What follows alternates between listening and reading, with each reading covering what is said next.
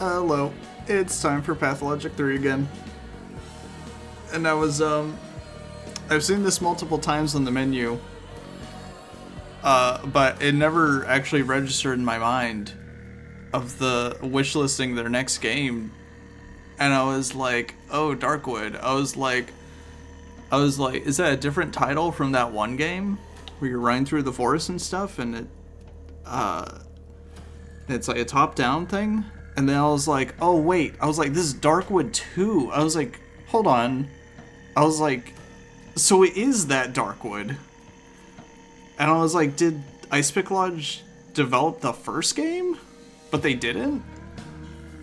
So I don't know what's going on there, but I guess they're developing the second game, so that's kind of exciting. Because I actually really love Darkwood. So it's good to know that there's a sequel coming out. But that's wild to me that Ice Pick Lodge, I guess, is the ones developing it. But cool.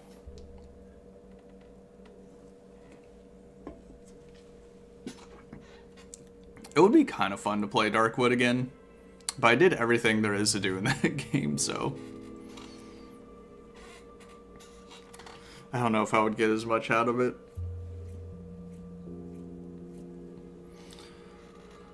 But let's see, where were we with this? We just got the power to make decrees in the town, and now the full game is basically unlocked of, let's see, the town's not going to survive past day like 5, but I gotta put in enough decrees to make it get all the way to day 11 or 12. Yeah, so far we're here, and I need to each day make things better and better. I think my decrees are fine for now. I really don't have many, so, you know, only so much I can do. Oh, hey. Greetings, Doctor. First of all, allow me to admit how utterly honored I am to serve under an esteemed specialist with a metropolitan education. Here's my report. The town is on the brink. Problems keep piling up, which I'm going to have to go through and solve each and every one, I'm sure.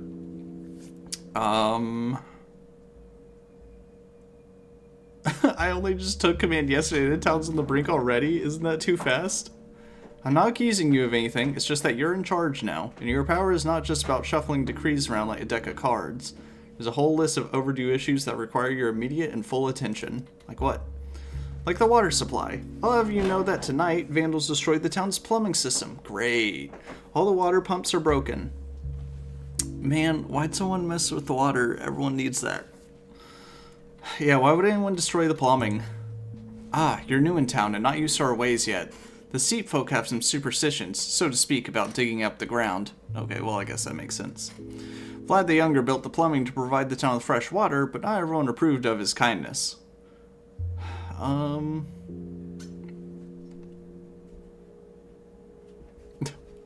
Can't say I understand why anyone would disapprove of such valuable fruits of progress. Their beliefs forbid them from, how do I put it, violating the integrity of the ground without dire need.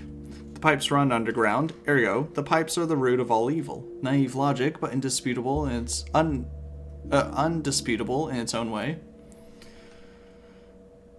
So we have 1 day to provide water to the whole town.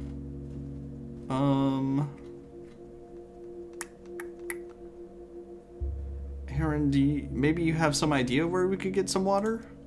I'm afraid not. Without water, the infection would spread even faster than it does now, and the town won't survive long. And, unfortunately, that's not the only problem you're facing today. I also need your decision concerning the body disposal.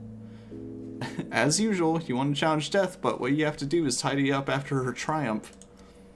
The plague is fierce indeed, and has struck down many in just a couple of days. I'd say it's running this town to the ground, but that's exactly the problem.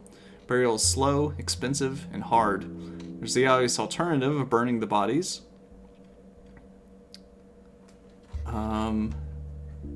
See, judging by your tone, Aaron, there's some catch to the idea then.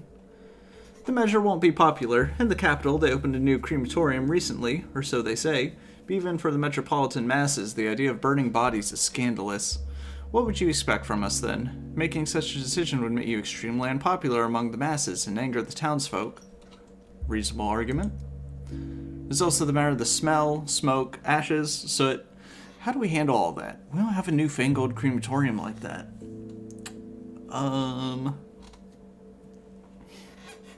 Cart the bodies into the steep. Let's see. It's not really a true substitute for a crematorium, but you do have factory furnaces, right? That's the best available option. Very well, I'll make the arrangements in your name today. And there's another issue. The why am I cutting him off? Let's see. I appreciate your zeal, but I must go now. So let's see. I need to go see Bad Grief. His life is in danger. They believe that he's Simon's murderer. Judge has arranged a meeting at his house. He wants to explain to me what Simon was like. Final preparations for his escape are complete. At the station, I'll have time to jump into the last car. If I try to flee, I'll be caught and caged like a rat, or is there somewhere away? Blah, blah, blah. Okay.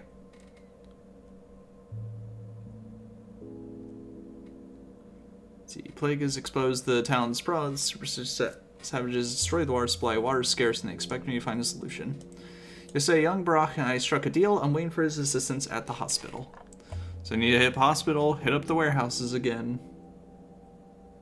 And need to go see the Canes. Right.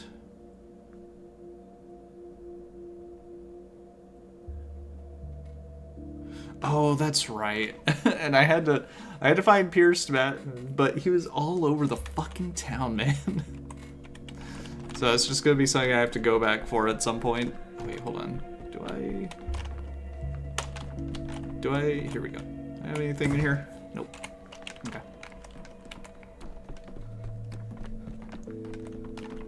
Shall I sing a song for you? Morel, Dr. Dinkovsky, I was told you had agreed to lead the town during the plague. I'm glad that power is now in the hands of a man who is no stranger to compassion. You don't know me at all, and you say you know my relationship to compassion?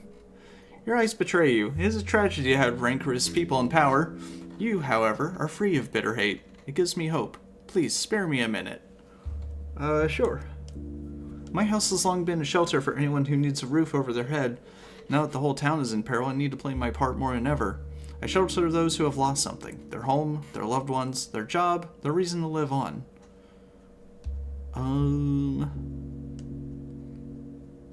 Please be careful. An endless flow of people going through your house makes it a potential vector of infection. Yes, of course. I have helpers, besides lodging. We also help with food, water, medicine. People are used to turning to us in their time of need, which is a good thing, but now our supplies are dwindling. To be honest, we'd be grateful for any help the town hall can spare us.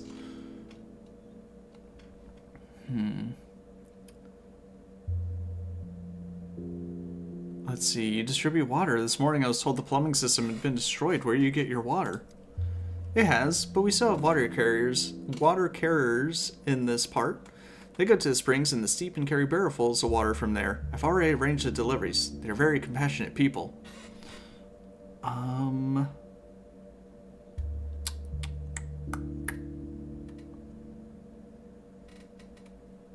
Let's see, their water must be checked for pathogens first. Wouldn't want to have a cholera outbreak on top of the plague. Okay, cool.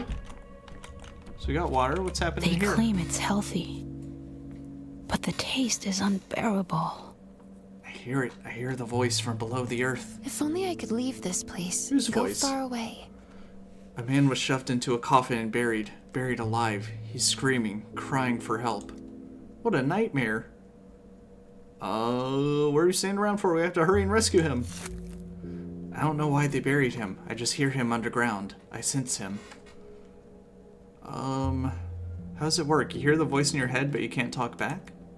I can speak to the dead, but he's not dead. All I know is that he cries out for help. Do we have any information on him at all?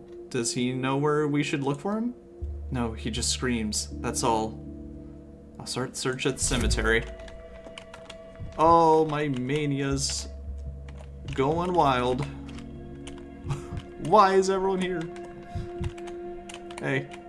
Kevin? Okay, I guess I can trade with him. Cool. Okay,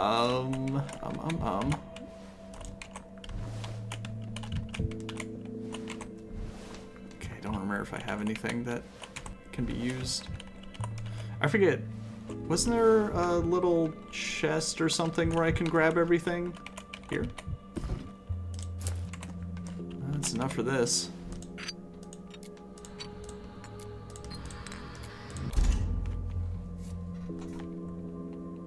Alright, cool. I need to go take care of my mania. I need to double check though. Wasn't there a chest or something here? Ah, here we go. Okay, yeah. Now I can grab all my stuff. Alright, let's get the hell out of here. I'm dying.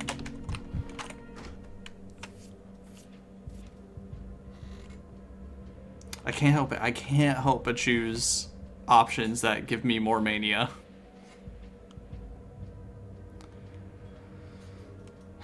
There are always the options that's like, hey, we should do something. And it's like, yeah, we should do something. There's a plague running through the entire town.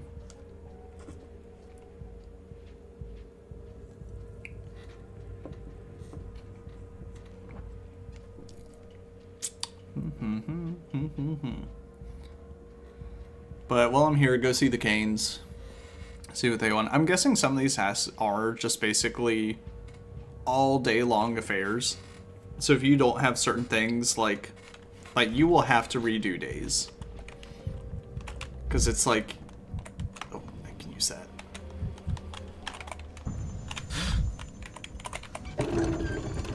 Jeez. There we go. Okay, I'm fine again. But yeah, it's like... what was I saying? Cause like the Pierce Matin thing, like that took all day basically just running around trying to find out where he was. So there's probably gonna be certain tasks where it's like you have to focus on this, and if you don't have other stuff taken care of, then that stuff's, you know, like you're just gonna have to have other stuff taken care of. That way you can start the day, be like, hey, this is done. Like I'm not gonna bother with it, and then you can go through with the whole like running all over the place. Okay, yeah. Let's go and talk with Georgie.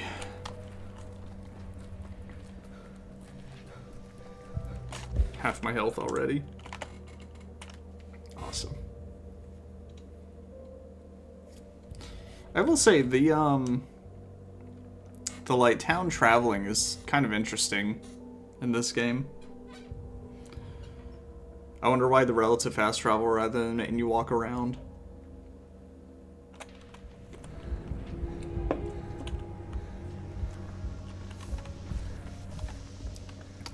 You know, something I also didn't think about is, does the mania or whatever make time go by quicker?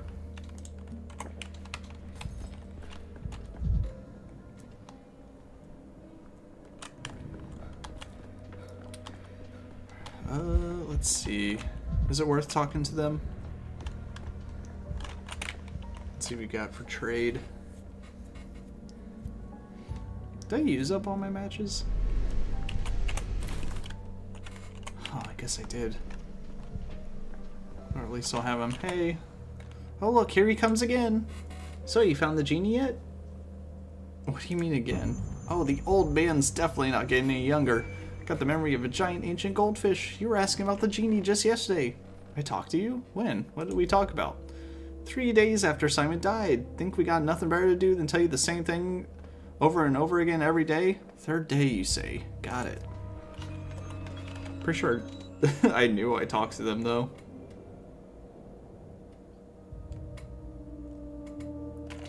I'm pretty sure it's because I entered the tower that they're like, God damn, how many times do we have to tell you, old man? Like, stay away.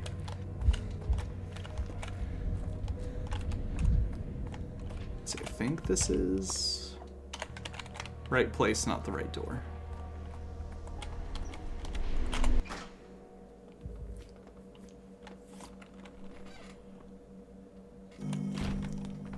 Also, I don't appreciate the Tell me what you emotional want, and I seesaw will tell you who you are. kind of influencing my choice of words, I guess. Like, I don't want to have to keep worrying about my mania building up and then being like, okay, I guess I shouldn't choose these options of dialogue for a bit. Let's see. Bachelor, you arrive at a most opportune moment. Would you mind helping me to resolve a matter of some complexity, so to speak? Please hear the accusation and lend your mind to the weighing of a verdict.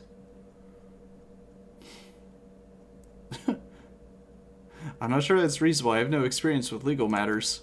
Experience is a rather relative thing. You seek to understand Simon, do you not? If so, it will be instructive for you to put yourself in his place. Simon was particularly interested in trials where law came into conflict with justice. Very well then. I'm ready. Excellent. Then let us proceed. Look upon this young man. By the letter of the law, his fate is the gallows. He's just a child. He killed his old man, slit his throat with a knife. Why did you do this, boy? Wasn't his real father. Neighbors say the man picked the boy up off the street about 3 years back, took pity on the beggar, fed him, and taught him carpentry. But the boy turned out wild, climbing through neighbors' windows, stealing shiny things like a damn magpie, dragging his loot home. The father tried raising him with words, with the rod, but it didn't work. And yesterday, the whole thing ended with a knife to the throat. Poor bastard. Why'd you steal from the neighbors, boy? He won't answer. Seems he's mute. Don't talk at all. You see, Bachelor, once again you depart from law and turn toward nuance. Think about why you are doing so. Is it compassion that guides you, or do you wish to ease your conscience? Acting strictly according to the law would be too cruel, would it not? Who cares why he stole? Theft's a crime. People gotta be judged by their deeds, not by their guesses.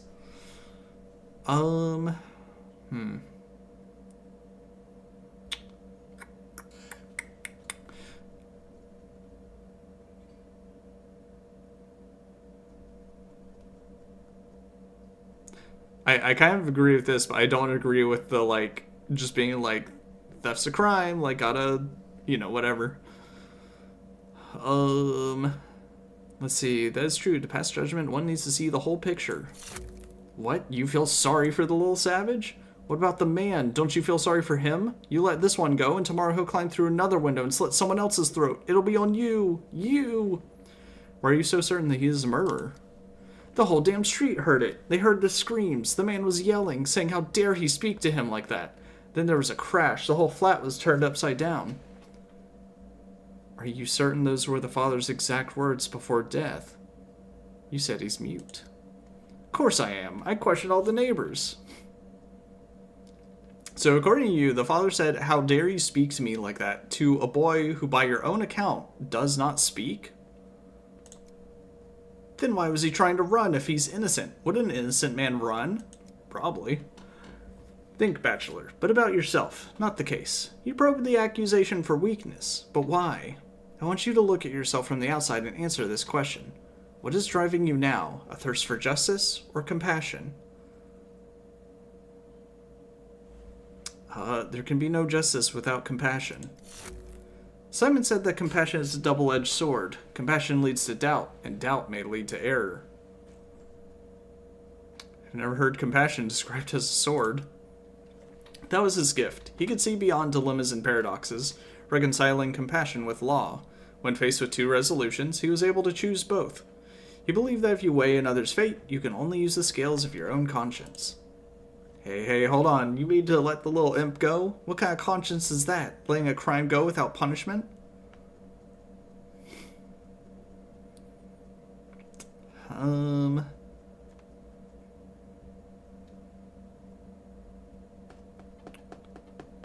Let's see. Punishment must be borne by the criminal, but not by whoever you happen to catch first. The boy's guilty of theft, that much I understand, is proven. The other charges are shaky. Yeah, I'll say punishment must be borne by the criminal.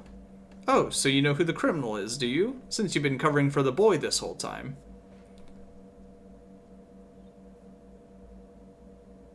Let's see, I don't, and you don't either. That is precisely the problem. Thank you, Bachelor. I shall take your observations into account when I render judgment upon the boy's fate. As for your own fate, you are not yet prepared to understand Simon, nor to think as he did. But I see that you are trying. Return the day after tomorrow. Another dilemma awaits. I wonder if you can actually choose. I mean, you know, I am the way I am, but I wonder if you could immediately choose choices where you'd be like, oh, you think exactly like Simon. Good. Okay, so each day I have a dilemma that I need to solve.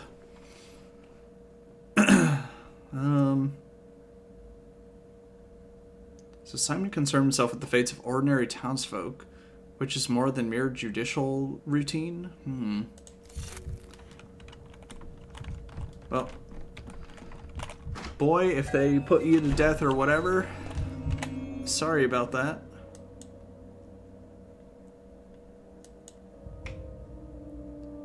Proceedings were unlike any court hearing I've ever witnessed. Georgie expects me again in 2 days. It seems when faced with a choice, Simon either didn't choose at all or somehow chose both opposing opinions or options. Interesting. I wonder if I should have then been like, yeah, he stole, but we don't know if he murdered.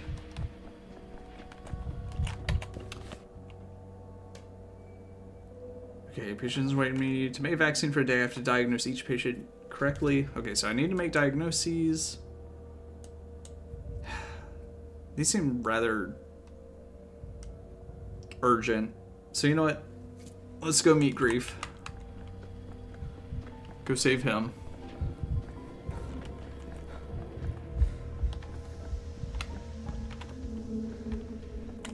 Then we'll go save the man. Well.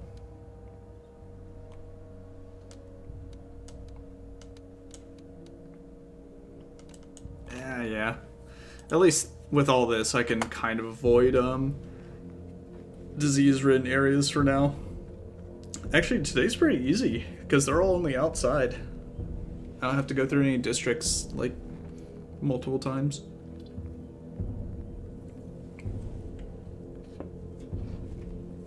Districts with disease.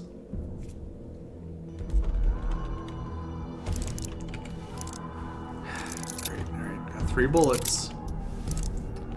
I don't want to have to use them, but I will if I need to.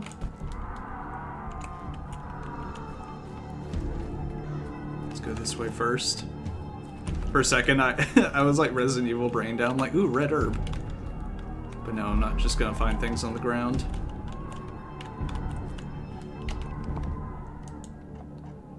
Okay, just checking. Oh, I can't go through there. Oh, fuck.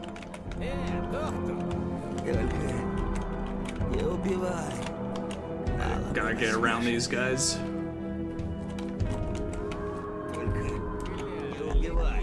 Oh, I don't think I think I have to go through the railroad tracks. Fuck.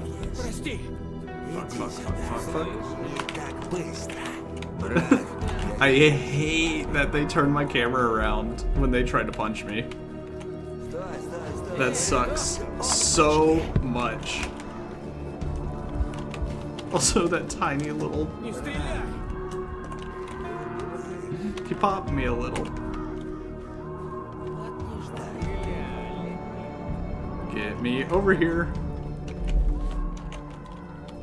Okay, maybe just talk with these guys. The hell are you skulking around here for? Who do you run with? Not one of old Bad Grief's boys, are you? You know, look it. Oh my god. Keep walking, pal. This is me telling you nicely. We don't got time to count your bones. Actually, why don't you tell me what your skull... Well, this is just gonna give me mania. What Bad Grief? The town's in quarantine. This area's restricted. Huh? Any idea what you just said, Vit? I'm fucked if I know. Either he bit his tongue or that's some kind of cant. You ain't from around here, are you? Let's see, very observant gentleman. I am indeed not a local, but I'm looking for a local shady dealer. One who goes by the name of Bad Grief. Right. You're one of them big city fleas. Who else is gonna have a smirk that nasty? They don't make them like that anywhere else. What do you want, you wine glass? Do I really question his use of insult? What'd Bad Grief do to you? Why are you breaking into his place? That bastard killed Simon and thinks he got away clean. The hell you have, Grief? Do you hear me, you son of a bitch? You're getting what's coming to you. For Simon. What makes you think Bad Grief killed Simon? Do you have evidence? Who else? Who else could have killed him, huh? Come on, use that big city brain of yours. Who else could have killed him? Technically anyone, even you two. What the hell is he talking about now, Vit? Says we killed Simon. Ha, my man's a comedian. Bad Grief's a killer, sure has a heart attack. Everybody knows what Grief's business is, stashing goods away in railway cars. Simon's mighty twisted about it, so Bad Grief killed him. Get it? It all adds up. That's your evidence? Seriously? No, there's more. When word got out the sage was murdered, we went to the Crucible the very same day. There's a whole crowd showing their loyalty and paying their respects. And there's Bad Grief, standing there with a huge smirk on his bastard face, not a tear in his eye. So you waited 3 days before deciding to punch him after all on day 4. Makes sense. I didn't cry either when I learned of Simon's death. Does that mean I killed him? You deaf or what? I'm telling you, he stood there smirking. Who laughs like that when someone's dead? People do process loss in different ways. Let's see, I get the impression Simon meant a lot to you. Did you know him personally? Simon, back when I was young and foolish, I got wasted and knifed a guy in the street. They nabbed me straight away and were gonna string me up. Turned out, I stabbed Simon Kane, of all people. Almost did him in, and he told him to let me go. He said he forgave me.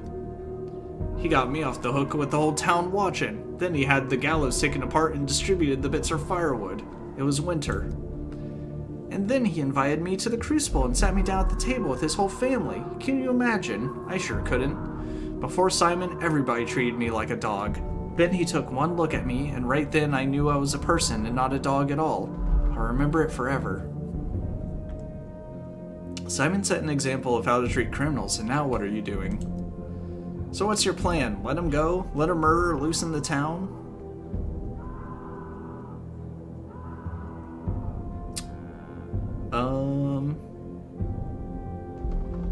This is your Grief talking, no pun intended. You almost killed Simon. He responded by breaking bread with you. How's it right that our greatest man is lying in the ground while his murderer eats, sleeps, and breathes, happy as a clam? It's not right, but you do understand that killing Bad Grief won't bring Simon back. You're right. This is a bad idea. I guess being so miserable and so hammered drove me proper nuts. Every time some screw goes loose in my head, I make a mess of things and regret it later. I mean, look at me, knife in hand, trying to smash down some bastard's door. Simon definitely would have told me off. Come on, Vit, let's sober up. Do I push it? I'm gonna go with I just believe him. I knew you were a reasonable man. I'm glad to be proven right. Okay, cool. So let's see. Several thugs break into Bad Grief's lair will break on the door soon, unless they just forgot their keys.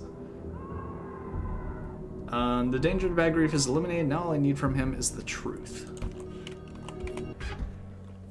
Alright, let's just walk in, because he left the door unlocked for me. Hey, who the hell are you? Daniel Dankovsky.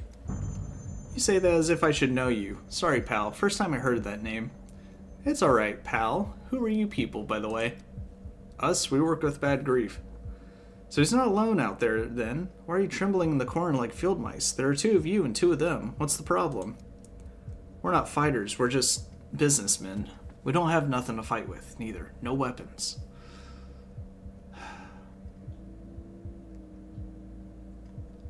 Businessmen. I know what kind of business you do, and I don't buy your disinclination for violence, but very well. Where's Bad Grief? There he is. He's got a hole in his side, but he'll live, I think. I'm a doctor. If he's wounded, I can help. Really? You're not with those guys, are you? They got it into their heads. Grief bumped off Simon. The halfwits flew right off the handle. Just ask Grief if he'll see me. Hear that, Grief? There's some guy here. He says he's a doctor and can help. Huh? Come on in, doctor. So he's conscious. That's something, at least. God, man. My mania is so high. Hey, A Grief. jug sent to the well often is soon smashed. You're not looking so great. Dinkovsky, Mother always told me to stay away from ticks, tricks, and doctors. I didn't listen, of course. Those goons clear off? They won't bother you anymore. Wait, how'd you chase them away? They damn near broke my door down. I heard them out. That's often all it takes. I'd have heard them out if they didn't skip straight to stabbing. So what'd they want? It was because of the railway raid, am I right? I was just trying to help. I had no idea the patrolman would sweep the cars. I'm telling you, I had no idea. It has nothing to do with the railway raid. Those men thought you killed Simon Kane. Well, without him, the town's flipped its lid. People are letting go of their final marble. Perhaps, but why are they pinning it on you? That's my point, and it's the sharpest one I own. I have no idea. Everyone's frothing at the mouth to pin the blame. Today it's me who off Simon. 2 days ago it was Isidore done by his own son. And tomorrow, it'll be your turn. Blamed for both. Just you wait. That's probably not, false. What's your theory? Who do you think killed Simon? None of our townsfolk would lay a finger on Simon. That's a cast iron fact. Here, I'll bet you the gold in my teeth that was that out-of-town vixen. The broad with the mean face. Have you seen her? Arrived on the same train as you. Let's see. So it's that same person that I failed to see the other day. I don't remember anyone like that on a train, or else you and I have a different idea of a mean face. Must have been in another car then. She's in capital dress, and she looks at you like you're a knot in the woodwork that needs smoothing down. I saw her when I was hanging by the station. My people say she pops up like a rash all over town. One day loitering at the Crucible, and the next at Samatin's pub, fettering out morsels about Simon wherever she goes. I'm confused by your hypothesis. If she killed him, why would she be fettering out morsels about him? You, Dinkovsky, are worse than the pickled watermelon. Come on, use your head. She was after something of Simon's. She offed him, but didn't get what she was looking for. Now she's circling the town like a vulture, trying to find out where Simon hid whatever it is.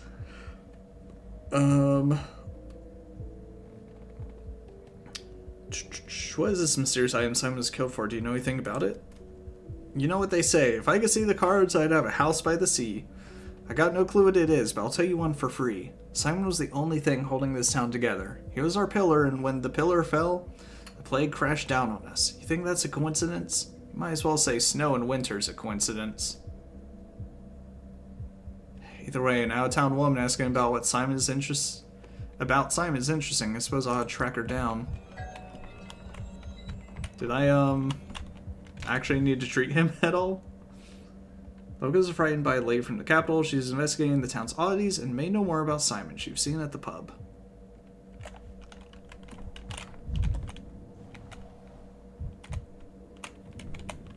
Ooh, nice. Some stuff for me.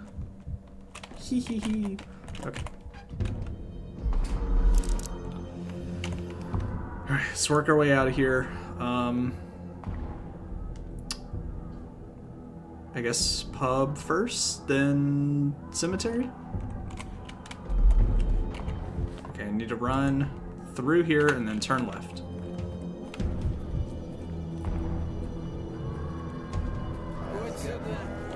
It's fine. We're fine. Oh, no. Oh. There we go. Like 2 minutes to cross this bridge or whatever.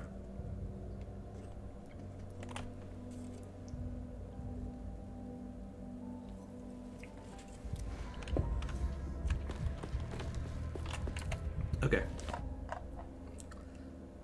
Let's see if this lady's here, because I keep hearing about her. And it does sound like she's a little suspicious.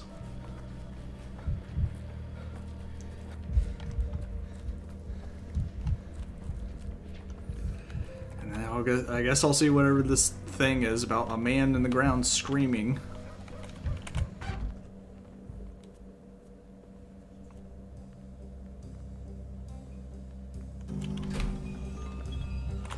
Potential outbreak.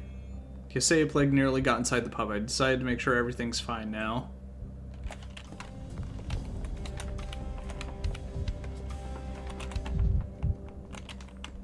Regulars. Charred papers. They smell smoke and leave soot on the hands. Cannot burn anymore. You are, as always, pursuing play, but you are looking in the wrong place. An amazing paradox indeed. What you seek is not ahead of you. I'm to leave this woman alone, focus on bringing it to life. You hardly need my advice on. Interesting. Let's see. No one here stands out from the provincial drunkards. I'll try questioning the staff and other patrons. Found scraps of correspondence among the ashes. With a bit of imagination, one can read anything into them.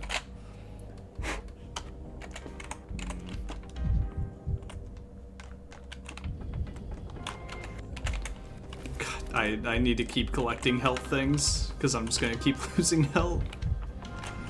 Do you know those cement staircases, the ones that lead nowhere? I went up one this morning and there was a door there, all carved like an interior door. No door jamb, just staying there at the very top.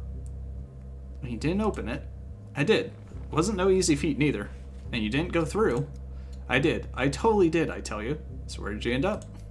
Right here, that's where. Haha. Nice, but I had a different question. Go on, I'll tell you all the truth, from my heart. They say there's a scary lady walking around dressed in capital fashion. Asking about your Simon. Have you seen her? I have, right here too. She was setting the pub on fire. Yeah, of course. Yeah, I don't think I'm getting much from him. Wait, you're Ava's lodger, aren't you? I haven't seen Ava here for a while now. She used to visit every day, but now she avoids this place. What happened? As the doctor, I'll advise you to stay home as well. There's a quarantine in town. It's been invoked due to an epidemic on a scale never seen before. If you say so. I do miss our conversations, though. She's an incredible person. It's like she lives among us by day, but by night she goes off to sleep on a cloud, and there's a cloud tangled in her hair, like a feather. That's why she has that look. Sometimes the mistresses of the town lack some of her qualities. I mean the white mistresses, of course. Tell me, have you seen any other interesting ladies to talk to in these last days? They say there was a guest from the capital here. I have. We talked, and then she left. Everyone leaves this place. Did she actually talk to her? You talked to her, I'm in luck. Could you share the secret of your conversation with me? She's interested in, you know, miracles. She told me there's no miracles in the capital anymore, just cheap tricks, smoke and mirrors, moving pictures. How I wish someone opened a cinema here. Did she introduce herself? What's her name? Now that you ask, I suddenly realize I haven't quite caught the name, though I think she did tell it. Or didn't she? We discussed this place. I told her that this place used to be a factory shop. Even the furnaces are still here. She was interested. I guess that's where she threw the note in? Did she ask about Simon Kane? She had asked me. I think the Stomatin brothers are of much more interest to her. They're polyhedron especially. She talked a lot about it. Then she suddenly asked if I had any matches. What for? I don't know, but she definitely wanted to burn something. Thank you. You're of great help. Old boy, he calls me. Andrew. But I'm not old yet. And I'm not a boy either. Let's see. They say some damsel from the capital is frequenting your bar now. I didn't call this filthy cellar the Broken Heart for nothing, did I? Denkovsky and his damsels from the capital was a pair of pretty thighs, the only thing that can lure you to the ends of the earth. I was told she might have something to do with Simon's murder. Oh, look at this. The plot tightens. Denkovsky has lost his heart to a belle who's killed Simon Kane himself. I've never seen her, Andrew, and I can't describe her to you. They say she has a wicked face. You're a kind of gal. Why are you always attracted to smart, unapproachable women? Choose a crush of your own level, some country bumpkin.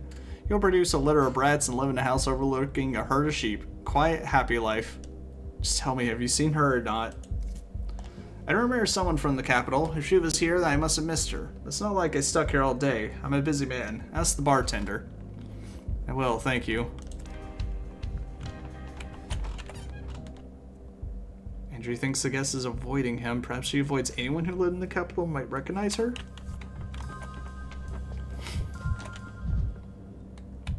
Oh, I can talk to him again, actually. Let's see. What was that name? Feels familiar somehow. Go you can. This is how the beer was called back then, before the double owners. No one would dare serve Twire infusions then. We drank cheap Tarnian brandy. I say there's a one from the capital here. Ask him about Simon. It's not a woman. She's a steep man-eater. When you see her, you don't see nothing after that ever. Let's see, have you heard her introduce herself by any chance? I'd like to know her name, I mean. Oh, I don't know if it's the Shabnak, but it'll be fine if she actually turns out to be the Shabnak.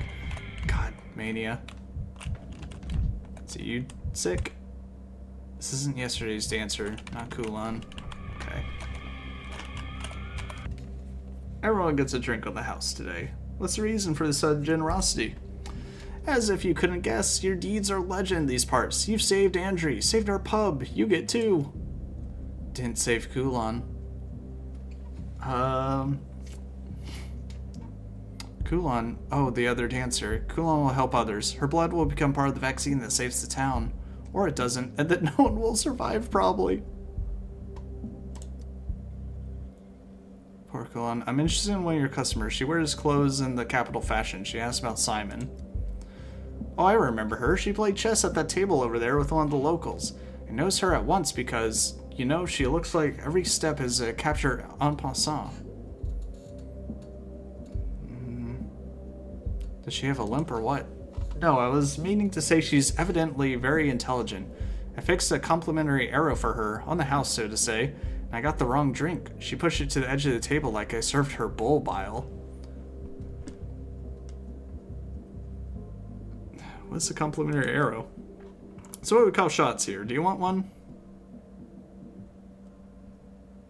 No, I'd rather you told me more about this guest from the capital. There's not much to tell there. Pedigree embodied, that's what she is. In her every gesture, I wanted to come over and get acquainted, but I didn't dare in the end. I would take a step and then I'd think she was out of my league.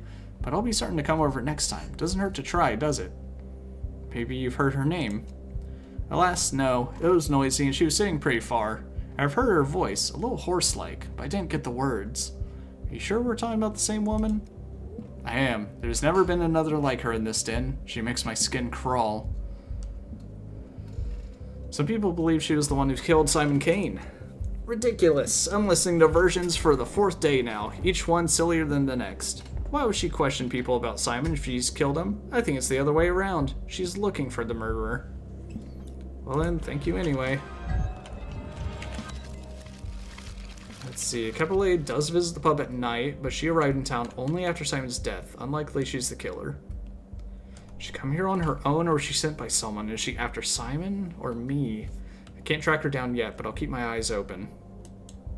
Okay, well, at least that's resolved. Oh, I guess I have to talk to Andrew to make sure everything's okay. Nice. Getting those chestnuts is good. What are you Trading worried material. about? That they'll chide you? Why log-faced, Dankovsky? Did someone die? Still alive, huh? Congratulations. In our current circumstances, that counts as an achievement in itself. Still alive indeed. I plan to stay the course. I feel just like the servant from the parable about the appointment in Samara. I don't think you remember that parable very well. The appointment in Samara is about the inevitability of death. The servant fled the town straight to death's embrace. Have you ever woken up in the morning and realized you could have died the day before, but didn't? Like your destiny was stuck at a crossroads.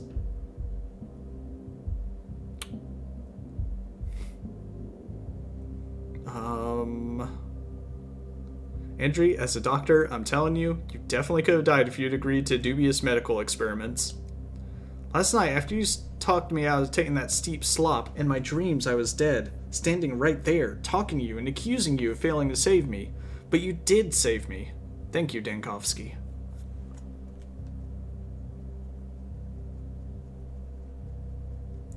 Wait, did you dream of being a shadow? A what? No, like I said, in this dream it was as if I was dead. Hard to explain, but why do you ask? You seem to be, I don't know, hot under the collar. Is everything alright? I think I understand what you mean very well. Lately it's felt like I've been living at the same sort of crossroads. It's exactly the feeling. Tell me, Dankovsky, how's Kulon? Is she alright? What do you think? It's my fault. What an idiot I was. Trusting Vlad was, it's fair to say, her death sentence. Don't beat yourself up too much. You didn't force her to take that filth. Everyone is responsible for their own health. You don't understand. She didn't want to get vaccinated. It was me who nudged her, you could say. You didn't take it yourself, decided to wait for a bit. You wanted her to test it first, right? No, it wasn't like that at all. I would never have given her that steep slop unless I believed it worked. It's Vlad. All of this is his fault. You and Vlad can sort out between yourselves who killed the dancer. It's not my place to judge. I should go. I have a mountain of work. Leaving already? Have a drink with me at least. Sorry, I don't drink at work. He who drinks wine with bad water shall not be poisoned. Andrei Stamatin is fine, as are his loyal patrons. Okay, I don't think there's anyone else I can interact with. So let's get out of here. I need to find someone to trade with, too. No one here.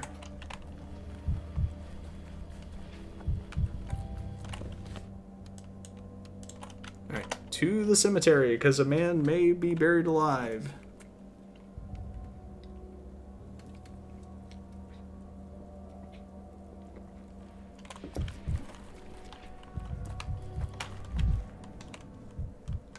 Here, let's go ahead and look at this and lower my mania. Okay, that didn't help much, gonna be honest.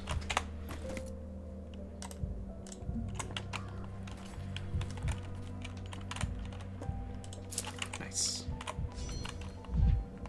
Artifact acquired. Oh, because I got the charred papers too. I read something on the street about local taboo on breaking the ground. If I'm not from here and the matter is more important than steep superstitions.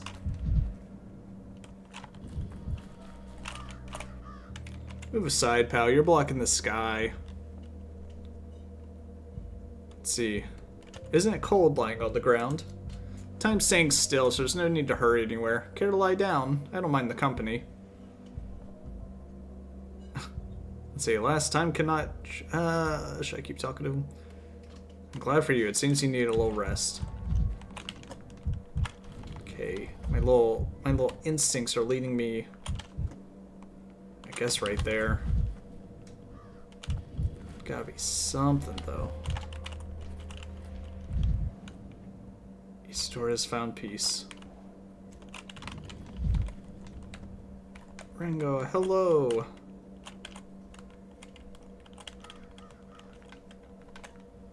Yeah. Definitely don't. I think this is worth it. It definitely feels like a much different experience compared to oh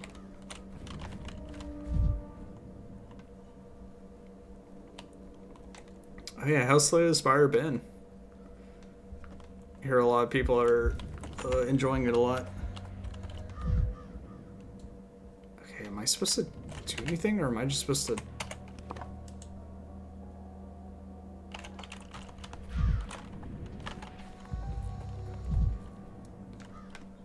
Where am I digging at?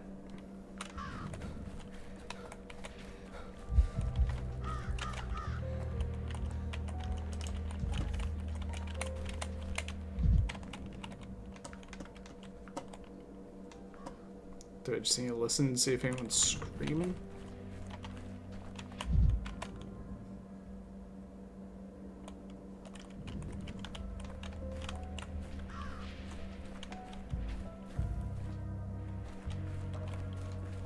Kid, what do you know? Oh, okay, the bell.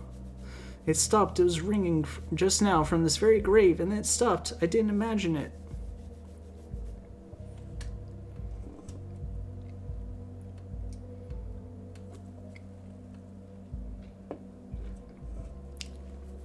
It definitely feels interesting, I guess, as far as branching pathways and stuff.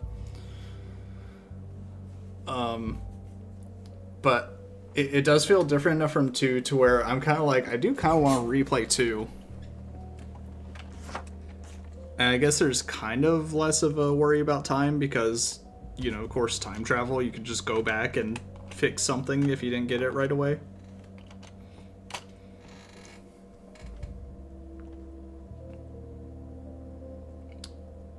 Let's see, from this one, thank you, boy. I was looking for it.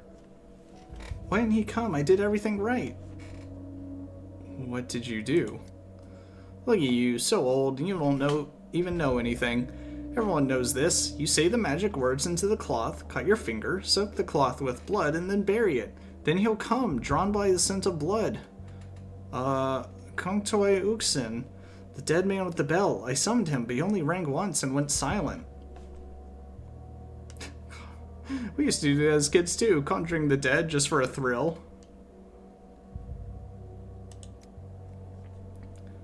Yeah, I think people are disappointed with the difficulty, and I'm not abusing it.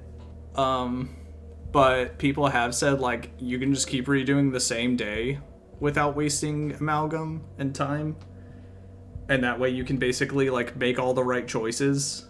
And then you just move on to the next one. But I'm playing it a bit more. You know, I'm not doing that. I'm basically saying like, no, I have to change days each time. That way I'll have to either go back at some point or, you know, makes it a little bit more difficult.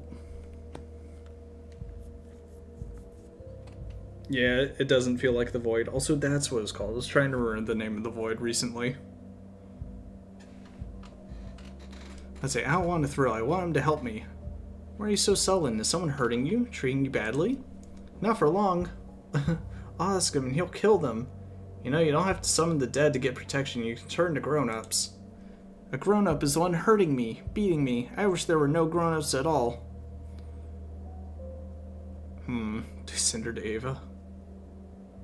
I'm sorry, if home is too difficult, come to the Stillwater. The woman who lives there, Ava, she's kind. She'll be able to help you. I know it. Alright, well, then dig up this grave. Certainly this won't have consequences for me.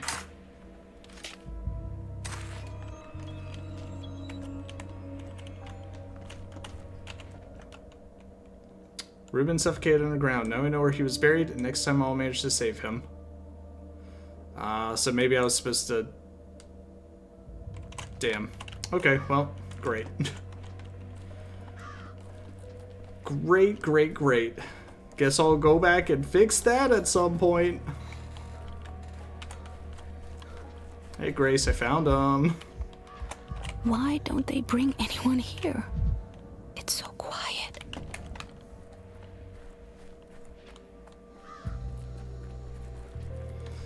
God damn it. Why couldn't the dumb bastard just come out of his little hiding place? Should I go here to trade? Damn, why? Oh, okay, that's 29, that's 50. You know what? Sure, let's go trade.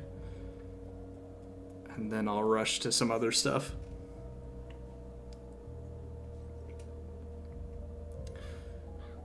I'm glad it sounds like Slay the Spire 2 is just kind of like a good sequel in that it's like, oh yeah, it took everything that the first game did and built on it to add more.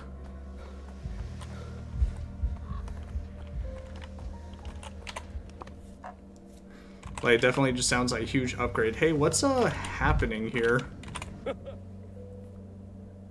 The door, someone, I need help. I can't hold it by myself. Hold it, keep it together. We'll stake them before they can say, Lord have mercy. What's going on? Who'd you lock in? What's with the yelling, man? Not now, stand aside. This house is under quarantine. They're infected inside. You see the men holding the door so they don't get out? Someone help me, you useless lot. We can't let them out. I'm telling you, you'll stake one and then what? The rest will scatter like rats. They'll spread the infection all over the district. How do you know they're infected in the house? Someone reported this. Can you imagine? Some idiots brought an infected relative and hid him. Bloody morons. This guy is a unique... Some of these NPCs have unique faces, but a lot of them have the same face, and that kind of bothers me. Because I guess they're literally just labeled pawns, which is interesting and thematic in of itself, but it's like, I want them to at least have different faces.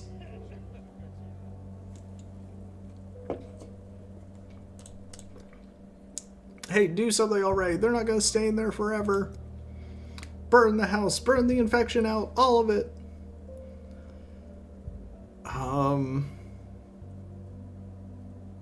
Have y'all lost your minds? There are people inside. Man, do you even hear yourself? Everyone's in there. I mean, like, this guy I've seen, like, probably 4 or 5 times today.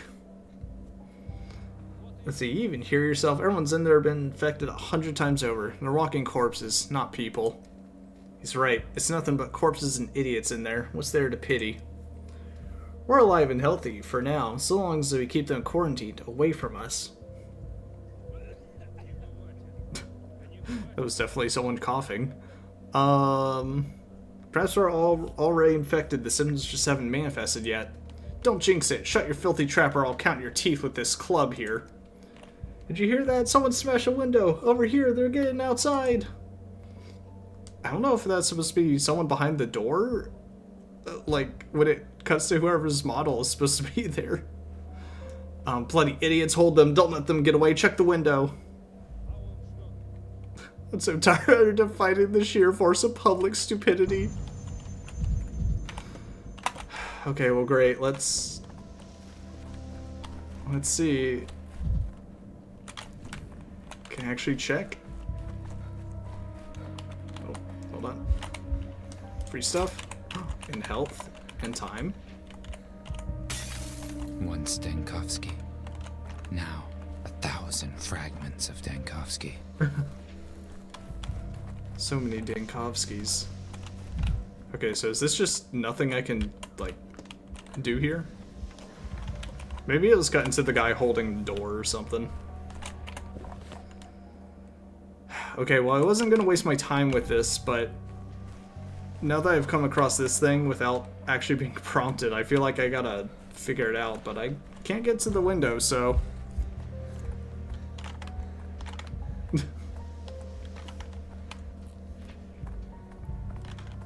Breaking many things could help you travel through time. You just hanging out here?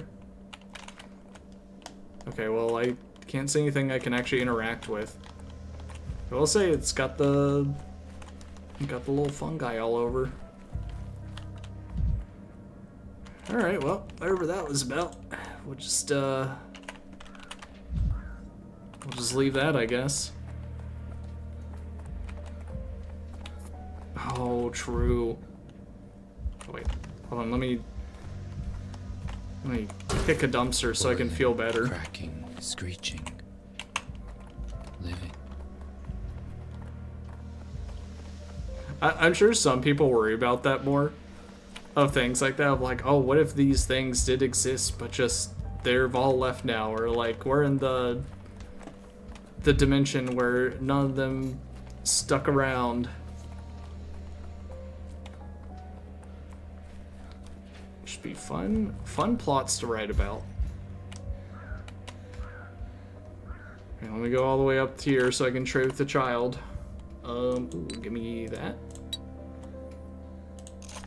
I'll take a match. Why is a match 2? And the calamel's 1? That's crazy.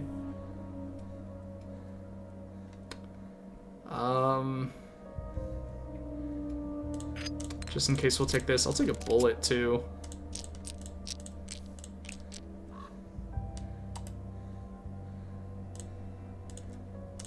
Here's some water.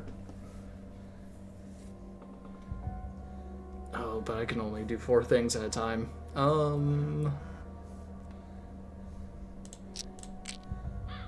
There. Alright, perfect. Let's get... Oh, shit. Okay, that scared me. I didn't realize I could walk off that. Let's get to the hospital.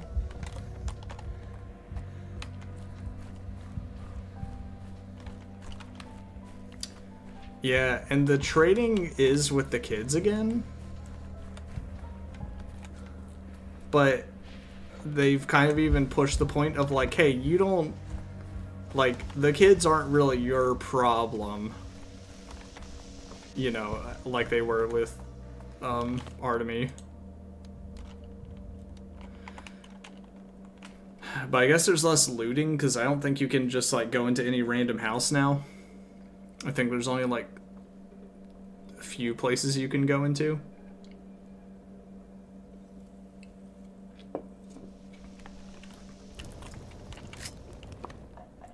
Oh. Hi Changeling, what's up? Why do you insist on snooping around here? Didn't I make it clear that you'd be devoured?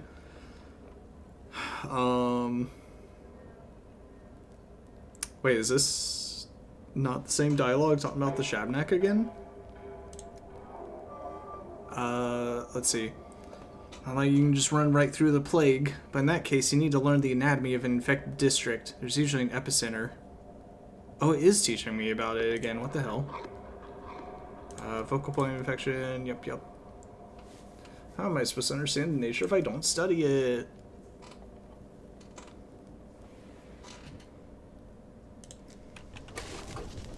Huh. That little tornado's new. I don't like that. It was quiet in Connecticut. Oh shit. Uh-oh.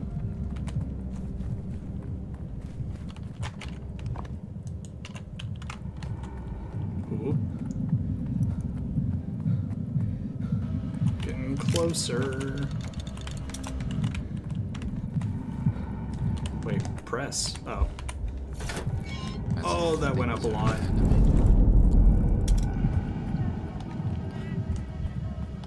I will say the only thing I kind of dislike is the apathy and mania balancing, but only because I do so many manic things. Okay, it'd be nice if I could get this.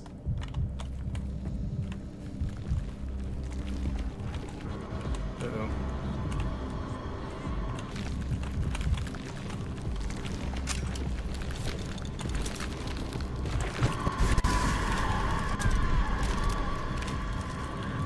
I'm losing track.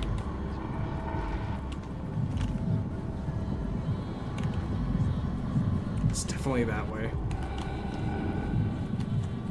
Gotta listen to that heartbeat. Holy shit.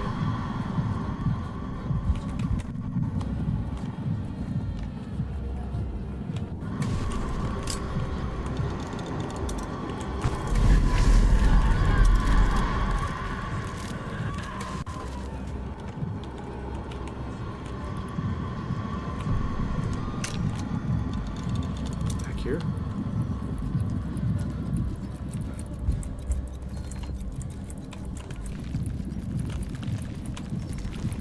This way. I need to find a little thing to light.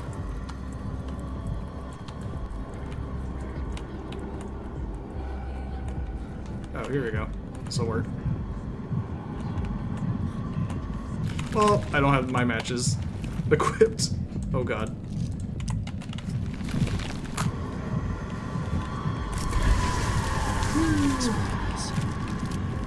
You can't. Okay.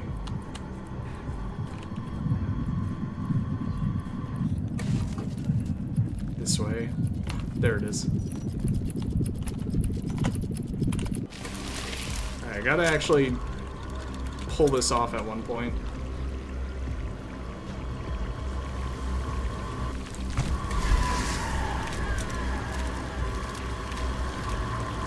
Oh god, no. Damn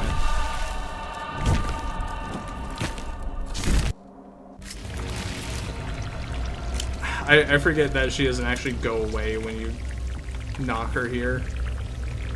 You just need to immediately reload. Alright, got the sample. So now I can get the hell out of this district. Even though it made me come all the way to the opposite end.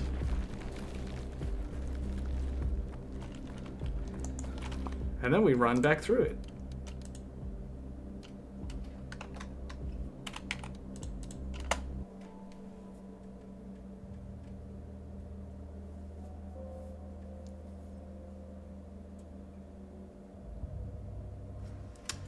Yeah, infected districts now feel more like a survival game than, you know, just going through. Okay, we got some shadows, some performers that I can't talk to.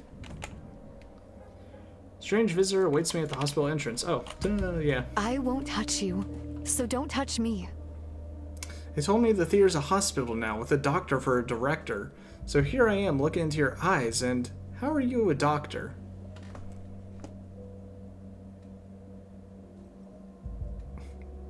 You tell a man's profession by his eyes.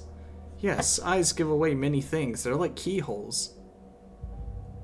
I'm sure you can see it in my eyes that I'm tired and have no wish to talk. Actually, a good keyhole doesn't give away without key. Your eyes give you away. They give you away. I look into them and see. Your body is here, but your mind is far away, in the capital. You're thinking of ways to leave. But you're not going anywhere. The town's hold on you is strong. You haven't realized it yet, but it's true. Not true. I did want to leave, but not anymore. And now you're lying again. You'll try to skip town again. Just not like this. Not in a crowd elbowing others out of the way with a plan. But no matter. We can talk about that later. Right now, let's talk about how I can help you. And how can a teenager wearing a fishing net help me? I see you're swamped with patients here. There are more of them than rotten apples in autumn, but my hands work miracles. They can take pain away. So I can get help from both Changeling and what's his face? Harspex? What do you mean take pain away? Every illness comes from the heart. The body is nothing more than a reflection of the spirit. But you need not understand that. All you have to do is believe. If you don't let me in a few days, your hospital will vanish. Ta-da! It doesn't matter if you like me or not. What matters is the people inside, don't you agree?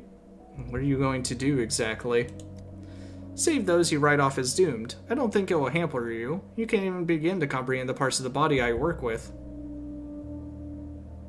Who knows, maybe your presence will calm someone. Alright, come in, but don't go around calling yourself a doctor. And don't get in the way of real medicine, understood? Nice, yep, find common ground with the other protagonists. Don't call yourself a doctor. You care more about words than what actually matters, scholar. Alright, I'll obey. I'd say don't get in my way either, but you couldn't even if you wanted to. Words are extremely important. Alright. Clara asked for permission to work in the hospital. I agreed on my terms. Okay, we're not doing too bad, depending on how long these branch out. Might be able to complete them. Actually, it's not build up mania yet.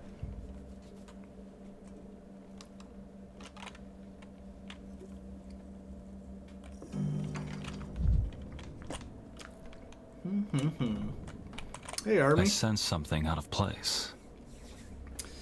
Indeed, Imshin. Turning the theater into a hospital, I don't think you could have chosen a better place. Or a worse one. I used to come see plays here. I've even participated in a few myself. I visited a few places, and this was the most suitable for our purposes. They just didn't let you into any of the others, did they, Imshin? You could have asked me from the start. I would have told you which places were worth investigating and which were dead ends. No use screaming into deaf ears, as our people say. Next time we need a tour guide, I'll be sure to come to you. Let's get down to business. You're here, which means you're ready to help. I am, and not just to help, Imshin. I want to make a panacea, a medicine that will cure the sand plague. I believe it's possible. Really? Well, if you're so bold, then we need tissue samples from the infected. The more, the better. No need to talk to me like a child. This isn't just wishful thinking. Infected are not something we're going to be short of, Imshin. You don't understand, brah. We need special patients to see how the body reacts to the plague. We need people that are sick with something else, too. Do you have any idea where we can find them? I think I know what you're getting at. You're interested in the termitary, aren't you? Good. You're a quick study. What do you know about it? Yes, I've heard it's been sealed off to protect the people inside from the sand pest.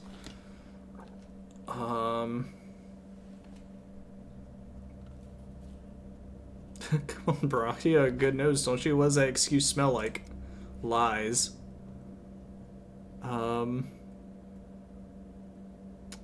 They sealed a swarm of people inside a cramped, filthy pigsty. I expect the termitary's a perfect petri dish right now. Ah, and you need a sample from that dish. If there's an outbreak at the Olgimski's plant, I need an intercurrent patient from inside who I can compare to those infected in town. Find me one, brah. You're a local, you must know a way to get inside. Alright, physician, it's a deal. You'll have your patient, but I have a request of my own. I'm listening. It's only a small favor. I might be in the termitary for some time, and there are children in town I'm responsible for. They need to be looked after. While I'm away, I ask you to be their... What's the word you people use? Their guardian. Fuck, wait, so now I do have to take responsibility for the kids? Fine, whatever. Babysitting it is, then. Thanks, physician. Then it's a deal. By the way, before I forget, I have this trinket here. It belonged to my father, but I suspect you might need it more than I do. 3 children. That's exactly 3 more than I'm used to. Yakov Little. Why'd he show up? Where'd he even come from? There isn't even a school here. I didn't ask for an assistant. I didn't ask for him to climb into the jaws of the plague with me. I never asked for this. She is a quack, but her hands do ease the pain. The girl, Clara. I was gonna say, you talking about Clara? Doctor, there you are. I've been appointed your assistant, though my education, in short, I'm not even a veteran, just dabbling in medicine, really. I hope you don't send me away on the first day. Oh, I forgot to introduce myself. Yakov Little, at your service. Didn't quite get your name, Needle. He literally just told you his name. We'll see, there's a lot to do. We'll find a use for you. Thank you for trusting me. I solemnly promise to you that I will learn everything, catch it on the fly. The governor's people found me. I used to do some stitching on them when needed.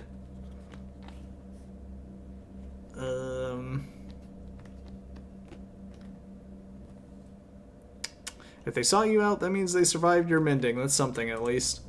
Allow me a question. Yesterday you ordered us to look for people whose test results suggest sand pest, but don't have its signs and symptoms. How can that be? Intercurrent disease. Another infection suppresses the plague, for a time, supposedly. What's with the dancer from yesterday? How's she feeling? Did you get any reports? I did. She died, but not from the sand pest. 2 diseases weakened her. If we treated that other one, maybe she'd have lived a wee bit longer. But there's good news, too. I ventured to test the whole pub for a plague this morning. Everyone's clean. So the dancer wasn't contagious, then?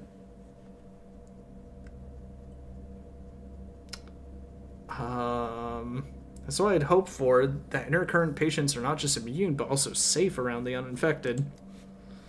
So we're going to make our drug from the blood of these kinds of patients, the one the plague doesn't kill outright. Did I get that right? Our vaccine will try, how do I say it, to pass the resistance on to others?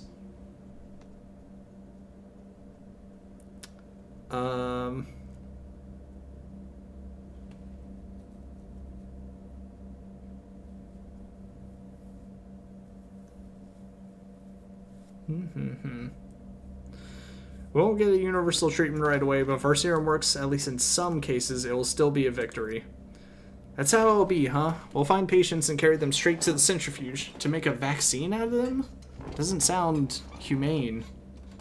No, we diagnose them first, or the centrifuge will spin who knows what. We'll do an interview, a physical exam, a second interview about symptoms, tests maybe, but not for plague. That might be a quandary. The microscope you brought from the capital, we installed it like some monument, but we couldn't find any slides or reagents for it. We're looking for them. Oh,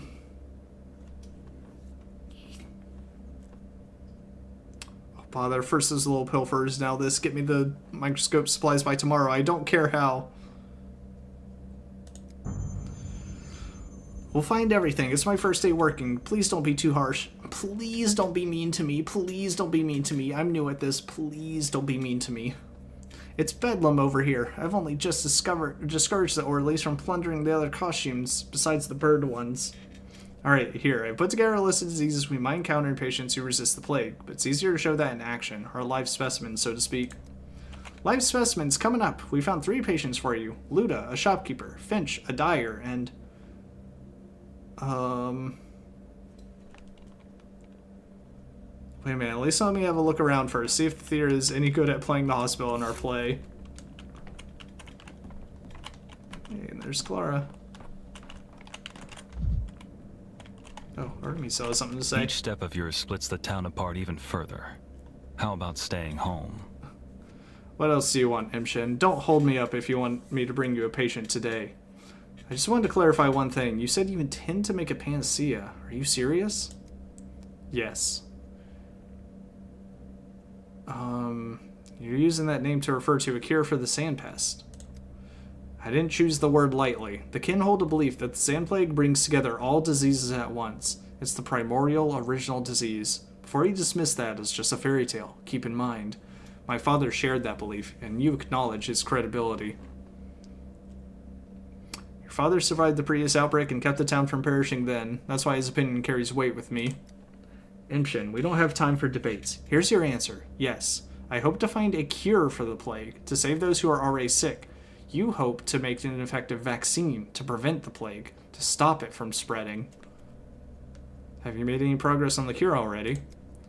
You won't like it. Yesterday you told the whole town that you think the dead gruel, the Odong brew, is nonsense.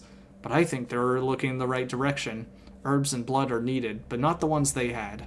Which ones exactly, I haven't figured out yet. But the key to salvation, the solution to the plague, it's here somewhere.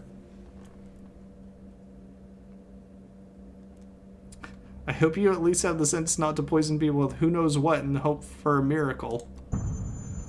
We're both still at the beginning of our paths. We have nothing to fight over. We're not getting each other's way. Maybe one day that day will come, but today is not that day.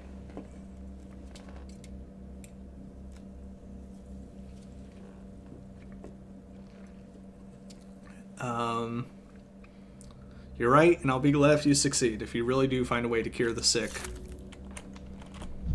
Okay. What is this thing for?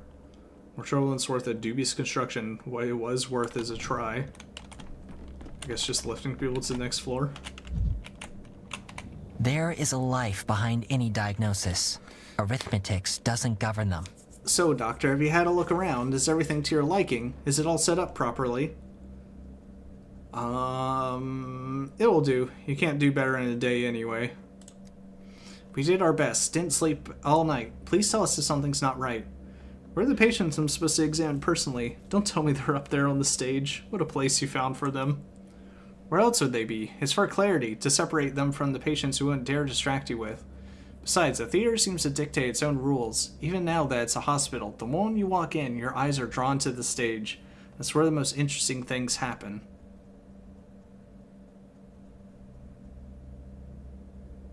Can your town do anything without symbolism? Fine, leave it as it is. Well then, shall we get to work? We followed your instructions, looked for those who lasted more than 5 to 8 hours with the plague. We found 2, Luda the shopkeeper and Philat, a guard at the termitary. And the third one, Finch, came to us on his own. Who's this volunteer, Finch? Just an ordinary worker, already written himself off. When he came to turn himself in at the hospital, he asked for something for his head. Said it was aching. Alright, what about the shopkeeper? Relocated from an infected district. Says she feels fine, just had a fever. I'd ask if you'll allow it to start with her. She's been waiting the longest. It's awkward.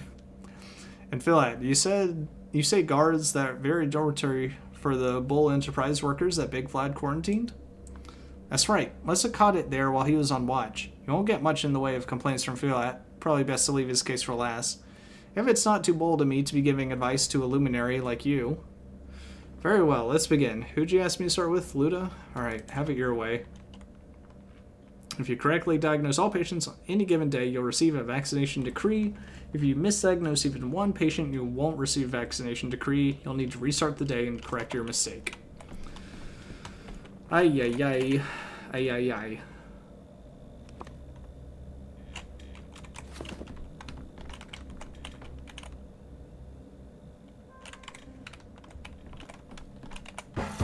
Oops. Never alone. Seems everywhere. God, my health is so bad. I just want to see if there's anything I can, Who's staring at me through the anything I can looking loot. glass?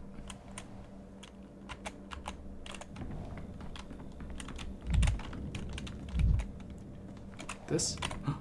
Yes, give me that stuff. I'm just gonna steal everything I can every day. Alright, well, very well. I'm healthy, just so you know. I don't have anything. Jesus, why'd they bring you here then?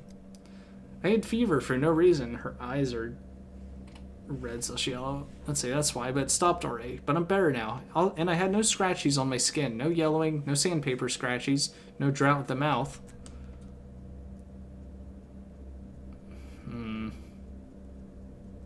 Did you treat your fever at home? Our house is cleared out after the infection came. People were sent wherever there was space. Some were lucky and ended up in an empty living room. Some got an attic or a cellar. Us, we were put in a boiler room. Boiler room, you say? Was it turned on? Of course, the air was so stuffy in there, I tell you. But there was a silver lining. No sickness can survive that hellfire. Convincing, but I'll still need to examine you. Please undress there behind the screen.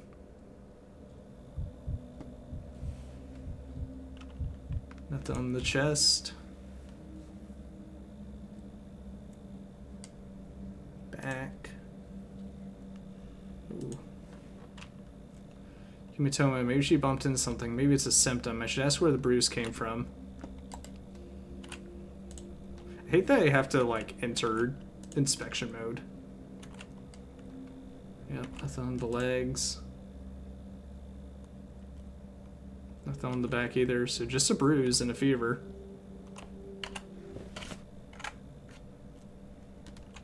Let me see. Let's see,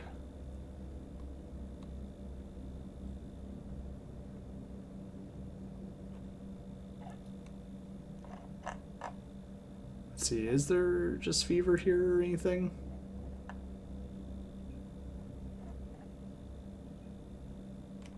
I don't know. I guess we'll talk to her.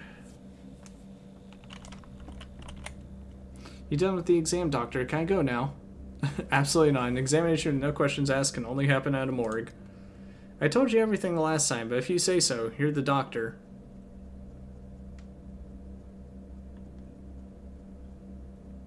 Allow me to call my assistant in. I'll show you or use your example to show him how to proceed during an appointment. So, is there a so? You What called, does doctor. science say? I'm here and I'm ready to heed. Solo, we have a patient here. She's claimed to be in good health despite having had a fever a few days ago. Do we take her word for it?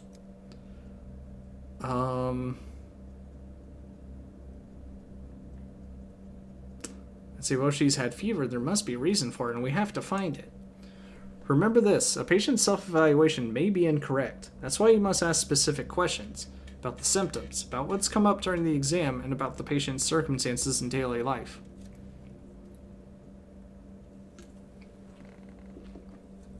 Questions, but how do you connect the answer to a diagnosis? I'll demonstrate. Observe and learn, little. I won't be around forever. The patient is running a temperature. In other words, a fever. Open my ledger. Look up fever and tell me. How many conditions is it listed as a symptom of? Wait a second. Gee, 9 of them.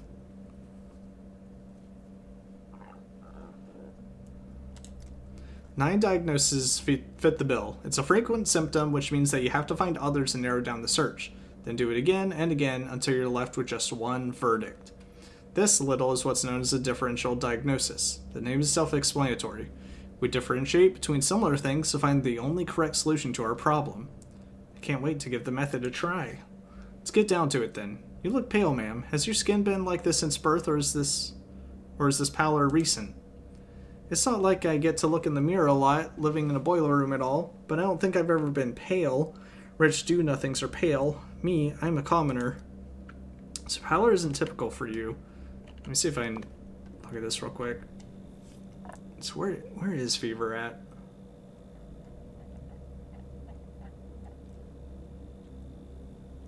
Fever. She's also... Let's see, red eyes, I guess? Changes from white to pinkish to varying intensity due to blood flow in capillaries, indicates an inflammatory process.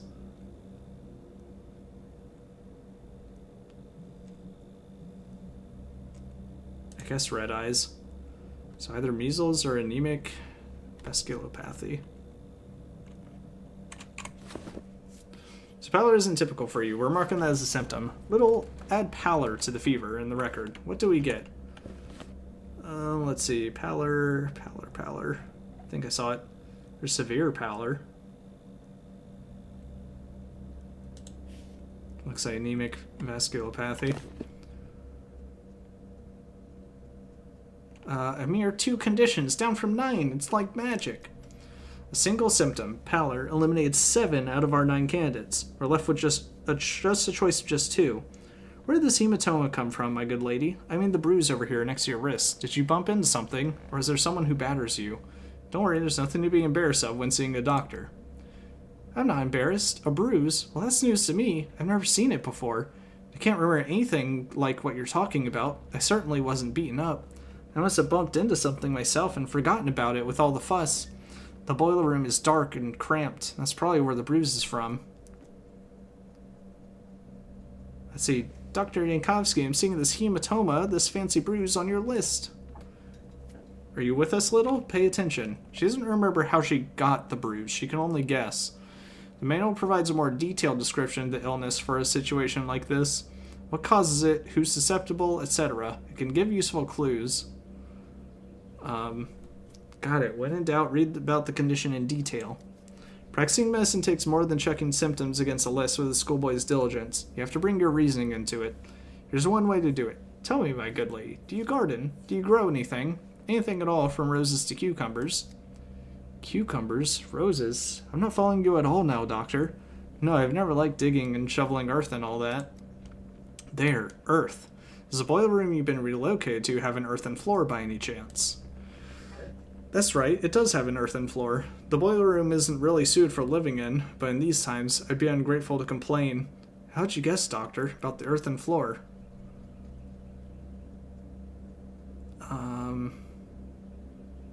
So why do we need that little detail? Why does the floor matter of all things? It's simple.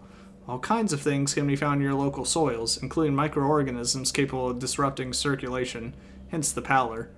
The bruises were not caused by trauma. A hematoma appears when blood vessel walls are damaged, either by an external force or, as in this case, an illness, and the infection can be contracted from contact with earth. We found our diagnosis. Let me see, is hematomas is also under anemic vasculopathy. Might as well slap it on there just cause. What is it under, though? Hematomas.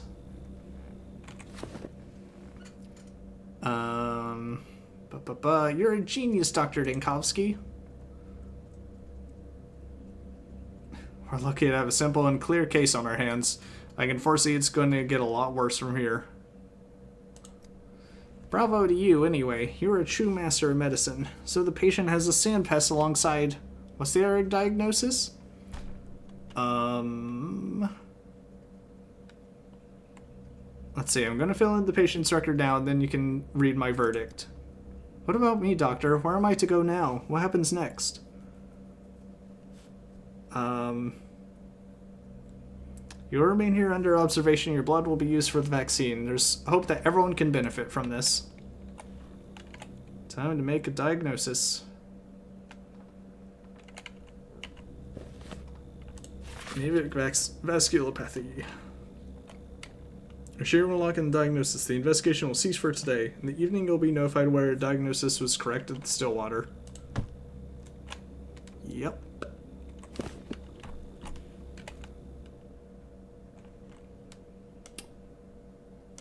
Okay, I was about to say, like, surely that didn't lock it in for, like, everyone, right?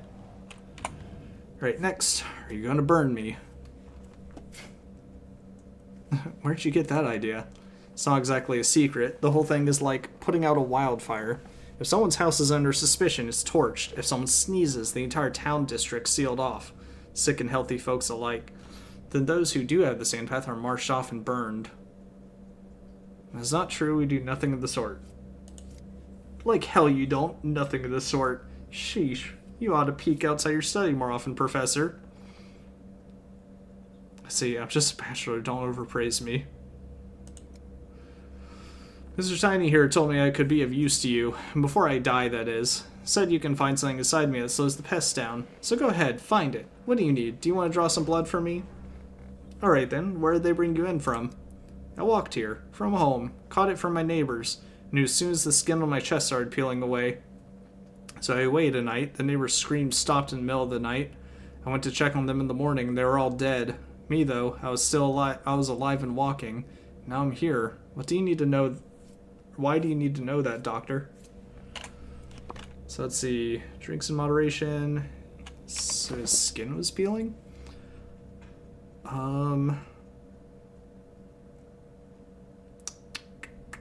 Might come in useful. What's your vocation?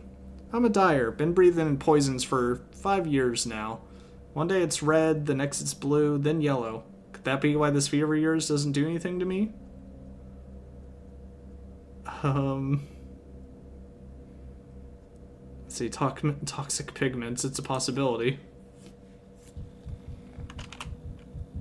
The peeling skin he mentioned, unlikely to be the stone disease, most likely eczema. Heartbeat's too fast, but that can be a case of personal trait. We'll mark eczema for now.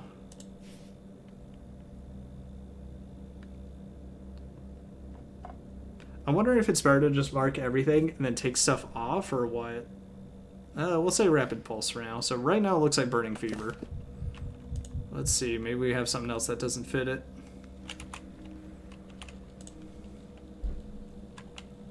Arms look fine. Nothing crazy. And nothing on the legs. Oh, hello. Now this is interesting. His skin is yellow, just like an old chemical burn scar. Although with him being dyed, I wonder. Or being a dyer. Okay, yeah, so I need to eliminate something here. If I eliminate rapid pulse, it's hepatitis. If I eliminate yelling of the skin, then it's burning fever. So let's see. Have you sorted out, doctor? Will that be useful in your remedies? My vaccine. It's a vaccine I'm working on. And please, allow me a couple of clarifying questions so I can be certain of your diagnosis. It's the plague, of course. The sand pest thing, isn't it? The plague, yes, but there's another condition that's prolonging your life. You said it yourself. Your neighbors didn't survive the night, and you're still holding up admirably. Well, blow me down. 2 ailments making me healthier than if I had only one? But you know best, Doc. What did you want to question me, right? Question all you want. Let's see. You complained that the skin on your chest is peeling. It was here, right? On the very middle. I knew right away. Skin turns nasty when you're plagued, right? Eczema, that much is obvious. The symptom can indicate one of 2 diseases. Now to tell them apart. Skin on your foot is yellowing. Liver conditions could cause this. Have you ever noticed anything like that? Yellowing on my foot? That's dye, doctor. I'm a dyer. A tub spilled once. Here's the burn. It's old and it's healed over time. It's smaller and paler than before. Well then, thank you. This clarifies things. We can rule out liver disease then. Alright, so yeah. Definitely take out the yellowing of the skin. Maybe burning fever. Give me your hand, please. I'll take your pulse. I believe I noticed your heart behaving erratically. It's too fast. Began running fast not too long ago, doctor. Can hear it myself. Thrashing like it's caught in a snare. Too fast indeed. So what now? It's all clear? Your pulse and eczema together give a clear picture, yes. Finally, was afraid I'd just kick the bucket without helping any science.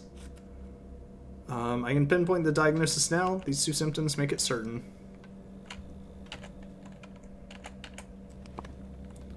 Alright, so burning fever. It is. And now you fill it. And that's the story of my life and time's up to the present moment. But why do you want all these details from me? A half hour's worth of talking, it was all beside the point. Thought you'd be interested to know why the sandpest can't get me, because I certainly find that fact interesting. I'd even say amazing. None of what you told me was beside the point. Let's see. Everything is important, especially your chickenpox at age 6. You sure you're not overstating my importance, Doc?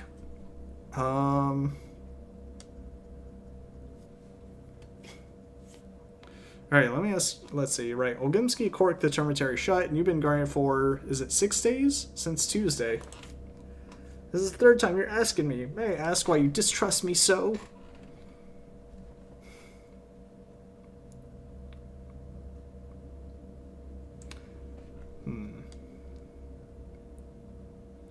Let's see, you said the termitary has been shut down in order to shield its residents from infection. Does that mean they knew there would be an epidemic? Who knows? At first they said there'd been a blowout of some kind.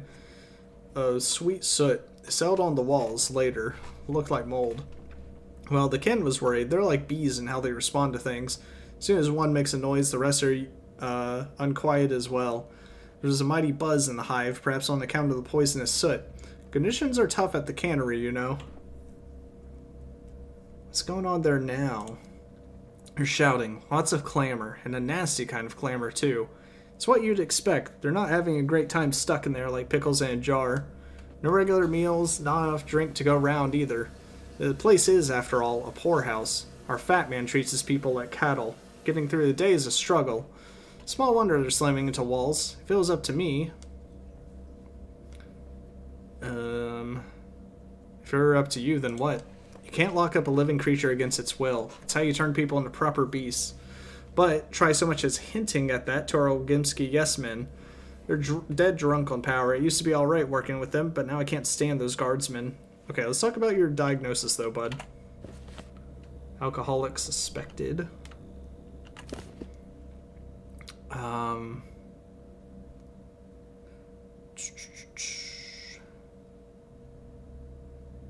Alright, let me ask you this then. What time of day do you feel worse than usual? All the time. I used to be as hardy as a bull wrangler, but now I have trouble even standing up for long. I get drowsy and my knees give out. It's embarrassing. I feel like I'm failing everyone. Okay, so it sounds like fatigue. Is that a symptom we can put down? I feel like fatigue's a pretty big one.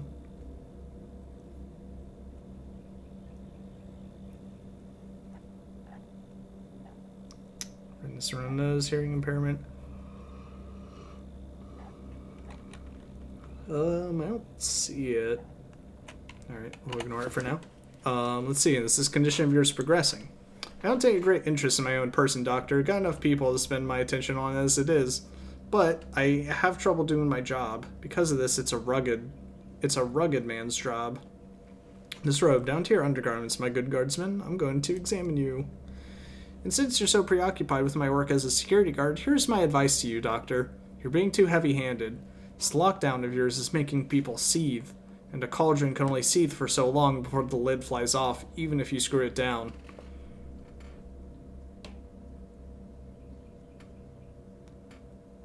I certainly would take note of this pertinent critique if I had any other options.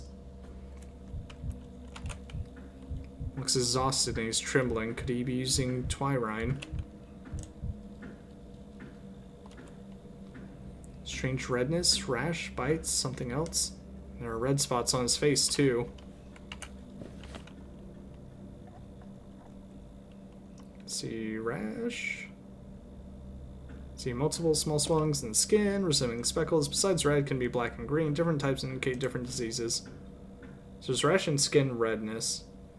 Distinct patches on the skin ranging from light flush to bright red.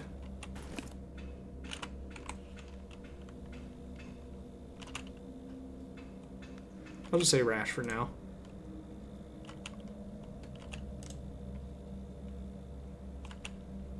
Looks fine. These veins are definitely damaged. The question is how long ago? Yeah, it could be just varicose.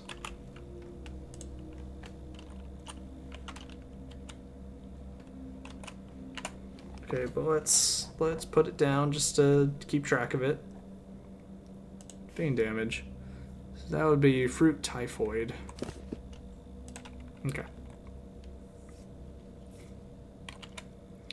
Let me go, will you, doctor? I don't understand all this commotion about me. What makes me so special? Besides, I got work to do.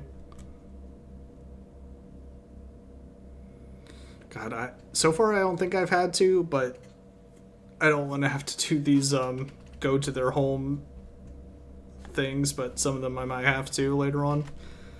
Does he work? I'm sorry, but you have to forget about that work for now. He was roommate at the hospital. I used to guard locked up people, and now I've been locked up myself. That's life for you, isn't it? That's the kind of joke life plays. There's nothing to debate here. You can't stop a plague outbreak without putting strict measures in place. Oh, I was just musing to myself. What do you want me to do? Do I need to give blood or maybe take a pill?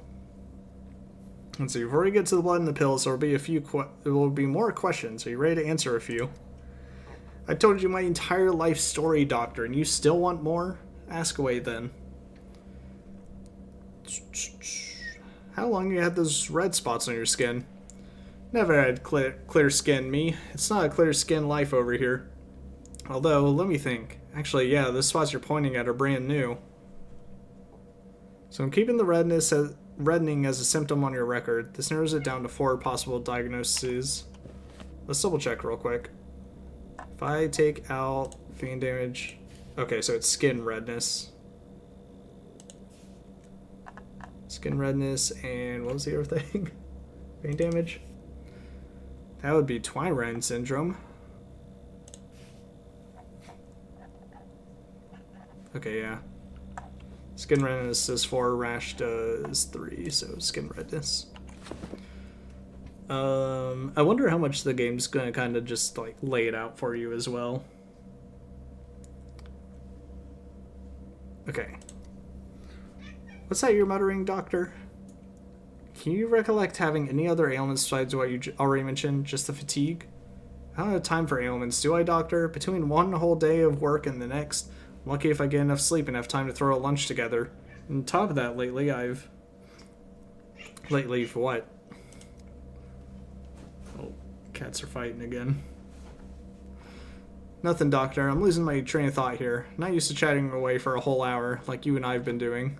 God, it has been so long. I urge you, do not be a reticent. Tell me all of it. Any out of the ordinary detail about your life, however trivial, may turn out to be important. You like to really dig in, don't you? Like a tick. I don't have any out of the ordinary details for you. They're all in the ordinary.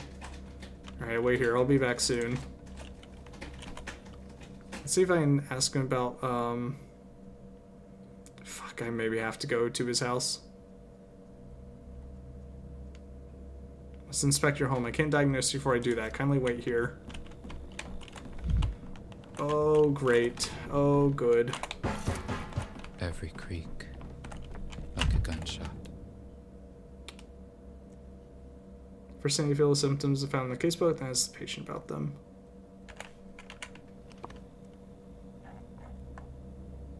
Oh, do I need to keep it filled out to actually be able to ask about it?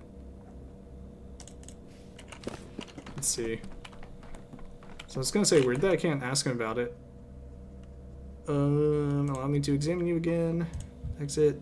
God, I'm spending time doing that. Okay, I guess I have to... I mean, do I know where his home is? Ah, yeah, that's home. Okay, cool.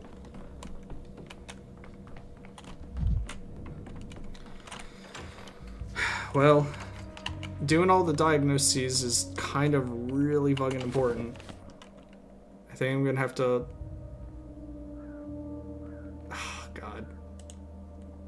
Hate. Wasted so much time.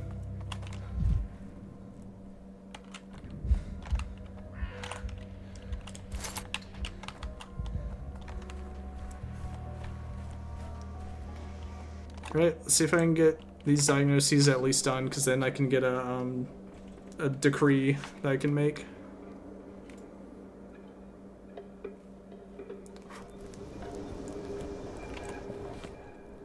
Oh, right. Alright, so walk straight, left, right.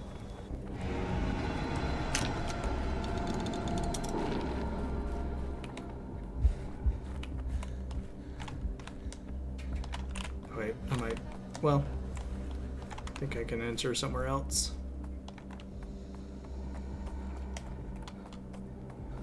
Go, go, go. Is it through here?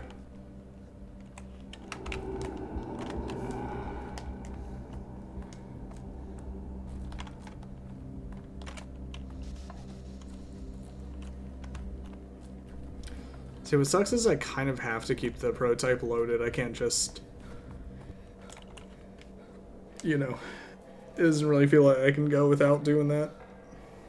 Because just all of a sudden something could pop up, or like, you know, I'd have to wait while I charge it if I ran into something. Okay, well, cool. That used it up anyways. Yep, straight down the road.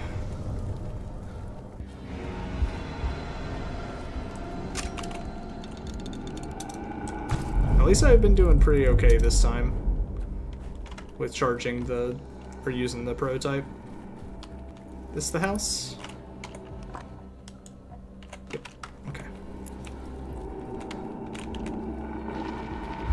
Come on, come on. Here we go. Alright, let's check out this home. Hopefully we can be quick about it. Locked.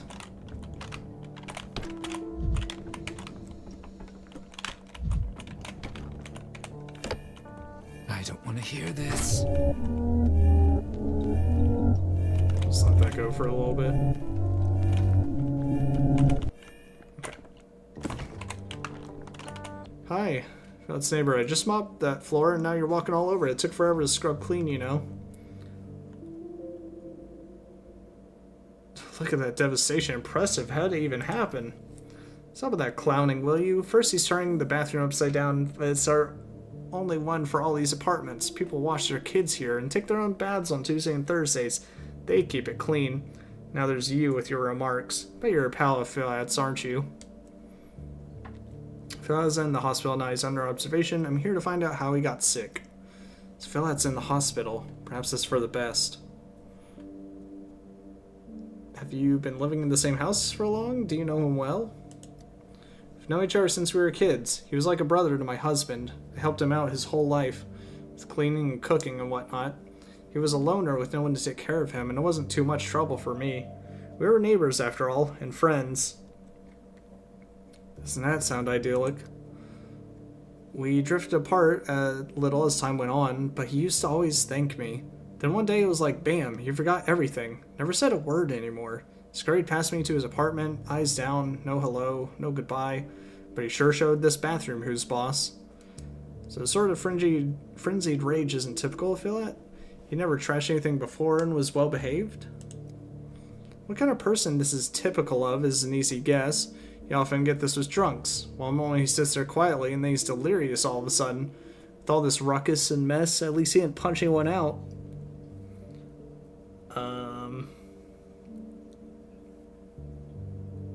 To be honest, I didn't really ask him about the alcoholism.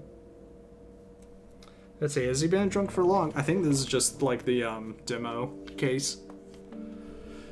Was this his first delirium tremens episode, or has he had them before?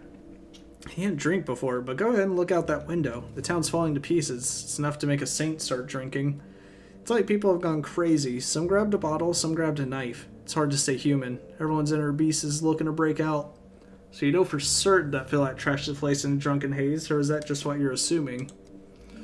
Well, what do you think happened? He didn't just trash the shared bathroom, he was sick all over it. The whole place is a mess. I thought I'd never get it clean. Do you know what it's like to mop up someone else's vomit? How would a smart dresser like you know that, eh? Philat vomited, that's what matters. It's a symptom that hasn't been noted before.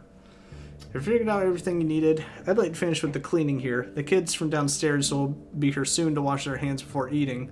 We'll be better off if they don't see this mess. Let's see. Just a minute, is there anything else you can tell me about Philat? Do you happen to know any illnesses he's had in the past, chronic or acute, whatever you can remember? No, that man was never sick, strong and tough as a cart horse. And I mean, I could easily imagine him pulling an actual cart. That was why they hired him to guard the Olgunski meat cannery back in the day. See, guarding the meat processing plant is a tough job. It may have been the thing that undermined his health to begin with. If you ask me, Philat may be built for the job, but it's not a job for him. Dormitory needs security to make sure the steep brutes aren't beating around town, but he was getting sentimental about them. That's why he and I fell out. We argued about whether worms and herb brides were our equals. Some security guard.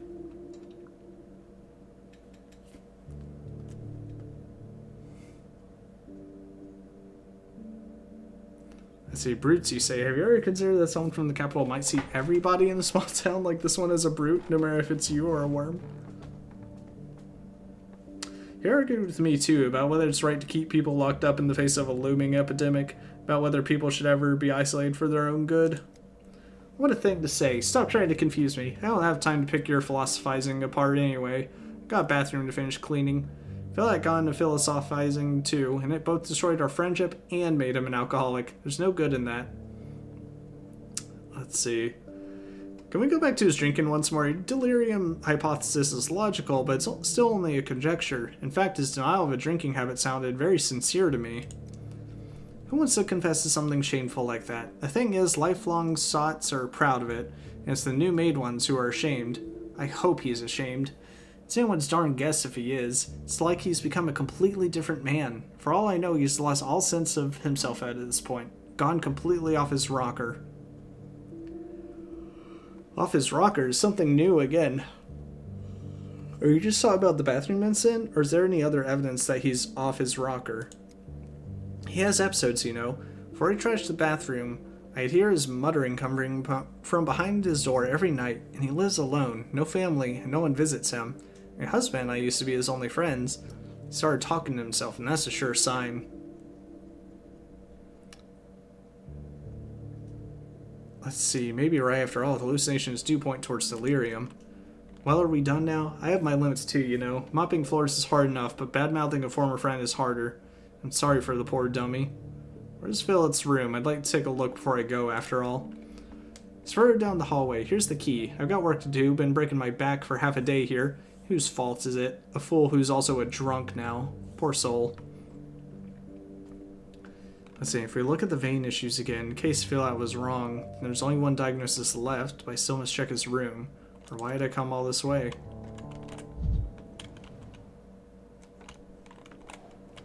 Yeah, so then I think we find out that he's got the kid.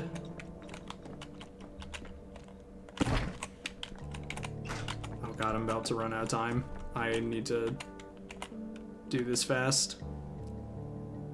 Let's see, what a mess. Judging by his appearance. Let's see, if food's gone bad, who'd eat something like this?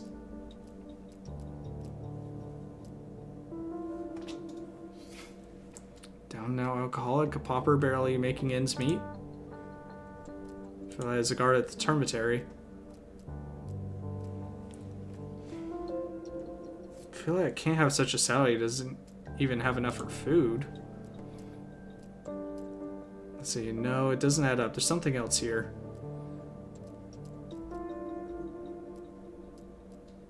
Let's see. Drinking so hard that his home and table turned into a dump? I denied that he drinks. I prefer to trust my patients.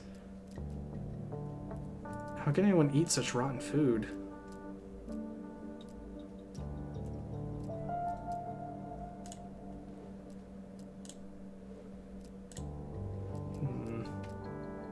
Let's say Philip is destitute. Or the story is the most trivial. Oh, here's the kid. Well, this is news. The neighbor told me Philip lived alone. You're angry. I have no idea what you're saying. Hello, Erdem. I said, why have you come? No, why are you here? I've got nowhere to go. Don't kick me out, Erdem. Let's see, are you Philip's son? You don't look much like him. Not going back to the Warren. Oh, you must be from let's see, the Warren, what's that? You people call it the termitary. You smell like danger. Go your own way. Let's see, how can a person's... Let's see, will you tell me what's in there then? In detail, please. People are there. What else do you want? We live there. Let's see, how'd you get past the guards? I'll tell, just let me go. There's a crawl hole out of the Warren. How can I feel that watches it? Help me go around the angry guards.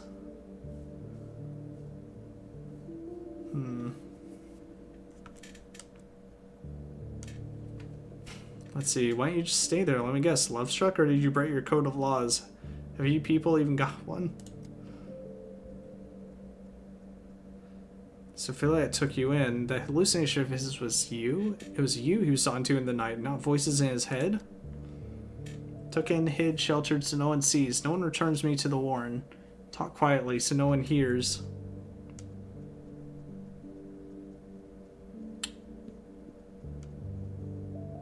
So hallucination. Why does it have to be so complicated? Let's see. Gonna have it hard without your guardian. Finally, some sensible talk. He's in the hospital. He's ill. I'm a doctor, and I need to find out who he's ill with. Will you help me? I will. I feel like it sickens. I saw it. He sickens.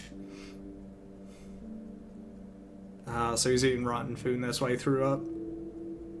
Let's see. There's something rotten on the table. Did you eat it? Is this what made Vlad vomit? Hungry. We needed. Vlad's not rich. Booze Vlad pays the guards so little. Was enough for one, not enough with me. Hard to feed two. Vlad walked, looked for cheap food. They cheated. Sold rottens. So did Vlad eat that rotten stuff or did he not? Did he get sick from food poisoning? This is scarier to him. Never thought to eat the rot. Even a Kai Vlad forbade. Then his hunger came. Crazy like. Grabbed everything. Gobbled everything. I took away. Hid. Told him bad. Rotten. Will hurt. He didn't listen. Like possessed by some hungry beast. Let's see. You never noticed such indiscriminating behavior before. Changing feeding patterns certainly telling. Never saw a man wolf bad food like that. Let's see, does Phil drink, vodka, wine, those cheap herbs infusions of yours? At first glance, I can't see a single bottle. Not a drop, strict on himself. Doesn't allow me neither. Let's see, what Myers is that he wasn't drinking. How else can I help? I found some pills, medicine. What are these? Who's taking them? You don't use these in the steep. Fiat said that they are so the head doesn't ache. These rags on the bed looked like they were using a compress to bind something hot or cold over an injury. Do you know anything about that? I do. Fiat was hot, tossed and turned. I put cold on him. So he had a fever. Didn't mention it during the interview. I worry for him. So, mice, headache, fever, hunger, and the vomiting, fatigue, and skin reddening. The veins are rolled out. But what happened in the bathroom? The neighbor says Fiat drunkenly... No, he doesn't drink. He'd eaten bad food. Couldn't keep it down. Didn't want to make a mess in here, so he went where he could do it. And there, water's there for washing. Fiat said water scared him. Heard the dripping, went crazy. Can a man be scared of water or dim? Yeah, in his life.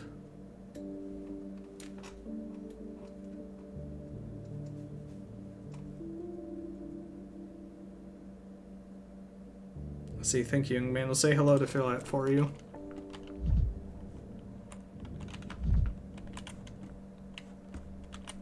Okay, is it worth doing this again?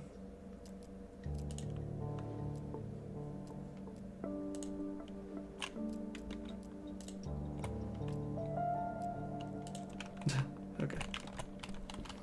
Can I talk with her again? Nope, she's out. Well, what is it? Dr. Fiat doing badly? Drunk himself to death's door, didn't he? I believe I figured it out. Thank you for the key. You've been very helpful. The moment I heard he was talking to himself all night long, I knew right away I'd never seen my old neighbor again. Such a horrifying sign. That's where you're mistaken. Philia isn't suffering from insanity. He wasn't conversing with voices in his head. He was talking to a boy from the termitory. You mean you brought one of those little beasts into our house? No need for harsh words. The boy has a difficult situation of his own. Okay, so let me see. What did he have? So there was this. I think I saw at some point. Where is it?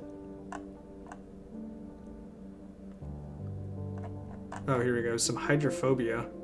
Greek fear of water. It says it all. A mental disorder causing spasm and panic attacks upon contact with water. I think vein damage we can take out. So it's nephropathia epidemica. Disease caused by a group of viruses varying with the epidemic focus. Humans contract the virus from animals in their waste. Disease begins acutely with fever, rapid heartbeat, nausea, and or vomiting, accompanied by headache and photophobia. After 3 days, a rash appears on the skin and facial flushing becomes evident. Disease causes internal bleeding, leading to patient's death. Risk groups, people in contact with animals, rural residents. That doesn't... Doesn't quite fit, I feel like. Alright, let me try to get out of here as quick as I possibly can. Call us death and put your hands up. Because I have an hour and I don't know if I'm going to make it to be able to finish this off.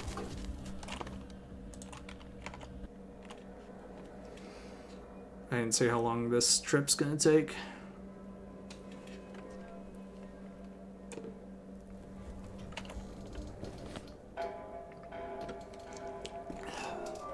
Yeah, I'm not going to be able to check the water or anything at all.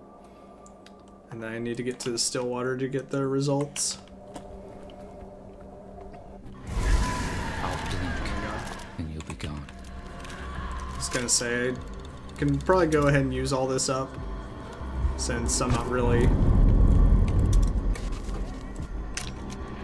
There's not really a need to hold back on it. Okay, left here. The town dribbles. Keep going. Okay, come on, come on. Right out this way. Oh, wait, nope, up the stairs. I got 30 minutes!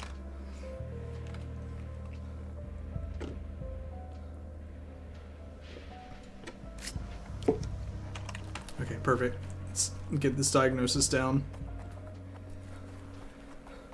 This might be one of those first tasks of the day I should do.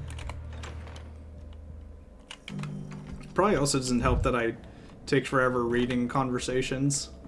Oh fuck, there's like 10 minutes left. Alright, here we go. So I'm not gonna make it back to Stillwater though. I might continue. I met a mouse in the apartment, a huge one the size of a teenage boy. You wouldn't happen to know how it crawled from the cellar. So you met him. I tried to protect him with everything I had. I went to your hospital so he wouldn't catch it from me. And then you lied. You described fatigue, but you'd been nauseous, feverish, and much more. I've never been a good liar. If I told you too much, you'd know that someone was changing my bandages. I needed money to feed 2 mouths, so I talked as low as I could. Regardless, I found out. Nothing to hide now. Sure, I led the boy through a hidden passage away from the slaughterhouse. He's just a kid, doctor. It was hardship that brought him to the cannery. And just like that, Fat Vlad put him to work. Young or old, it doesn't matter to the old Gimskis. They send everyone to the factory. Let's see, it's not my place to judge you. What you did was noble, but stupid. I'm no hero, but I was taught to draw the line somewhere. I treat people like people. Period. I've done what I could. Let's see, so you're saying you let more people out if you had authority in such decisions? They'll starve people to death in a termitary, and not just there either. While you were out, I overheard people in the hospital. Aren't you the tyrant who ordered a quarantine?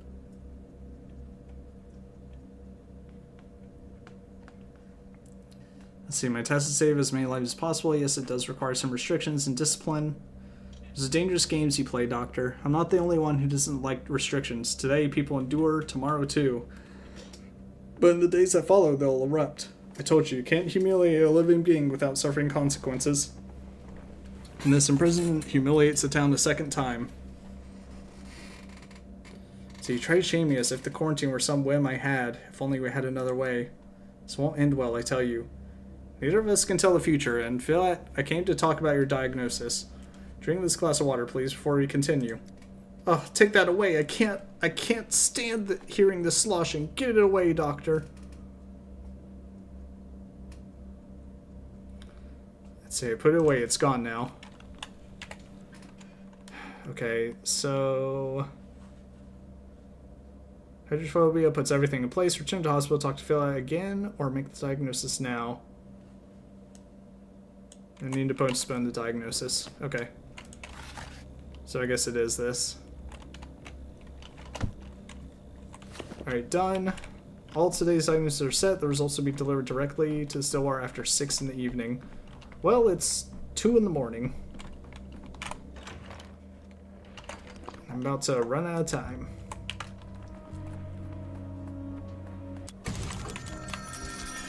God, time goes by so fast.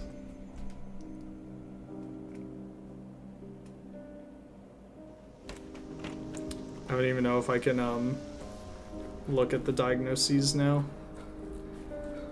He was exhausted, dead tired. Kept saying, if I fell asleep, no one would wake tomorrow. It's like he was frightened of going to sleep. Felt he had to write to rest. So what were we to expect from such a man? He who never sleeps ends up sleepwalking. An exhausted helmsman spells a ship's demise. So, now what? He's not standing in our way anymore. We can finally act precisely like we see fit.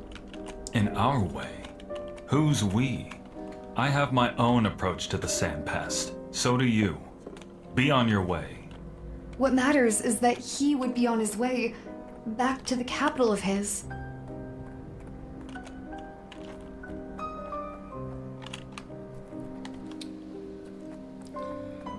Alright.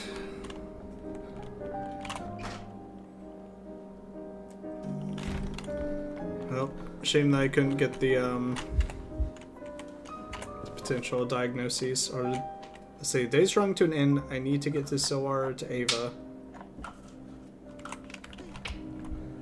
I don't know, maybe there's a small chance I'm allowed to? Tomorrow shall not come, unless you want it to. Do come home. It's so lovely to see you this evening, all the more lovely for being uncertain. And seeing the evening is already great luck given the circumstances. People came to me all day, sent me notes, they begged me to flee the town while there was still a chance. I also thought about leaving the town. Can't run from something, only to something, otherwise you'll get lost, like a ship with no lighthouse. My lighthouse is my Thanatica, it calls me back to the capital, but I didn't answer the call. Not this time. That's why it's so lovely to see you today. I wondered if you'd leave. I even wanted to go looking for you, to talk you out of it. But I didn't. That would be imposing. Worse, you might have invited me to go with you.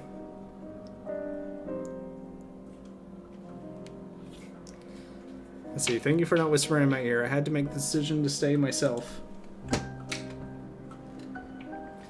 don't know what you left behind in the capital. No one here does. No one can ask you to forget one duty for the sake of another. Such choices are made in silence. Let's see. Made mine stand before you. People who asked me to run today kept saying it was the last chance, but for some reason, I doubt it. There will be another chance. A real one. No one could leave the town today, but on another day, everything will turn out differently. I wonder what you'll choose then.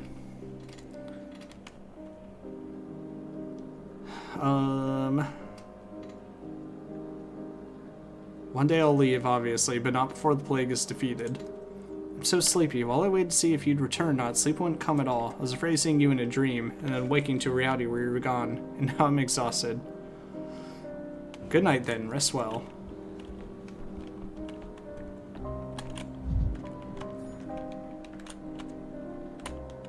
What does this bookcase have? Oh, loot.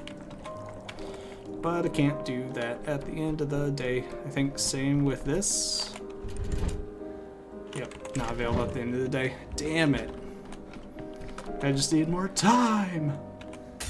More time. So jittery, Dankovsky. Can I activate the clock? Nope. Damn, that sucks. Okay. Well.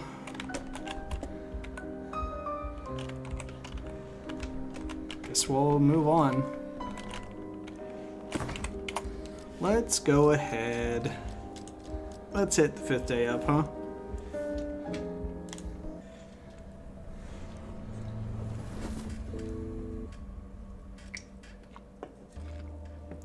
Although, not gonna lie, I kind of want to redo that day.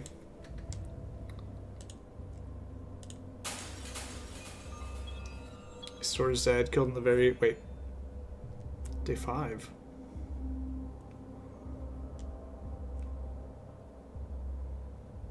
Stanislav Rubin, my last lead, was killed. The trail of the immortal man is lost. Oh, this is like when I first came through. Do I want to go ahead and alter all these? Why is this looking like it's, Okay, I guess it just kind of looks like the first day.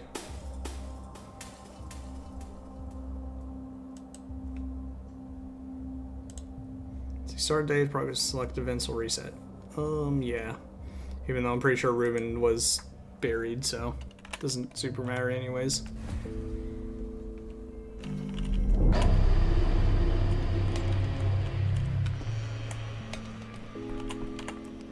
Alright, well, it'll definitely be interesting. If I were at odds with the Canes, they'd refuse to speak with me today. Fortunately, we're on excellent terms. Perhaps I should pay them a visit.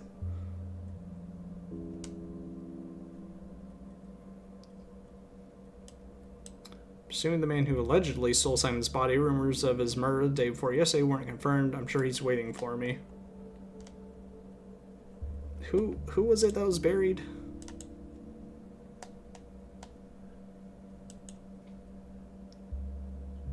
Ruben.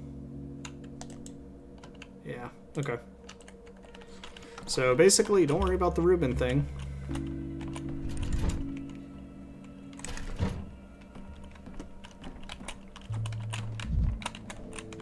Sometimes I wonder what is beyond wonders. Let's see, so how's that seesaw in your head? Are you getting used to it? Remember what we talked about last time? Did we talk about it yesterday? I didn't say yesterday, I said last time. I'm exhausted, I don't have to remember small talk, don't be offended. Let's say I don't understand. Alright, never mind. I dreamed last night that we have 3 seasons here. Makes sense, doesn't it? Everything else comes in threes. 3 ruling families, 3 mistresses, 3 parts of the town. Just 3 feels like more like a dozen and a half at least. You're thinking of the districts. Each has its own character, but broadly speaking, the town's divided into 3. The Stoneyard surges forward, the earth clings to its roots, and the knots bind one to the other. 3 banks separated by the branches of the Gorkon. You're right. But that's just another way of talking about ourselves. After all, one cannot live without the other. The town is indivisible, a single organism. I've noticed the animal symbolism, but your town doesn't seem whole to me. It's more like a chessboard broken into squares. You don't see the town as a unified whole. Why? Because it's horribly planned. That's not true. For instance, I can walk along the entire bank of the Gorkon without pausing to catch my breath. But you say you keep stumbling whenever you cross from district to district. That's how you see the world. Why? Are you hinting that I'm fractured myself, not at peace with myself, not a unified whole? There's a grain of truth in that, but I think for many, the town is fractured without Simon and Isidore. For many, but not for you. Not for me. I rarely leave the Stillwater anyway. What does Simon have to do with it? Others will tell you that his authority kept people in check, and without it, they went mad and conflicts arose. But I don't think that's it. Simon wanted this fracturing. And the fact that you see it, what, shows that he and I are alike? I don't know, but I think it's important. In the end, it will help you, not hinder you.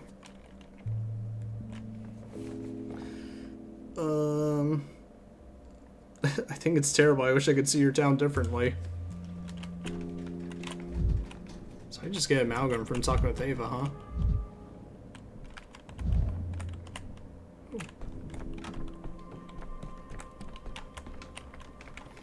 I just grab some stuff for the day.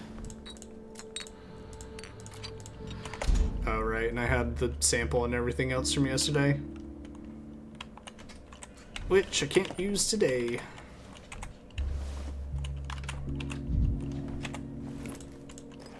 So the shovel and the charred papers, though.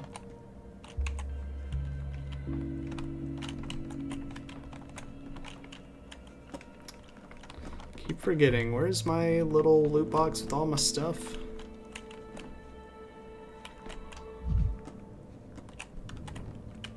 It's here. It's at least some stuff.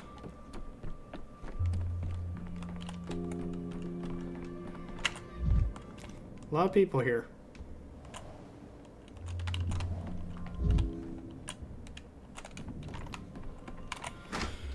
Alright, well, Canes first, then we do the diagnoses. Oh, hey. Little celebration? Gee, that one's mighty ugly. Whose idea was it to put this nastiness everywhere? We're scared enough as it is without these towering wooden things. Should have put up something nice instead, something beautiful that would please the eye. They say scarecrows ward off all things unholy and unclean. Not doing a great job with the unclean ones then. I haven't had a bath in a week, but here I am. I know, they're to scare off birds, right? It's obvious. Birds spread the infection, so they're keeping them away. Such nonsense. What evil do birds ever do to anyone? Birds are God's own creatures. Any infection bounces right off of them. Ma, let's go, Ma. I don't want to be here, Ma. Let's see. As for your birth ears, interesting, but alas, erroneous. Yeah, keep wagging your tongues. It's a plague effigy. It means the infection's already here, and they've locked us up like rats in a plague nest and are waiting for us all to croak. We gotta run. Run before it's too late. You think you'd get very far? The steep is like a sea. You can't cross it on foot. Have you ever seen the sea tramp? I'll follow the track. You can't get lost if you follow the track. Doesn't crossing the steep on foot sound scary to you? Town is scarier now. Especially with these scarecrows. One look at them, you might as well abandon your home and hearth and run. Ma, Pa, can we go? Let's go home, please. Listen to your son. He's the only one among you who says sensible things. Okay, so is it the plague's coming? This is so pretty. Town's never been so decked out, even for the holidays. Now look at all this nonsense. Oh, shush. All you ever do is complain. I've never seen anything like this, and I doubt I ever will. I'm glad this idea wasn't a complete disaster. Was it you who lit up the town then? Why stop at this? You could have, I don't know, made people draw funny faces on their fences, or smutty words, as if we have nothing better to do.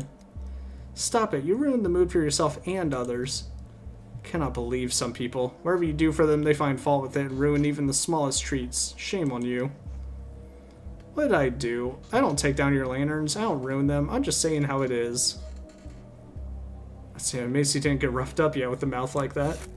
Don't be mad at him, please. I don't know what's gone into him today. He's not his usual self.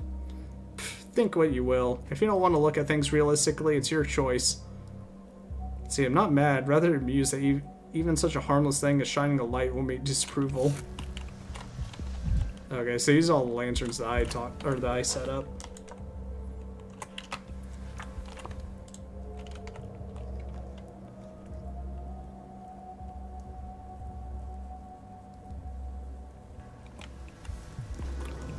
Alright, let's go see, well, see, I guess they don't have a dilemma for me. I think they said like in 2 days.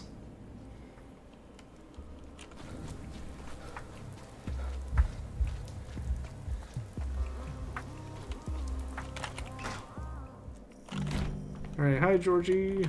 A soul is like a spring, or a bowstring. The harder you pull, the further your thought reaches when you release. Bachelor Dankowski, we were just talking about you last night. Did something happen at the town hall, or is this just a social call? A social call. I want to talk to you about Simon. Neither the plague nor myriad other complications can dissuade you from your goal. I find that admirable. Very well, let's talk. Did you know Simon was planning to build a new town on the other side of the Gorkon? Is there something wrong with the current one? This town, for years, it was an eyesore on the Gorkon's banks, a wild place. What you see now is a transformation, the work of many people. Simon, the Onratex, other luminaries, people with the will to see the foundations of a utopia. To be honest, I've yet to understand what you mean when you say utopia. Not me, Simon. Not me, Simon. It was his plan. Simon promised us perfection, transition to another plane of reality. And to that end, he proposed first transitioning to the other shore, at the very least. For a whole town, it's a big step. You need a lot of time, money, and manpower, not to mention determination. Do you believe in a clean slate? For as long as I knew him, Simon sought a way to shed the burden of the past rather than carry it forward into the future. Perhaps that was part of his longevity, the secret you so fervently seek. As for a town, Simon wanted to free it from itself.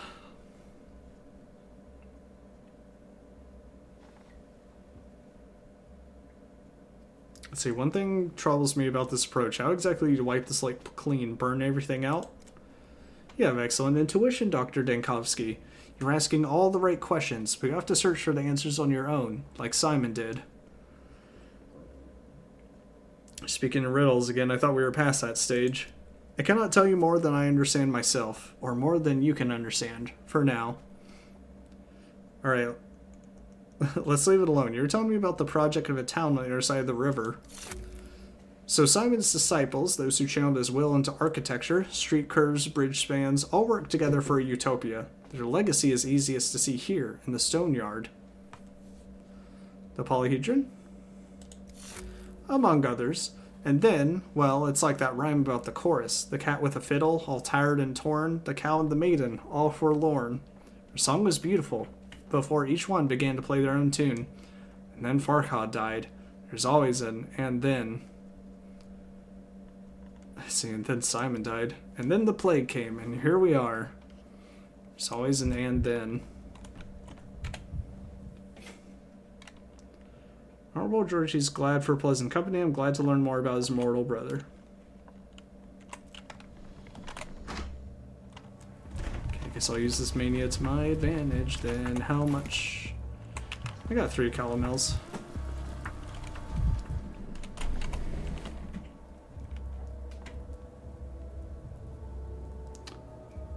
Let's see, let's go to the patients.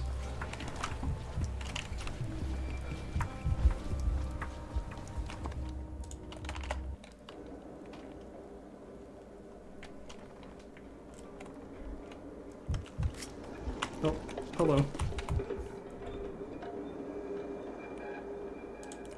Okay, so yeah, it's gonna keep trying to get me to do this thing. Alright, well, let's find the focus of infection, I guess. This town has gotten mad.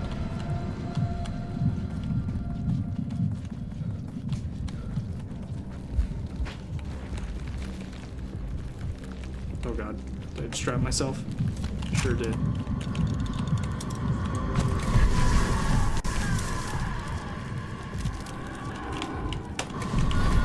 Uh-oh. Somewhere over here.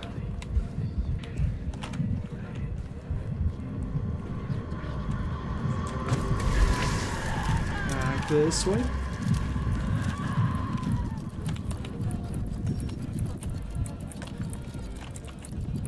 Actually, oh, there it is. Cool. Oh, I don't even have matches. Neat.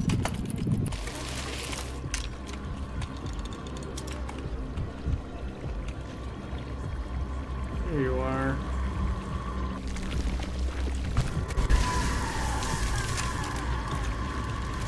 Charge it.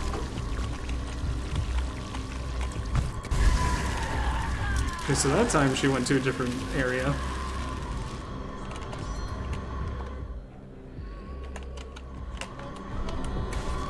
Alright, let me rush to the theater.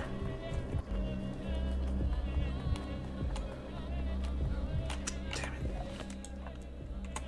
I hate this little district.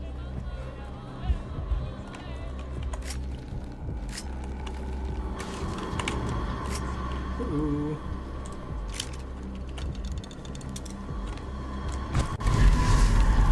Just go for it. Oh god, oh god, oh god. I have 3, or I have a projectile load. Should I just shoot that? Oh wait, no, actually, I'm pretty sure I need to stun her first.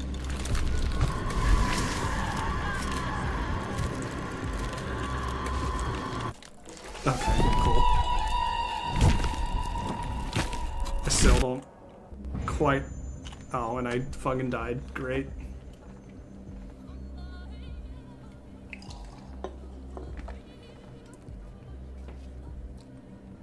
There's no death. Shabnak does not exist. Oh, so I just... I'm guessing this is my save?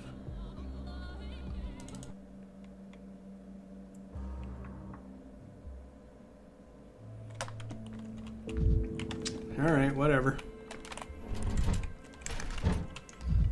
So he doesn't have anything for me today? Sometimes I feel like I could fly. Alright, guess I'll rush through all the conversations and stuff. Oh, What if the bottom save actually wasn't saved to do?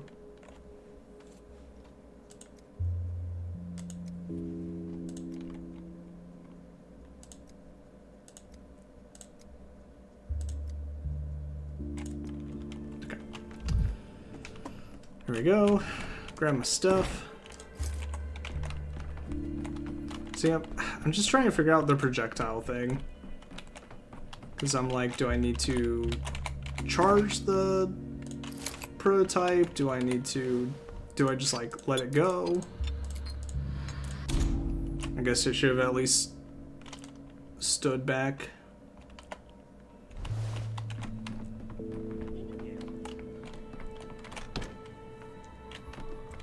Always forget, always think that's the way out.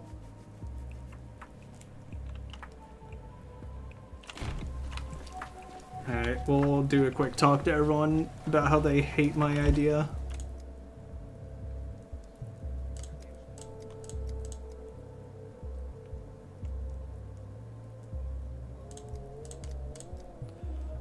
Yep. Cross the steep. Okay. Let me out.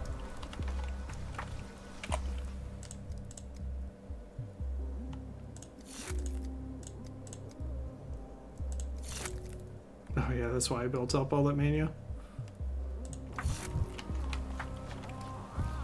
Okay. Go talk to Georgie real quick.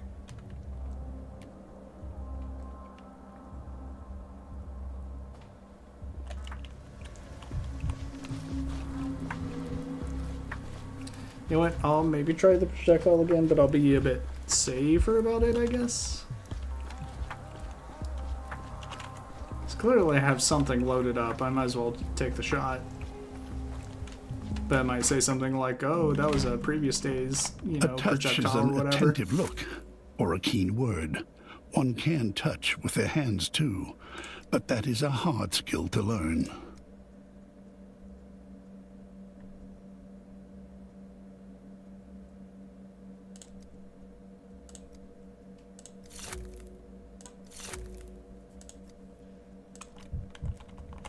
Maybe I shouldn't have. Maybe I should have chosen to change what I said this time. That way I'm not lowering my health and Shabnak gets me and then I just immediately die. At least I know where the plant is. So I might go for that.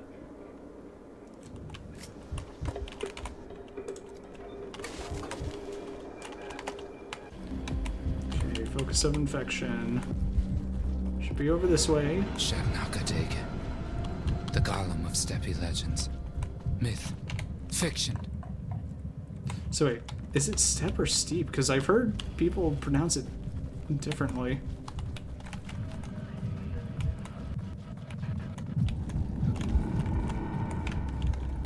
Somewhere around here, right? Over this way. Other side of the fence, I think.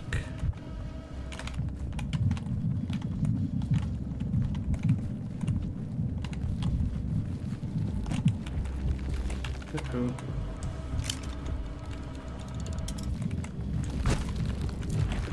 Uh-oh.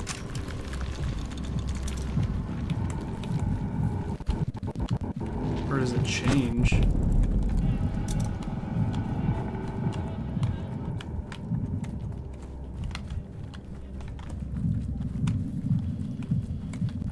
Just listen to that heartbeat.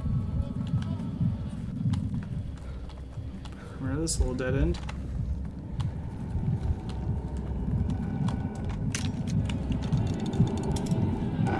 Ooh.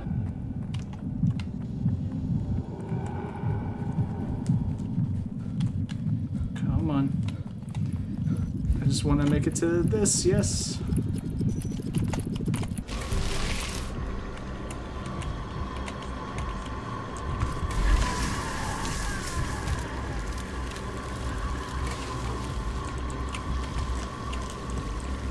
This projectile isn't really doing anything, so whatever. God damn it. Okay, I was like, please don't tell me I died. There we go. Alright, well, got a sample that time. And I'm right behind the theater, which is nice.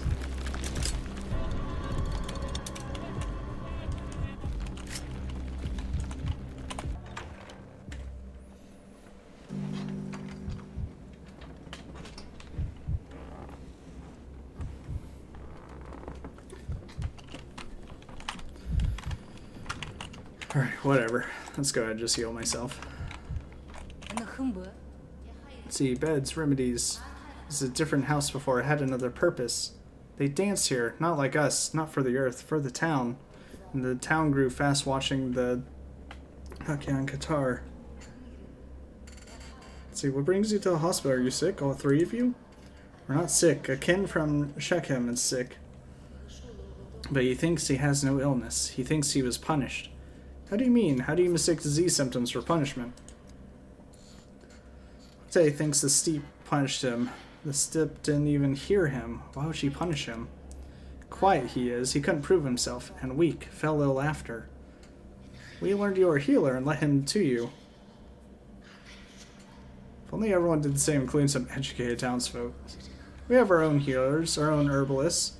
They see illnesses. We see. Octay doesn't see, doesn't hear. Octay is asleep and dreams he will be in Odong. I admit it's unexpected, but thank you for doing the right thing. Can you give me more information? What did you notice exactly? When did you decide he was ill? Look and see for yourself, Erdem. Octay is so ill you can tell at once, even if you're no Minkyu. You see it clearly. Only Zurkin can't be seen with eyes. His heart became weak. Beats as often as outsiders come to the steep. Let's see, for the avoidance of doubt, you mean it only beats rarely, right? Hardly ever heard him. Can't hear if Octay has any Zurkin at all. Heal him, Erdem. Octay is a fool, or a kind fool. He won't be a good herbalist, but he'll be someone who tells tales. We need tales in the kin, too. Do what I can. Your hint was useful. Thank you. Yes, and I must, okay. That goes there, and, I wonder what about this? Let's see, we've had what you might call an emergency. Someone stole today's morphine ration. We've got some reserves, but really, it's only our second day open. Already there's been a theft. It's good that the hospital's getting supplies, but it's a shame they are so poorly guarded. See anyone suspicious around? It's my fault. I missed it. But you can't grow enough eyes for a hospital. Patients here, orderlies there, paperwork everywhere. I've already questioned everyone, except that girl you let in yesterday. She mostly comforts the dying and holds their hands. I don't mean she's not working, but maybe she saw something. Let's see. I'll talk to Clara myself, and I'll handle the morphine theft personally. Forgive me again for how this turned out. Should I hand over the patient files? Hand them over. There's the vagrant Bobak, a local holy fool. There's also Sharp. He's a quiet one, but a little out of sorts. There's a steep man named Octay. He seems out of his mind as well. What a day. What made you think Octay's insane? The things he says. I've heard all sorts of things from stepfolk, but never anything like what Octay says. You better ask him yourself. What happened to Sharp? He tried to flee town on a train. Someone promised him the train would leave. Him and a whole crowd of people. Well, they weren't allowed out. Someone locked them inside. Stampede ensued and almost no one survived. How'd you find the vagrant? Credit to our orderlies. They said it was hanging around a boarded-up plague house. I'll go see the patients. One moment. I finally found reagents for the microscope. We can finally take samples. Oh, we're in business now. Thank you, Lil. I was afraid the microscope would just sit there, gathering dust.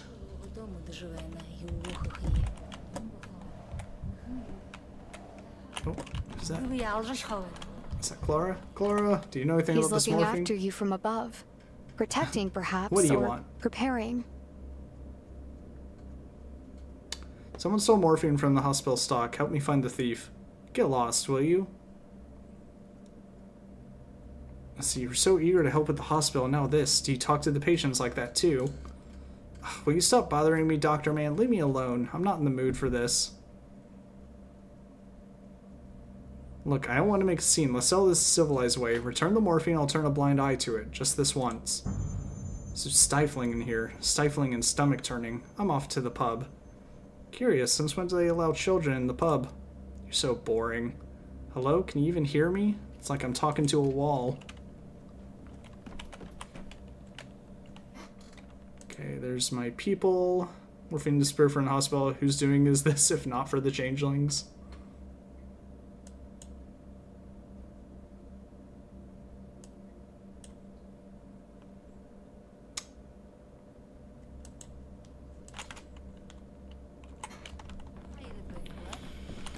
Okay. Let's see.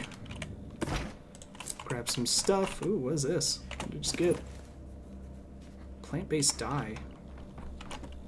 Oh, okay. For some actual microscopy? That's interesting. Isn't there a mirror? Or did I already busted it, so I can't break it out? Let's go do that. Now. Alright, let's start with you. This hospital is full of people. Did everyone really make it out? Doctor, answer me. I saw Congo somewhere around here. He even had his eyes. Doctor, tell me, was it all just a bad dream? The train was just a toy and everyone in the car survived. Alright, first of all, I'm going to say... Let's see. Anything about a cough? There's a cough. Wow, that's surprisingly not a lot of things.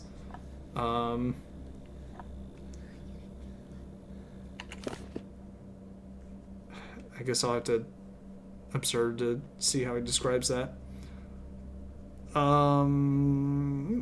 It's not my job to indulge your delusions. Your attempt to escape town is a failure, and it is a tragedy with only a handful of survivors. You were lucky. How is that possible? Who locked us in? We're locked in. I don't have the strength to lift my arms or my legs. Am I dead already? Then where is everyone? Why can't I see them? Oh, is he fully blind? Let's see, no strength.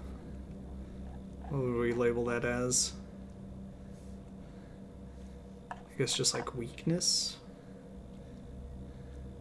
Hallucinations? Maybe. Loss of coordination?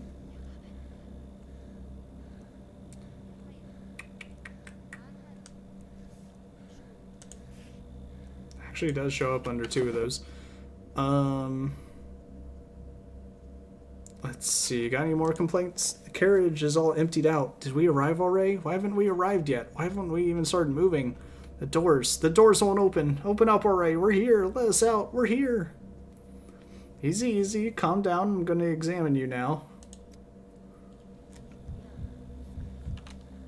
Bruises, bruises, bruises. Seem obvious enough, but there is such a symptom. Holy. Oh my god. Alright, yeah, we're gonna definitely say bruising. Or hematomas?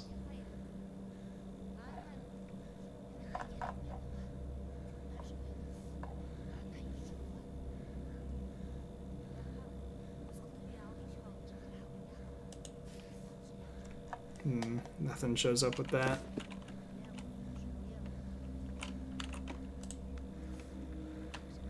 Holy, bruises with hemorrhaging here too. His hands are scratched, ready to get them scraped in the stampede.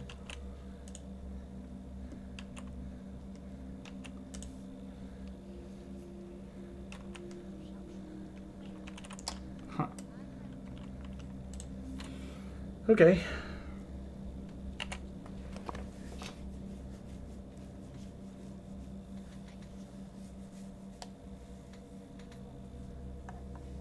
Let's see, chest pain, difficult. More severe form of cough, indicating serious damage to respiratory organs. I'll just say cough for now. Oh, here you go, weakness. Alright, we'll see if we can eliminate anything. I have to ask, Doctor, are you absolutely sure that everyone in that train car died? Why would he do that? He could have just taken our money. Why lock us in there? I'm afraid I don't have answers to your questions, but I sympathize with your situation and I want to help. Alright, Doctor, you're bruised all over. You're pushing so hard, shoving, kicking, screaming, trying to get out. They knocked me down, they're trampling on me, grinding their boots into my back. I don't believe it. I'm already dead. Did I die, Doctor? I should have asked. I should have known where those bruises came from. What's the point of anything after this? When did you start coughing? Okay, so yeah, I guess I don't need to worry about the bruises. Which does seem kind of obvious. This past summer when I started working with Kongor, his cough was so bad he could barely speak or breathe. That's why he asked me to help out. He knew he wouldn't pull through on his own. He didn't want to lay anyone down. Doesn't sound like a dry cough. Are you coughing up blood? Kongor coughed up blood. Now I do too. Blood. Blood on the walls. Blood on my face. Why are they screaming? This is just the blood Kongor coughed up, isn't it? He's not wounded or anything, right? Maybe it is the... Maybe it is this. Is it consumption or acute bronchopathy? I guess technically this just... difference between these two is just influenza or not.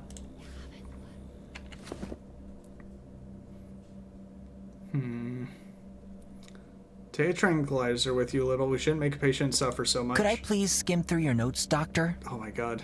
He's got something to say every time. Yes, Dr. Dinkovsky, I'm at your service. You found supplies for the microscope right on time. We have a case that needs lab testing. Do you want to learn how to do it?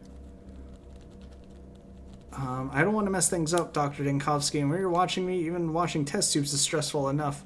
And here you're talking about a microscope. This is an interesting little thing he's got on his, I guess, ascot. Beating yourself up doesn't make you look better, but taking action does. Let's begin. Here we have a patient, a survivor of the tragedy at the station last night. Almost any question plunges his mind into chaos. What can we do?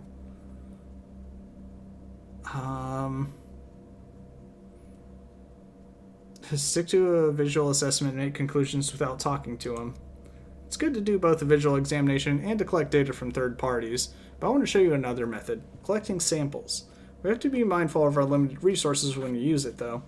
Patient has a very bad cough. He's coughing up blood. How many diagnoses in our list match this symptom? Let me check this in my papers. One moment. Coughing up blood matches 2 diagnoses. The list of symptoms almost matches. What matters is that every symptom correlates to a certain body system. It signals that this particular system is somehow affected. Someone is coughing up blood. What system do you think that relates to? Okay, let me see what this says. Subtype disease caused by Yersinia pestis, transmitted by direct contact with bacteria with mucous membranes, drinking from a dirty cup, smoking a pipe. The acute phase starts with fever, muscle weakness, and a burning sensation in the heart area, followed by hemoptysis. A waning acute phase is marked by headaches and bursting pain in the chest. As the acute phase subsides, it becomes challenging to accurately diagnose. Without treatment, the patient dies within 2 or 3 days. Risk groups, people living in crowded conditions. Consumption. A chronic infectious disease, mainly prevalent in countries with average to low living standards, where it takes on high mortality rates. The disease is caused by the bacterium Mycobacterium tuberculosis, for which humans are the main reservoir. It primarily affects the lungs and is transmitted through coughing, singing, and other respiratory actions. Initially, patients complain of muscle weakness and weight loss. Cough and night fever are often among the initial symptoms. Skin dryness is present. In severe rates, hemoptysis occurs, high case fatality rate. See children, people with weakened immunity, smokers, drug addicts.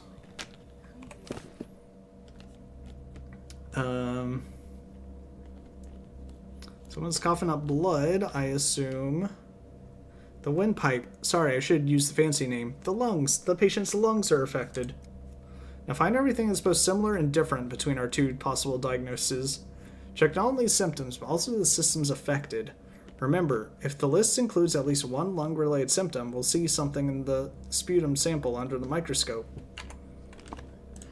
Well, it looks like they're both affected by the lungs. Because coughing.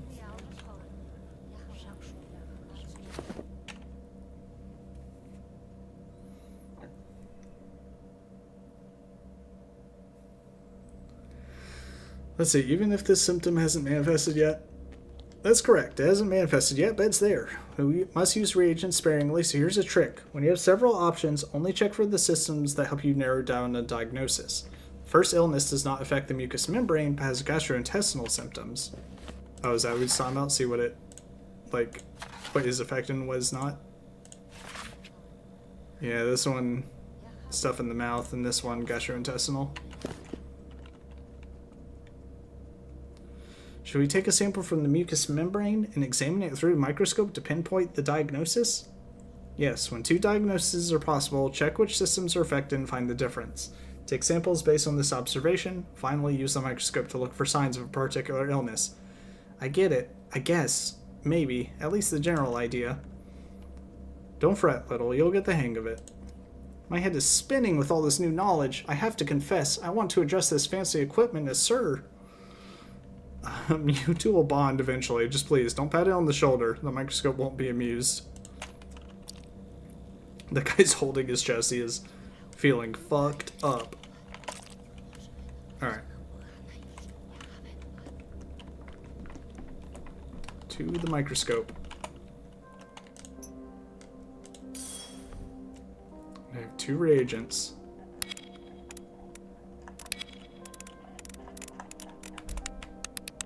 Oh, got something.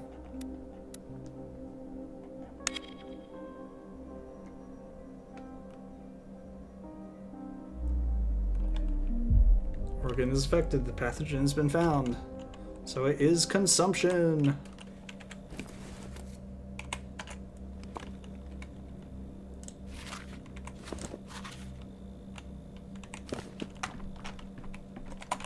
Anything else to say for you? Please focus trying to answer my questions. Never mind.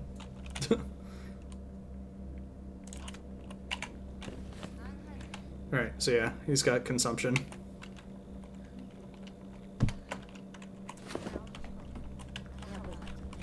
Alright, you, Octay.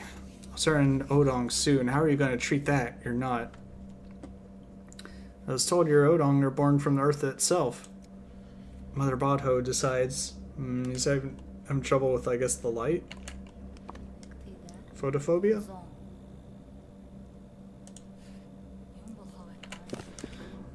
Let's see. If she wishes, she'll grind water into dust. If she wishes, she'll boil solid rock. If she wishes, I'll turn to an Odong.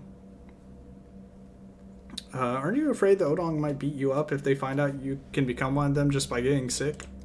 Not by sickness, Erdem. By Bodho's will.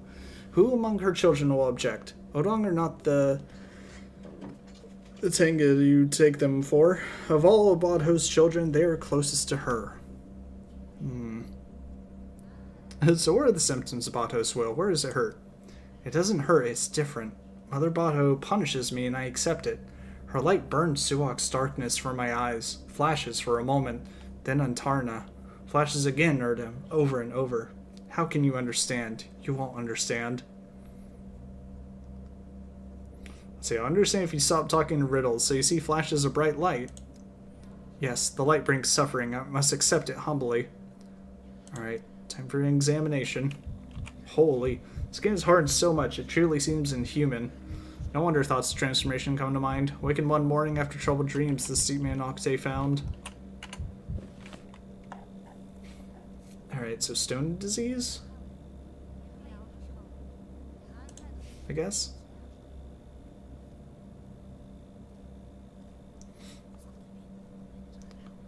Stone skin. Disease characterized by excessive skin cornification and densification. Infection occurs through skin contact with the mycobacteria found in steep flora. Makes sense. Disease starts with skin dryness, peeling, and itching. Subsequently, skin thickens, resembling large petrified reptile scales. Itchiness on such skin disappears. Non-fatal. Oh, well, that's good.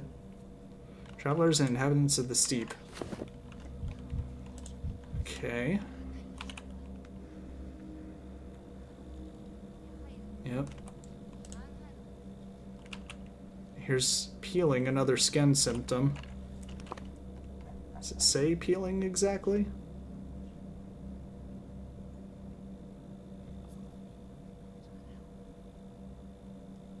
Inflammation, ichthyosis,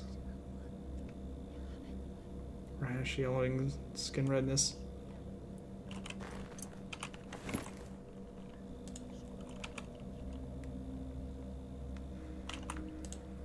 Your legs surprisingly look fine.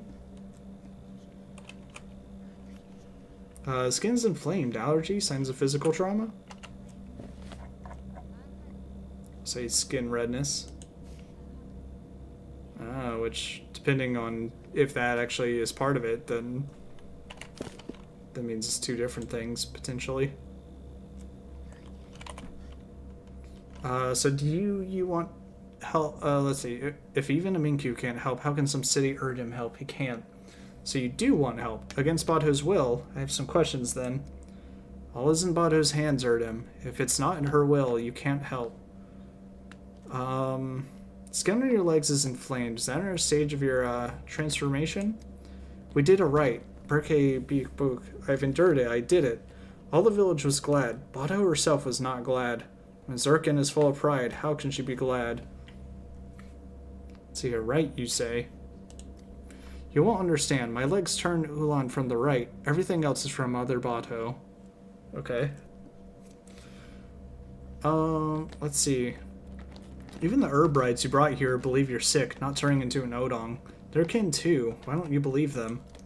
It's easy for brides to say. Mother Badho herself directs their dance. How can they know how it is for those she doesn't direct? They say your heart beats very slowly, but I haven't noticed that. Has that been happening recently? Blood of an Odong is slow, viscous. They are calm like the earth. Now my heart is slowing too, calming me down. Let's go ahead and take out the skin redness. I forgot about the heart. Let's see what that says. Slow pulse does pop up with stone skin as well. Let's see, right now you have a normal pulse. Maybe the agitation is raising it to normal levels. It's noisy here, Erdem. Hustle and bustle. Let me go back to the steep. Maybe my heart will slow, like an Odong's. Your chest and back are callous. Has it been like that for long? And turning into an Odong will soon be like them all over. Their skin is tough, can't be cut. Mother Badho is strict, but fair. I accepted the Udur in my arrogance. I should also take the punishment. Can you at least tell me how long this has been happening to you? 6 days. Can such an Upshe come from nothing? It cannot. Does this say how long it lasts? Not really. I feel like stone skin fits the diagnosis. Red eyes, visual impairment, hearing impairment. Fuck it. I say lock it in. Alright, now you. Heal away, friend. Now, is this redness around your eyes, or you just put on some crazy eyeshadow? Let's see. For the benefit of the entire town, I dare say, you have the sand pest. It's fatal, but your blood will help other people to avoid catching ill. I guess this was my destiny all along. What a lucky man I am. I'll die, but I'll help others. People should stick together. Don't you agree, Doctor? I agree. It's hard to achieve anything without the assistance of others. A doctor, for example, might have trouble diagnosing a patient who does not cooperate. I'm no good as an assistant, Doctor. I don't know a thing about this science of yours, but if I can be helpful, I'll help gladly. It's the only way. And please help me. Tell me what your health issues are. It's simple, really. I won't complain about my vagabond life, if that's what you mean. I deserve it. Bruises and all. It has its charm. When you have no roof over your head, every time you bed down for the night, celestial stars themselves lull you to sleep. Let's see, you sleep outside, even in the fall. Do you ever catch a cold sleeping like that? Oh, I've gotten used to it. If you don't get used to it, you won't last through your first winter. When it gets cold, I shake, I get feverish, but I gather it will pass soon enough, like it always does. It's just this time, my head pounds and pounds. It doesn't stop. Could your head be pounding because you've been drinking? You don't look sober. You're shaking, tripping over your feet. You cannot stand straight. How's a man supposed to get warm out in the streets? That's what spirits are for. Let's see, spirits do not actually help you stay warm. It's a common misconception. You may feel warm because your blood vessels dilate, but in fact, your inebriated body loses heat faster. An illusion. Pah. I'd take an illusion of warmth over cruel reality every day. Or any day. You brought me here into all this ruckus and hurry. You tell me, turn over here, spit over there, roll up your sleeve, answer some questions. Good stiff drink would scramble my thoughts far less than this rigmarole. It almost slipped my mind. The orderlies who brought you here told me they found you by an infected house. What were you doing there?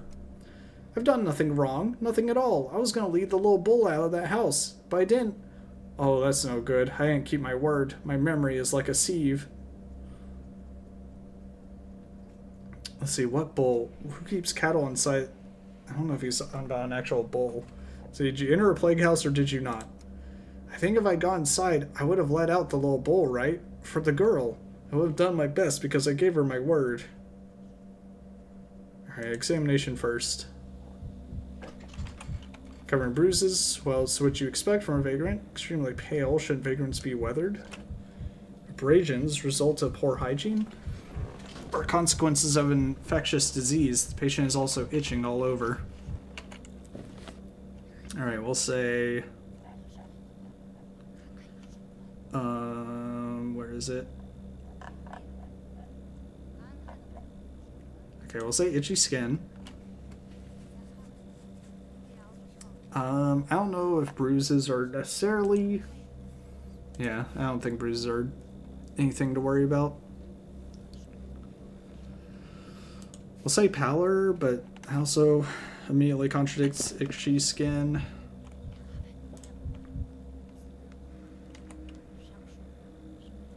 So many bruises, vascular pathology, or was he beaten?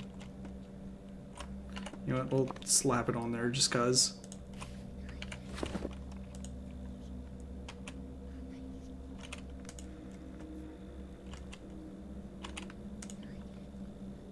Nothing on the arms, nothing really on the legs. Let's see, abrasions, result of poor hygiene or consequences of infectious disease. Patient is also itching all over. Might need to take a sample from him. Let's use Celeste into the theater when it was freezing outside. Now they even heal you. What a good place. A kind place. Also, again, I guess it doesn't look as red under here, so let me look at that real quick. Let's see. Oh, darkened eye capillaries.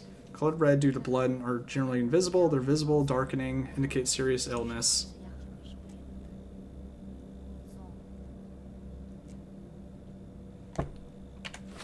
Okay, let's see. I wouldn't peg you as a theater goer. Did you see a lot of plays for all hospitals opened here? Our entire lives are like theater. When actors suddenly become homeless like us, wouldn't you say that's dramatic? They stage their plays outside now. Life, like theater, never stops. Whether you're a person thrown out on the street or a piece of scenery falling off the rigging of the stage. See, we have a lot in common. I, too, cannot stop no matter what happens, so answer my questions. Ask away, doctor. That's what people really need from one another. A scrap of attention. I know that you need my answers for your important work. Who'd bother speaking to me if they didn't need something? How did you acquire all these cuts and bruises? Oh, those. They just appear. Don't you ever wake up and just, you know, look like you've been beaten in your sleep? I wouldn't say it's normal, especially this much of it. Are you sure you weren't beaten while you were awake? Oh, pish-tosh. I sleep on the ground, on a thin blanket. Stones dig into my sides, so that leaves me beaten by life.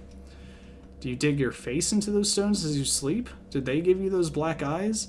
Got a feeling you're not being entirely truthful with me. Oh, okay, so that's a black eye. Always on the lookout for evil, aren't you, Doctor? Not just for sickness, but for the wickedness inside us humans. Lies, hatreds, weaknesses in our character. Please spare me that judgment, since I'm 1 foot in the grave. Skin looks terrible, plus you're constantly itching.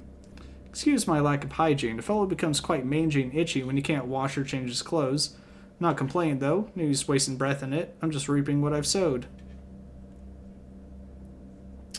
Let's see, what's this cut on your lip right here? Did your lips crack or did someone hit you?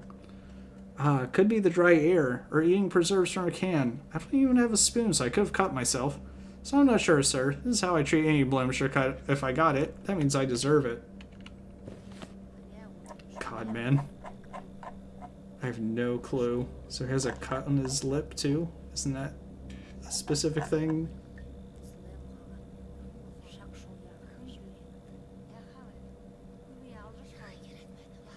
I guess lip lesions?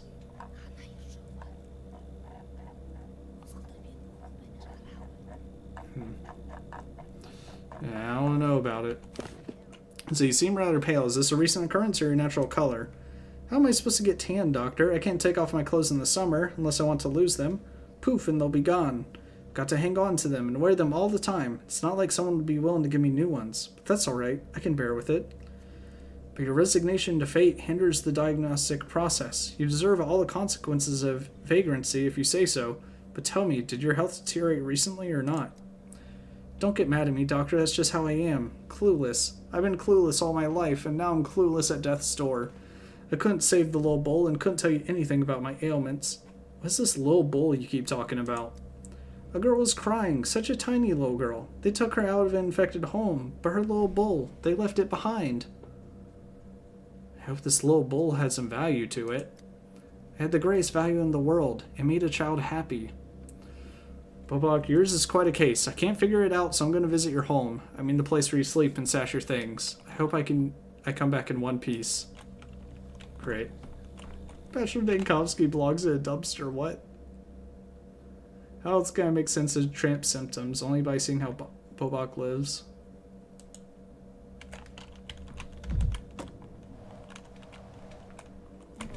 I'd say alarming symptom. Oh, this one.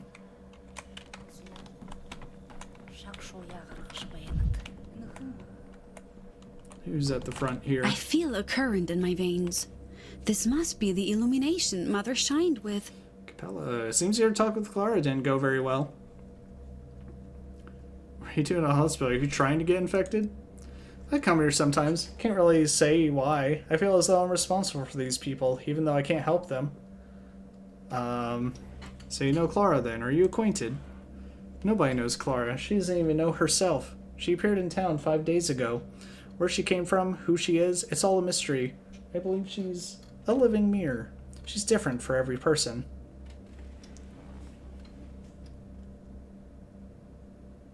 What do you mean by that? Clara's voice depends on the mood, or rather, the state of mind. But not her state, the state of who she's with. She loves talking to the Samatans because they're different. One's always melancholic, apathetic, the other is always on edge, almost psychotic. They can hear her different voices. She likes that. So if I, for example, drive myself to apathy or psychosis, she'll stop calling me boring and deign to actually talk to me? You will hear her other voice, yes. She was headed to the pub just now. I think I'll drop in too. Interesting. So does it actually matter if I'm apathetic or full of mania? Okay, at least Bobok's place isn't far away.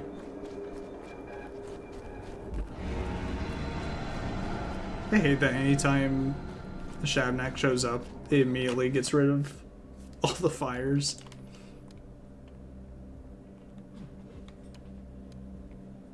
Today, Victor mourns his wife at the grave.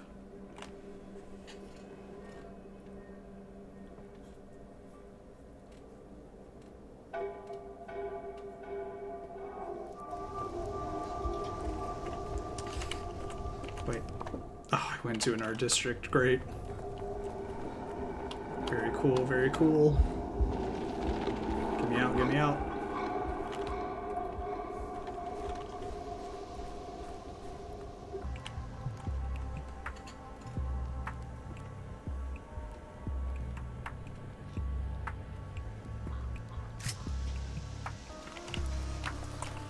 Okay, where do you live? At the end of the street?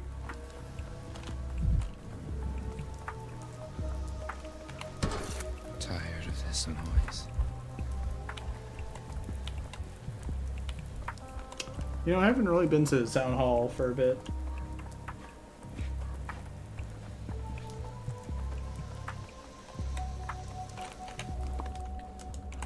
Okay, he lives in this little clearing. Ooh, stuff. More stuff for me.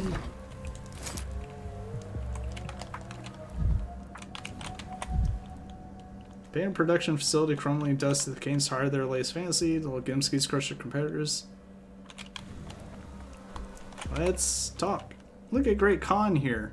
Make sure you don't miss how important he is. Face stretched out like a lampshade might snap at any moment. His skull's too tight, you see. Creates pressure. Pressing and squeezing and crushing. I'm telling you, the man's got a heck of an extra length of presser. Let's ask the doctor if it's treatable, timely intervention and all that. Are you talking about me by any chance? What's his problem? Took it personally, did he? The shoe fits, huh? Nah, we were just chatting. About a different doctor. Smarter one. Bobok the Vagrant. Is he a pal of yours? Pal is stretching it. He's useful, but he's also useless. He's an adult who never says no. Let's see. Ever beaten up, Bobok? How do you not beat up someone like that? He'll take it and then thank you for it. Twice. Are his fresh bruises your handiwork? Hey, you know the normal answer to a question like that. He fell down some stairs. Come on, I'm not looking to accuse or charge you. I just need to know how Bobok got his bruises. It's work-related. As if you knew the first thing about the life we're living. You don't know the first thing about yours either, but you walk around acting all important like. Keep your eyes peeled, you might see something. Let me go ahead and get rid of the darkened eye capillaries, because they implied that that's just a bruise on him. Let's see, quit right in your mouth already. And you, Doc, listen and take note. We've given Bobok a thrashing or two alright, but we wouldn't get our hands dirty now. He's gone mangy. We're not exactly dashing and dapper ourselves, but we know the difference between grimy and mangy. Rough up a mangy fella and you'll regret it more than he will. What do you mean by mangy? Some kind of skin problem? Some kind? Have you seen his ugly mug? He's even got scores in his mouth now. Makes it hard to take his food from him if he already had a bite. We're not totally clueless, so what if we haven't been to college? The streets are college. Sure, we don't know if it's an osis or an itis, but we know how to keep clear of it. See, we call him a drunkard? Oh, come on, show me someone on the street who doesn't drink. Never poked your nose out of your neat little office, have you? Bobok barely ever gets a drop of booze in his mouth with so many other mouths in the way. You tell him to share and he just shares. Stinking blanket, his bottle, anything. Like the dolt he is, doesn't even have the nerve to become a proper drunkard.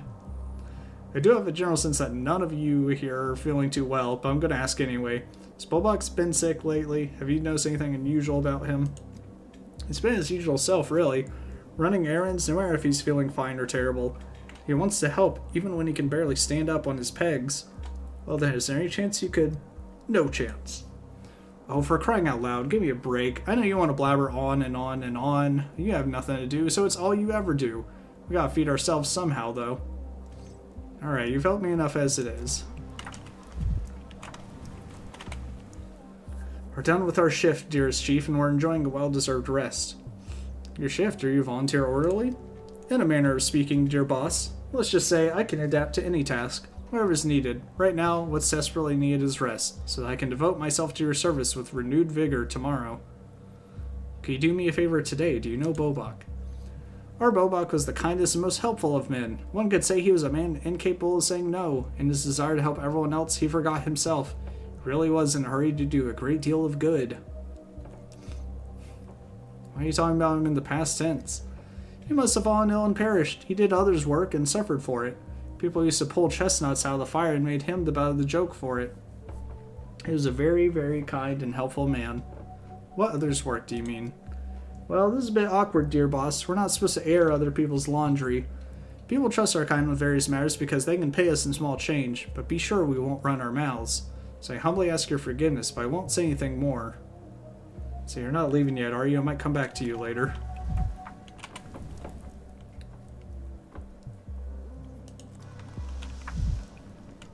Okay, so I can come back to talk to him. Let's see, so this is how vagrants live. Meager food gathered who knows how. Sleeping under the open sky. You know what I'm looking for here in a dump. Since I'm right here, I should dig through some trash as well. The box says bruises were from sleeping on the ground.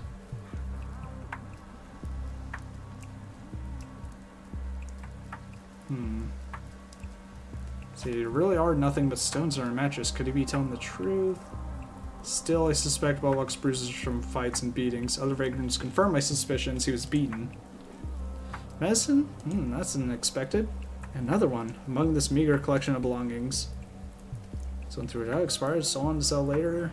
Maybe they knew someone was sick, thought they'd treat them? Let's see, anti-nausea and eye drops. Let's see, should I not? I'm not gonna rush to conclusions. Let's see, what's this then? A prescription or receipt?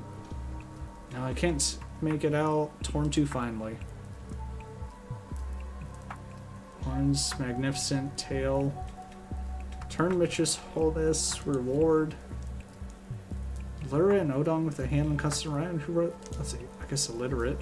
Half the town can't read or write. Irrelevant.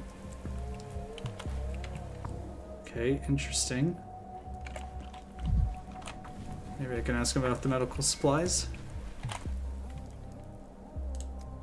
Came across some essence. New, unopened, doesn't exactly look like trash. Where'd it come from? What's it here for? So you've noticed. Well, I'll just have to confess then. It's payment for Bobok's work. Actually, he shared it with everyone, the generous soul.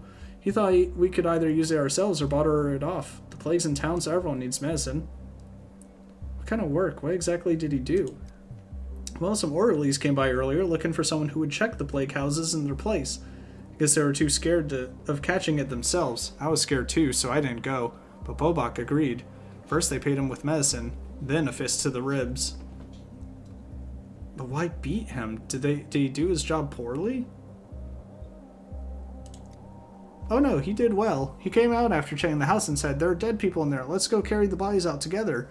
And he was so cheerful about it. Such an honest man. But the orderlies got angry. They were hoping they wouldn't have to go in. But Bobok kept urging him, saying, "We can't just leave the dead." I'll let this slide. Discipline is vital for the hospital. Those bastards. No need to get so worked up, dear boss. Any person, when they're scared enough, shows a beastly face like that. And if they don't, they're like Bobok. Do you want everyone to be holy fools like Bobok? Okay. So let's go ahead and take hematomas off.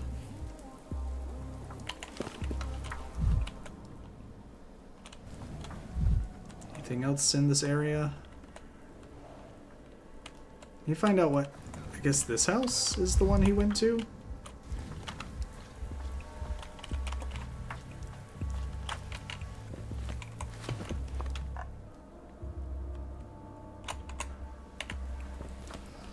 So he's got lip lesions. Lip lesions could have also come from being beat up.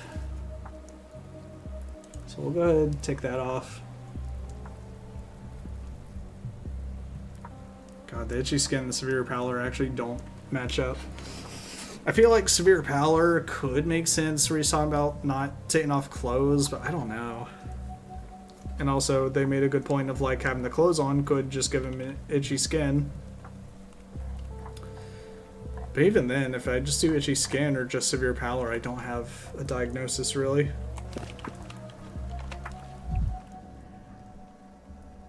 See if I miss anything.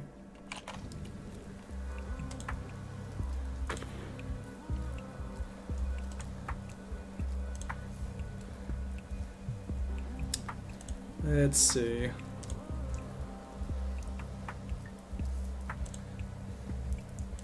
Okay, the medicine. Let's see, in a crate beneath the ruined walls I found medicine.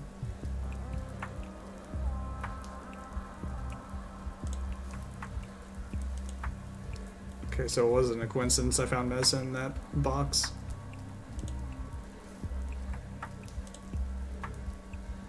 Can't make it out, torn too finely. Another scrap. Let's see who wrote this child. Why tear up children's messages?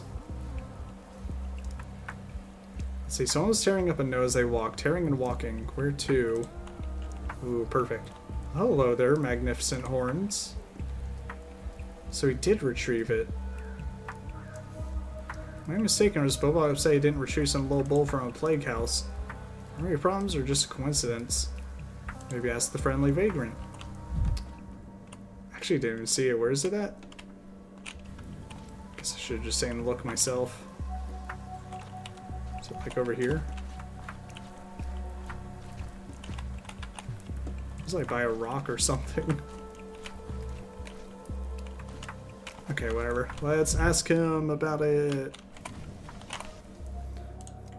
There's a toy bull behind a trash pile. It doesn't look thrown out, more like deliberately set aside. Bobak put it there. When he was about to go into a plague house, this little girl clung to him like a barnacle. "Get my bowl, mister," she cried. Said they'd been moved out, but the bowl was left behind in the old house. She was worried that he'd be scared and lonely all by himself. She was just a tiny tot who still talked to her dolls. Hold on, Bobak kept saying that he broke his promise. He didn't lead some girl's bowl out. Was there some other bowl, or did he forget about this one? It's this very bowl, dear boss. I can't imagine how he could have forgotten about it. Bobak spent ages waiting for the little girl. He even talked to the toy like it was her. But then he'd learned she died of the plague. That's what the people she moved in with said. Oh, how he cried. You're telling me he forgot?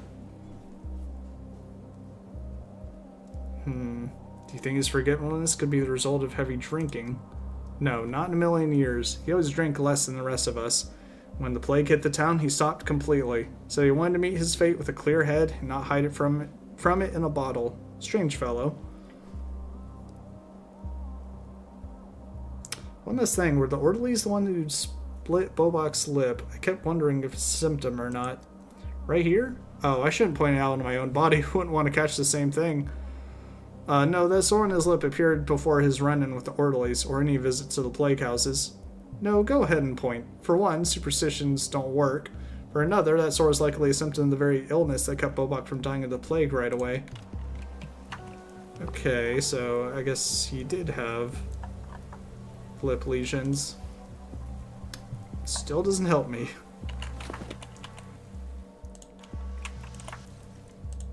Okay, so I guess I got everything I need. Maybe we can get a clearer picture out of him. I just want to see if I can see the little bowl.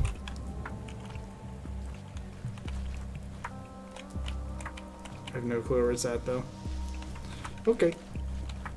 Let's go back, then. Here, we'll go ahead and just go here. Save myself some time.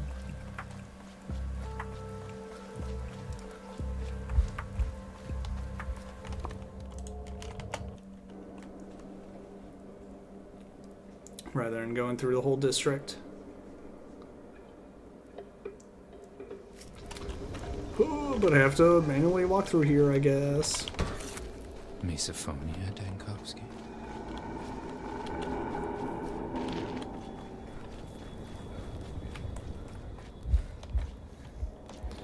Alright, Bobak, you are really running me around.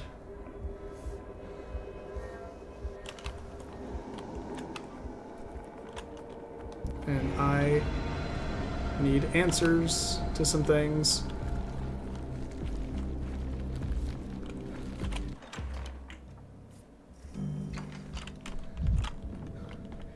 And it is alright, 1905.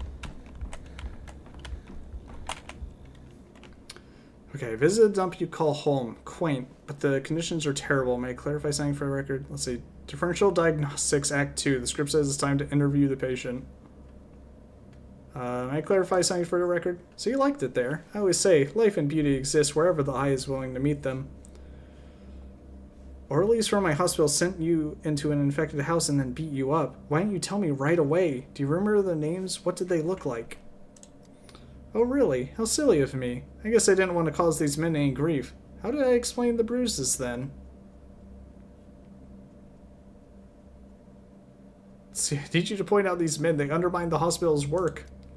Don't raise your voice, doctor. Did yelling ever truly fix a problem? The answer is no. I don't remember their faces and I don't remember their names. Do what you will with that. Why are you so worried about the toy bull, Bobak? You were upset that you didn't lead it out, but it's been safely in the dump this entire time. Oh, really? Goodness me, I'm not as wretched as I thought. This means I kept my word. Or did I? If I saved it from the plague, why didn't I give it to the girl? Okay, so he definitely has memory problems. That's leading to burning fever. If I can get rid of the severe pallor. Or the itchy skin.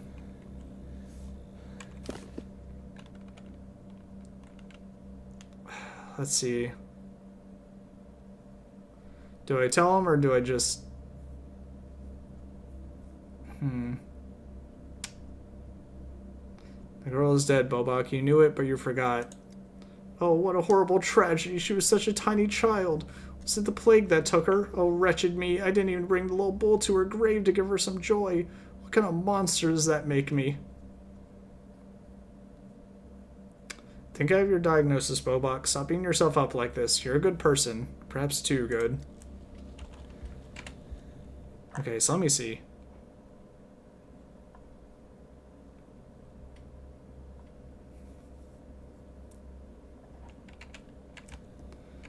Alright, I think... let me see, I got burning fever, highly contagious disease caused by some virus transmitted through contact and breathing. Initially, the disease presents with fever, headache, and abdominal pain. Later, ulcers and eczema appear on the skin. Itchy herpetic rashes are observed. The patient experiences psychosis. So people living in crowd conditions, people living in sanitary conditions. What about this? Crowd conditions? Nope. Peasant plowmen, grave diggers, and other type of people worked with soil.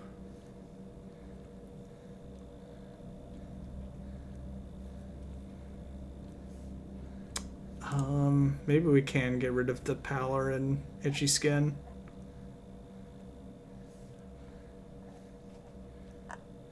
Because if memory lapses... Here, let's do that for now. Because if memory lapses and lip... Let's get rid of lip lesions as well. So memory lapses is like a for sure thing. See, this is alcoholics and inhabitants of the steep, but he's not an alcoholic. People interacting in specific steep water bodies of Gorkon. Yeah, I think we can mark it down as burning fever. And I guess there's no real reason to test, let's see, what's not here? Eye and lung.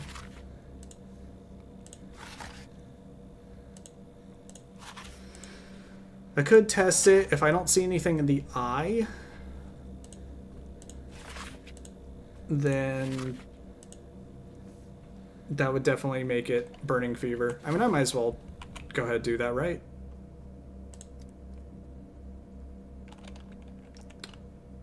Let's see.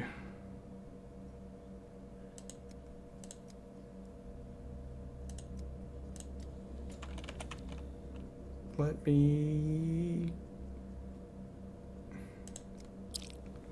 get a sample from his eye. Alright.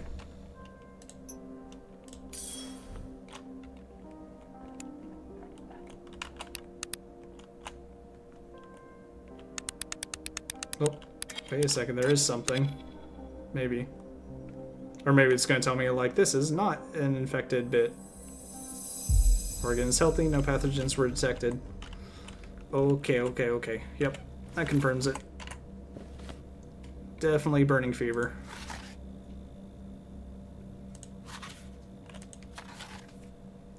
Because anything else with vision would take things out. And that's just with the memory lapses too, I think. Yeah, okay. We'll confirm that.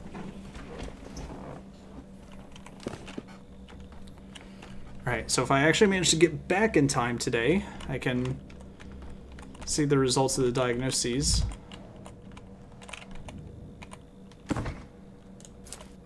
More medicine for me, methinks.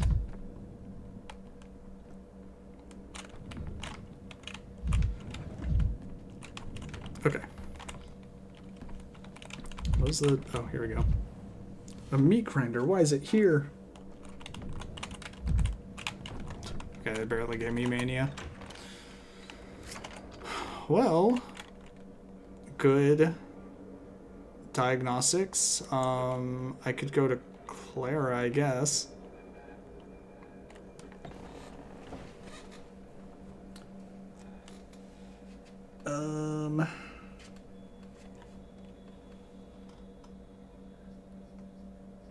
Actually, let me see if I can go in here real quick.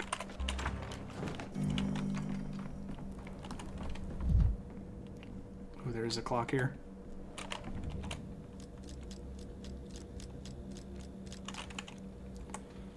So is this...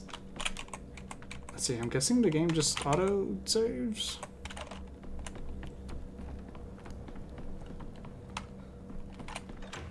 Let's see, it should save, right? At some point? I don't know, whenever I see it save, I'll probably quit. So I'm starting to get a little hungry.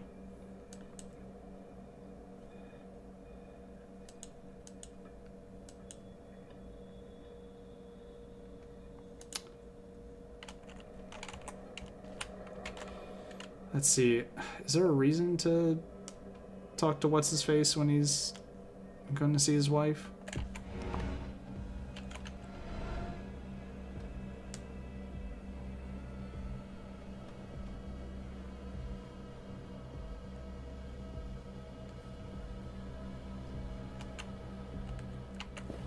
I guess I could talk with him a little bit. Fuck it, let's just get out of here.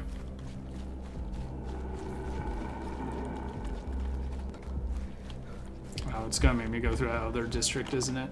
Yeah, it's right there. We'll hop by Ruben's place and just, I guess, confirm things.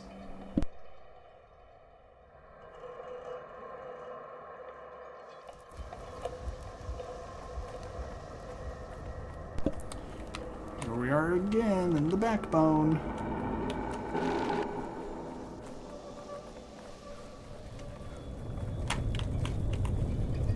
Mania from this fire.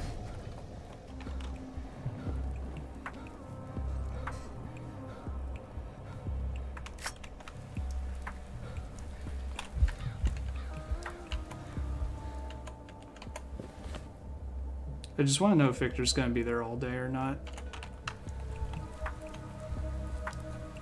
You know what? Maybe I can go ahead and finish out this day. I'm relatively close anyways.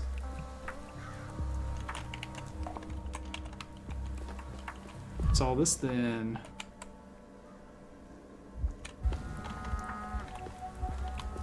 Alright, the children out here playing their little games.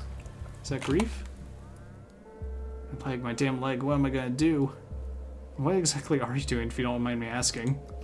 Nothing special, really. I'm sitting still, frozen, obviously. You can see that, but why on one leg? Don't ask me, ask the town hall. You heard the new decree, they've abolished time. I was mid-step when the order came down, so now we're both stopping our tracks, both Time and I. Can't even scratch my nose or pass gas. Was the figure's speech a joke, do you understand? Don't be ridiculous, you jokes about public safety. No, I won't be tricked. I'm a law-abiding citizen. I'm staying put until they revoke the decree. Fair enough, your leg, your choice. Halt! Who goes there? Turn your head up. Look at us. What's the password? Is the password geese? It's crickets.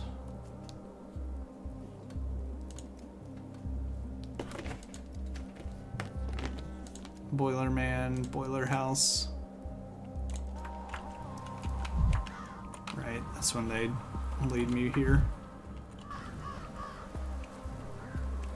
But do they have anything to say? Who you knew? Boiler man? Let's see, I'll go check. So yeah, I'm guessing he's dead again.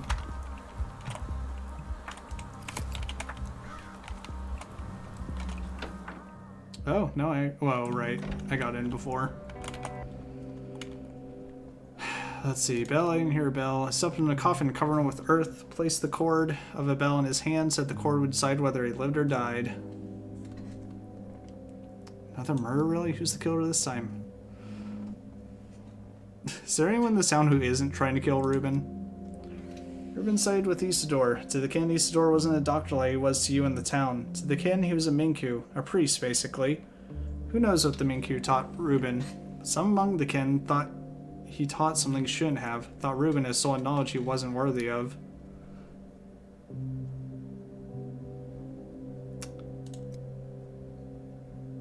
Where did they bury him? Where and when? Shabby coffin, the lid cracked and soil poured in, but the worst part wasn't suffocating. Do you want to know what the worst part was? What was it?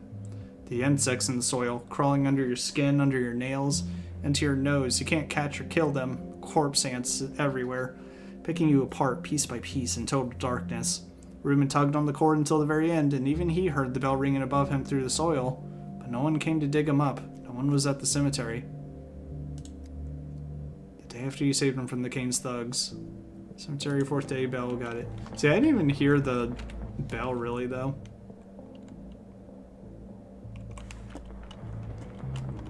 Okay, so, I mean, we already knew he was dead, though. So it's kind of worthless to come back here.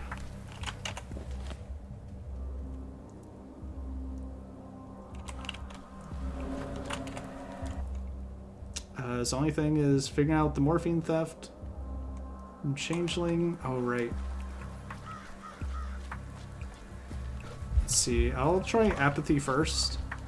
And if she doesn't like that, I'm going to mania myself up. Or, with how many things I have here, I could just kick a bunch of dumpsters and stuff. Get myself manic. Then calm myself down if I need to.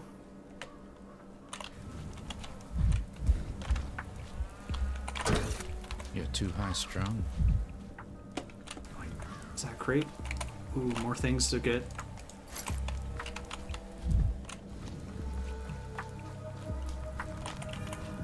Vibrant. Everything's so vibrant. So slow.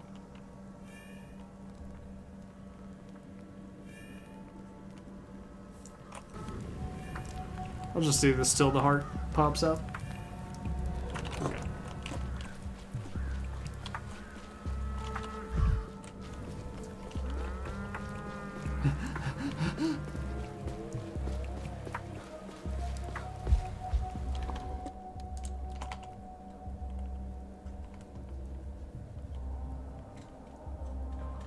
I don't think it's worth going to East Store's place.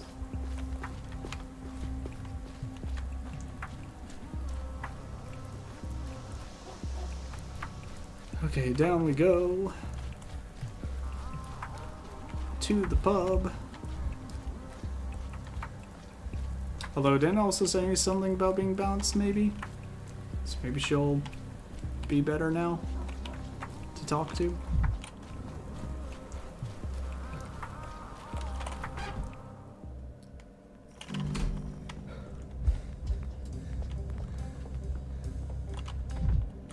Keep coming back to this pub.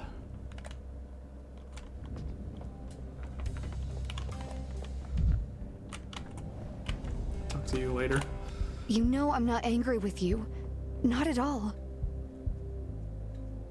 Let's see, not only are you boring, but you're also annoying, like a fly. Are you gonna keep hovering around me like that?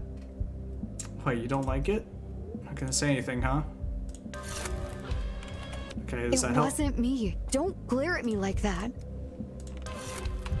You think you're cool-headed, but you're just cooling. Okay, well that's obviously not helping, so let's take these.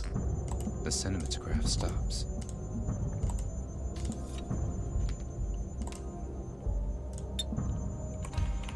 Life blooms only while love breathes. Love is vital. Okay, let's just keep taking these, I guess. Even my brother doesn't. God sees us from beneath the Damn it. earth. Why do you think he's in? Only I do. You gotta lay down bones for the foundation.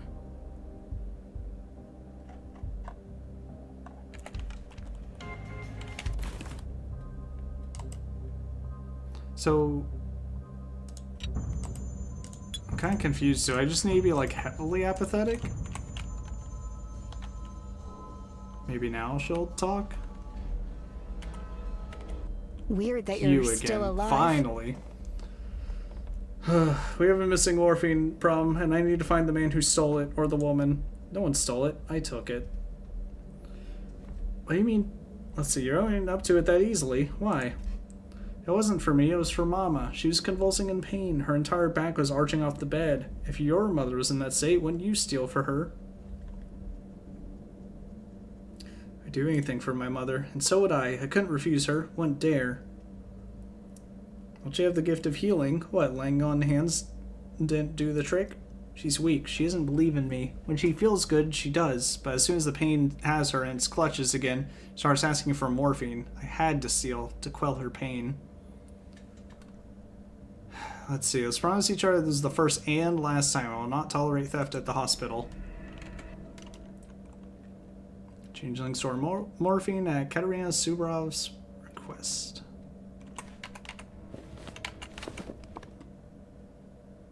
So maybe I need to... Katerina Subarova is abusing morphine. What news?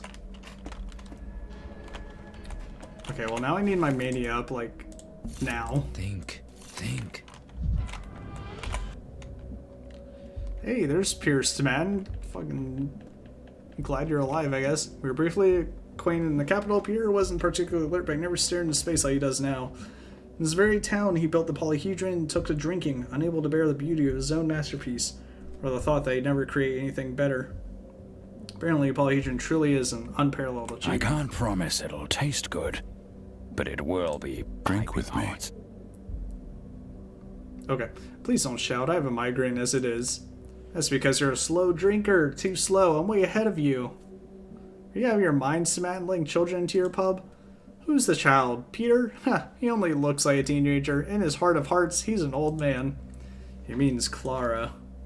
Clara who? Oh, you mean the loon? What's your objection to her? Let's see, have you known her for long? As long as I can remember, so about 2 days. She's utterly mad and I love her for it.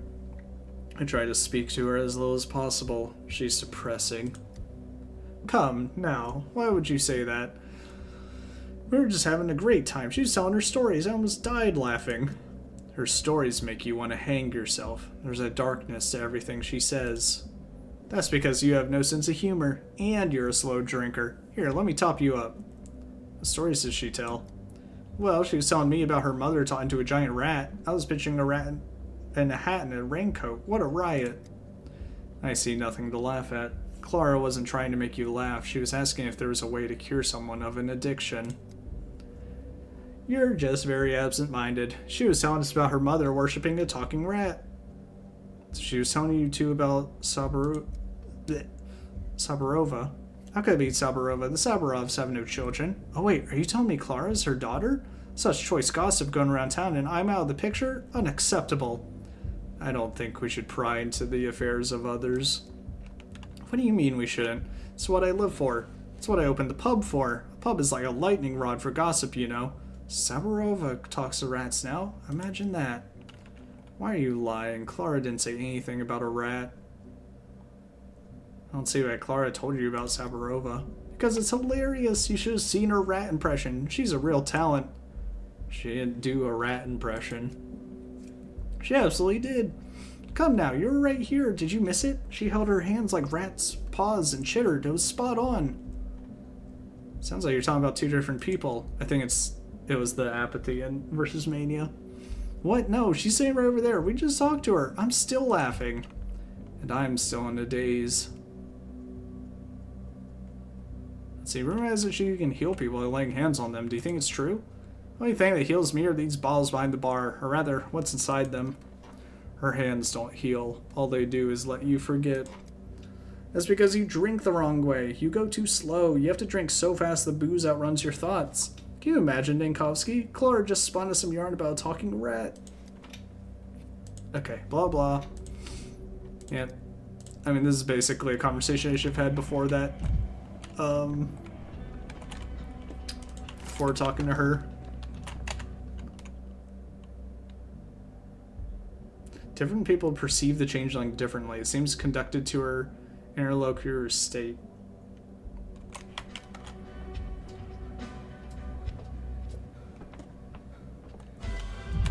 I need something for my apathy. God, now I'm gonna be super slow. Maybe that's why time goes so fast as well, though. Or maybe this will help me actually help slow time down a bit. Enough. What's happening? Okay.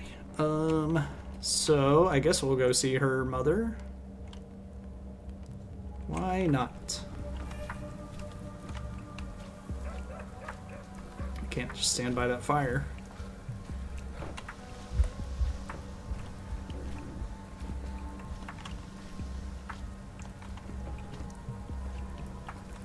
I don't know, time's still going by pretty quick and I'm slow as hell.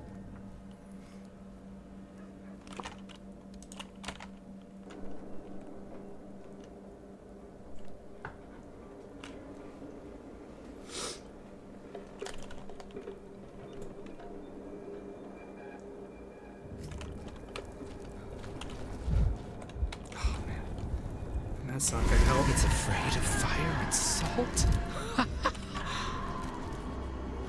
Let me kick this thing, let me kick this thing.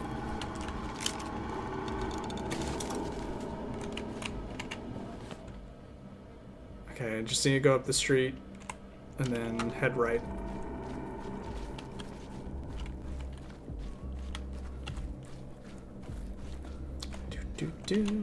Gonna make it. Let me kick that trash can. I'd rather not hear this. Go, go, go. Okay, doing better. I'll go ahead and kick this as well. Perfect. Forgot that there's so much of the world. Alright, and we're out. Into the next district, then. God, all this infection, like, throughout the town. Annoying.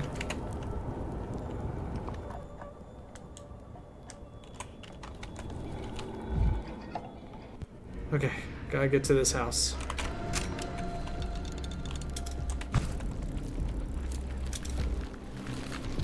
Oh god, oh god, oh god, oh god.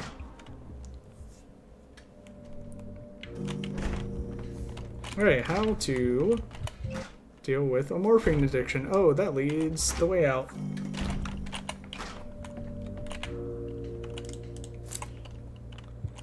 Karina Sabarova, leader of the Humbles cult. The last mistress of the town. Mistresses, that's what they call the women here, who supposedly possess magic powers, the ability to see the future or to change it. There were legends and miracles performed by other mistresses, but people say Katerina lacked the gift. I think her ill reputation came about because she was barren. I'm coming down with vertigo. Oops. Well, are you done digging through other people's belongings? Hey, everyone else let me dig through it. You're the first person that's said something about it. What's this, Katerina? How'd you get a hold of morphine? Astounding. You barged into my house, rummaged through my things, and now you have the audacity to ask me about morphine? Have you no shame, Bachelor Denkovsky? Stop dodging my question. I recognize these vials. They're the ones handed out at the hospital every morning. What are they doing among your stuff?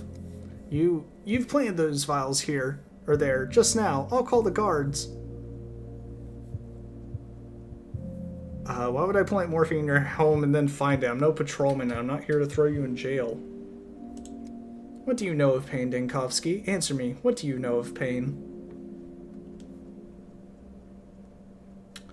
Let's see, I know addicts like to go on about it. They believe wrongly that no one else feels pain. The nerve. If only you could feel a fraction of the suffering I'm going through. You're a doctor. You ought to be helping people, not making tawdry accusations. Let's see, you've stolen morphine from a hospital. You've stolen from the sick. How could you even conceive of such an idea? Imagine your veins were filled with broken glass and every heartbeat pushed the shards further in, cutting you from the inside. That is pain. And when the shards reach your heart valves and pierce them, the pain grows even stronger. Let's see, fascinating. Did you come up with this one yourself or have you read it somewhere? I live with it every day.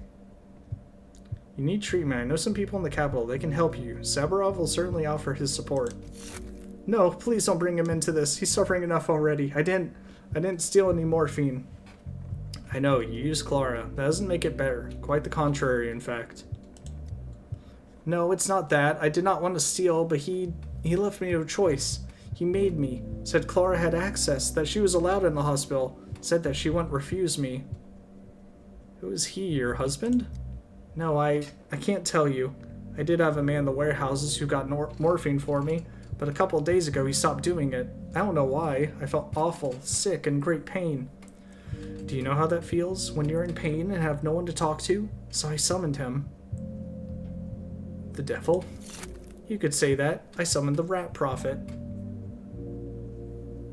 Oh really, how curious. May I ask how he can be summoned? You don't believe me. I knew you wouldn't. But I'm not out of my mind. He exists, and that's as real as I am here, or as I am standing here before you. Let's see. I'm going to regret asking this, but how exactly did you summon him? Is there a procedure one can follow? He can be met at the stairway to heaven under certain conditions. And what would those conditions be exactly? He only comes at night, when the southern wind blows. Surprised it doesn't have to be under a full moon. He has a keen sense of smell. When the northern wind blows, the town carries a different scent. There's a chill in the air. He doesn't like it, so he takes his leave. For a time. Funny, Armir Barak has a keen sense of smell too. Always talking about some scent or another. Maybe Barak is your so-called rat prophet. No, believe me, the prophet is hard to confuse with anyone. You'll understand it when you see him. It's not easy, but if you know the rules. I asked why sometimes he hasn't answered the summons. He said it's because of the wind. The wind is blowing from the south today. I'm sure he is in town. But tomorrow the winds will change and he'll leave. If you want to meet him, you should hurry. Tonight's your last chance. After that, you'll have to wait for a few weeks. Very well, I'd say I believe you, and there's some kind of prophet who only appears in town when the southern wind blows. How do I find him? He comes after dark to the stairway to heaven, the backbone. There's a small altar at the top with a skull on it. You need to stand before it and ring this bell. Here, take it. If you do everything right, he'll appear. Quick question, how many vials of morphine do you usually take before he manifests, as you put it? I told you all I know, Dankovsky. You can mock me all you want. You can tell me to my husband, you can lock me up in your isolation ward. I do not care. All I ask you for is mercy. Don't take these vials away. I swear I will not steal from the hospital ever again, but I need these vials. Don't you understand?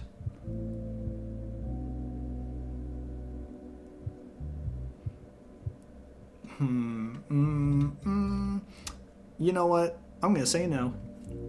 Absolutely not. There's an outbreak in town. Every vial is accounted for. If I give you morphine, one of my patients will have to go without. Perhaps you should go to visit the hospital and choose the person that will suffer the pain in your place. What are you suggesting? Have you no shame? Have you no heart at all? Shame has nothing to do with it. I'm just explaining the situation. The morphine is few and the patients many. What exactly do you not understand? Very well then, I'm going to suffer. I hope you're happy now. I'm ready. I'm not afraid. I'll bear my pain.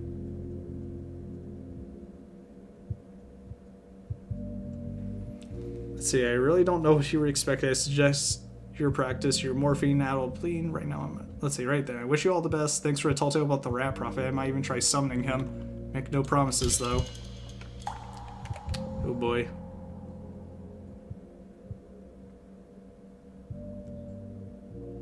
Okay, yeah. See, Grief used to supply Katerina Saparova with morphine. At night, on the stairway to heaven, I can summon the rat prophet with a bell. Fuck it, let's go summon the rat prophet.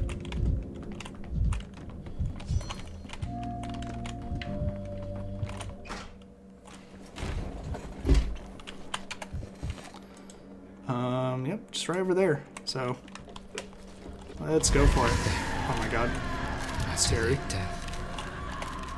Like a true scientist. Rat prophet, rat prophet. Let's go see the rat prophet. Also, in an infected district, annoying.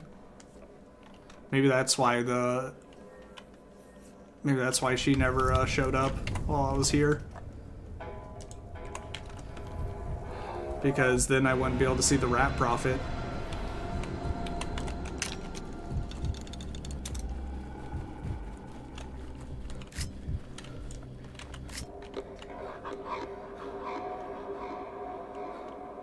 Okay, so skull, and then ring the bell.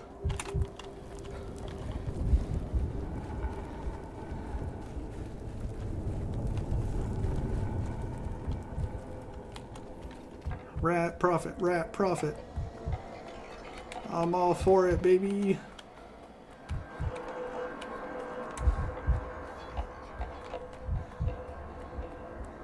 Show to me the rat prophet. Yes! Holy shit, it's the rat prophet! A thing from the dark. Actually, just a dwarf in a mask. Surely another joke by Mark Immortal. Or Immortel. What do you want to hear, human? What sort of beast are you? I should be asking you that, human. What sort of beast are you? Why are you tormenting Katerina Sabarova? She torments herself. She calls for me. I arrive. She questions. I answer. Our business is not yours. What do you want from me? She told me you asked her to steal morphine from the hospital. Why? Actually, how did you make her acquaintance, if I may ask? I overheard her talking to herself once, so I began to answer. Since then, I've been coming to check up on her. She told me you asked her to steal morphine from the hospital. Why? She was unwell. She asked where she could find morphine. I guess that the hospital must have it. That was all. What part of this counts as me asking? There's one thing humans are good at. It's shifting blame. Do you know where the sand pest came from? You summoned it yourselves. The plague only comes to cities. It comes wherever humans gather. To any place you stuff to, bursting with your disgusting, hairless, tailless bodies. Where there are no humans, there is no disease. Let's see, nonsense. Animals get sick too. The plague spares no one. Leave. Pack your things and get the hell out of here. The plague will go with you. It will be better for everyone. Why do you hate humans so much? Why should I love you? Birds fly, fish swim, and buddy, humans kill.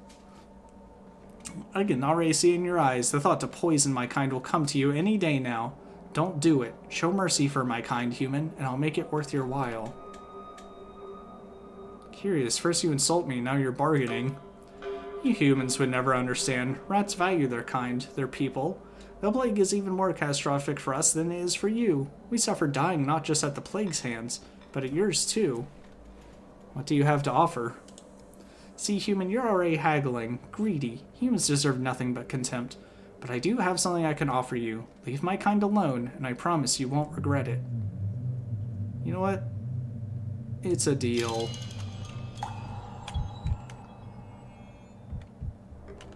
Oh, but that literally gives me the decree for pest control. How did I not think of clearing the town of rodents before? Perhaps the plague will subside. No. I'll leave them. Little rat prophet. That's so funny though. But yeah, Ruben's gone. What does rat prophet? Okay, rat prophet sat under beyond the board. That's so funny. Alright, well now, no need to see e-store.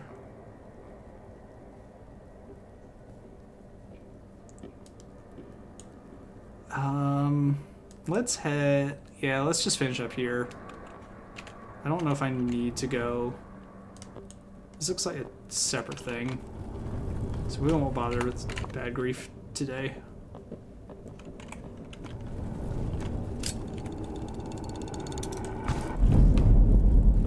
Go. Oh, crap. Can I not go past this?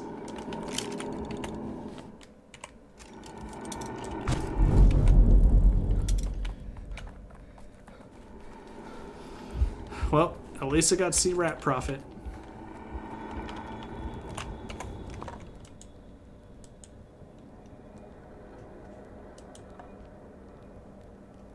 Okay, guess I head this way and then right and then left or something.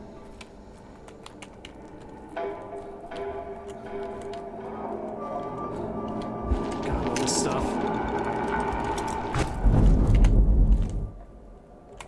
Okay, this way. Oh my god, there's plague blocking this little pathway too. I don't want to waste it.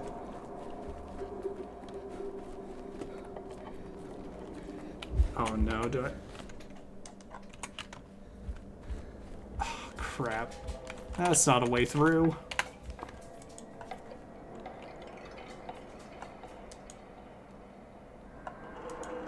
Okay, I guess... And I can just go through there. I don't know. Or maybe I'll... Nah, I'll just go through here. It's fine. I guess.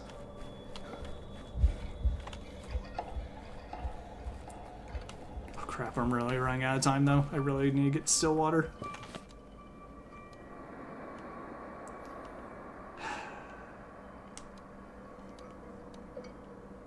So this will take maybe like 10 minutes. Well, see what we can do. Sure, I'll have to run through this next district. Yep. Let's do it.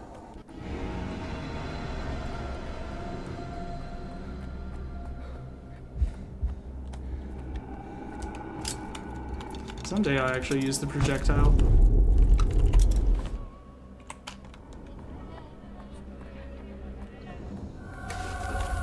Oh, I see. That was actually hurting me.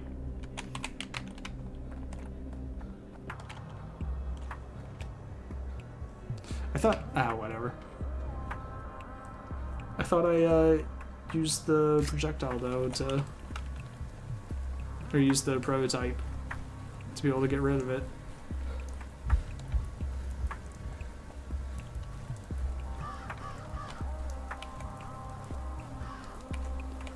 Okay, let's go, let's go. It is kind of nice to see all the little lamps and stuff. Oh, it's you. Just 5 days in town and already they're telling tall tales about you. What else to expect from the word of the street, though? Why's your hand up like that? I used to tell things about my Nina, too, while she was alive. So what do they say about me? I think you can guess. They call you a tyrant. Say you're the one who's infected the town. That you issue draconian decrees trying to kill as many people as possible. That you're a sadist. That you like to watch people suffer. In case you risk your life for them, they brand you a tyrant. Cool down your rage, Jankowski. That's how it has to be. People don't invent tales out of spite. They do it out of helplessness. Power is only enjoyable in books. In real life, power is a burden, a yoke, a sacrifice. That's what heroism is all about, isn't it? Sacrificing and not expecting gratitude. I guess that's true.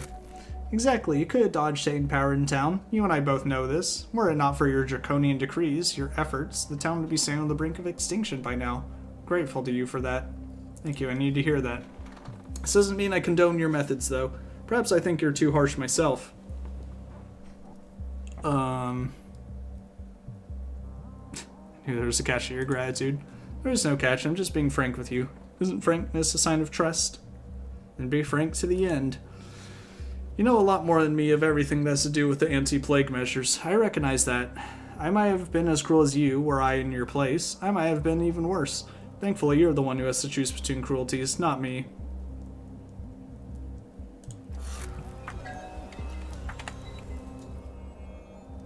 Pictures in mourning and remembrance, it was an honor to offer him a friendly shoulder. Truly, the Canes are a family worthy of friendship. Despite some eccentricity, they're excellent conversationalists. Nice, nice, nice. Let's get our diagnosis for the day, before the day ends. So I need at least something. So I'm already gonna have to redo the first day's stuff. And God knows I didn't remember what everyone was diagnosed with. Okay, 14 minutes. Easy.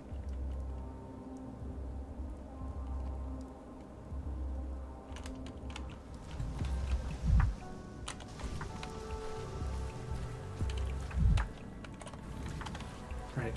Go, go, go. Hey, where do I find out if I was right or not? I guess inside? Do I need to talk to someone? Do I go upstairs? Is it like on my desk? Oh, here we go. Number 33 reporting. I brought the reports on today's patients. What became of them after your prescriptions? Please review them. Thank you, 33. All diagnoses are correct. The town will receive an effective vaccine, at least for today. All that remains is to sign the decree. Protocol 5. Vaccinate the population with the experimental emergency command drug. What's this take? What am I taking? All diagnoses are correct. Working proto-vaccine is prepared. Another day for its down is snatched from the clutches of the plague. Okay, so I might actually be able to go the next day. Okay,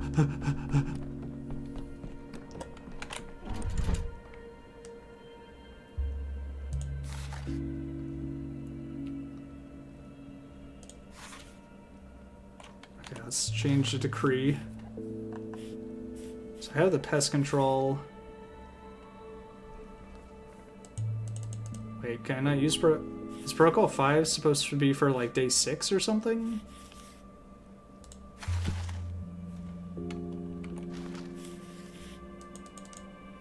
I need 35 orderlies. Oh, I have 30 orderlies. Oh man. Okay, so hold on. Which one of these? Does any of these use orderlies? I don't have enough orderlies. I just straight up can't do this.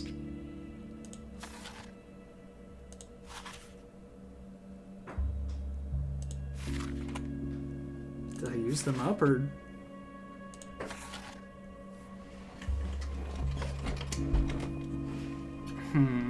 Oh. Well, I mean that used orderlies, but like I kinda needed to, didn't I? What do I do about that? Yo, thank you so much, Chaotic Chemistry, for following. I appreciate that. Am I just boned out of orderlies? Am I drunk, Kenobi? Not quite. Not quite. But hello there. Oh, really? Well, I'm glad you found it. It has been a bit since I've done a science stream. Maybe, I was actually thinking this morning it'd be nice to do another one. I'm doing well. Although in this game it seems I've come to a brick wall for being able to stop a plague. So guess I'll have to go back in time. Alright, well, I'll just leave the current decrees.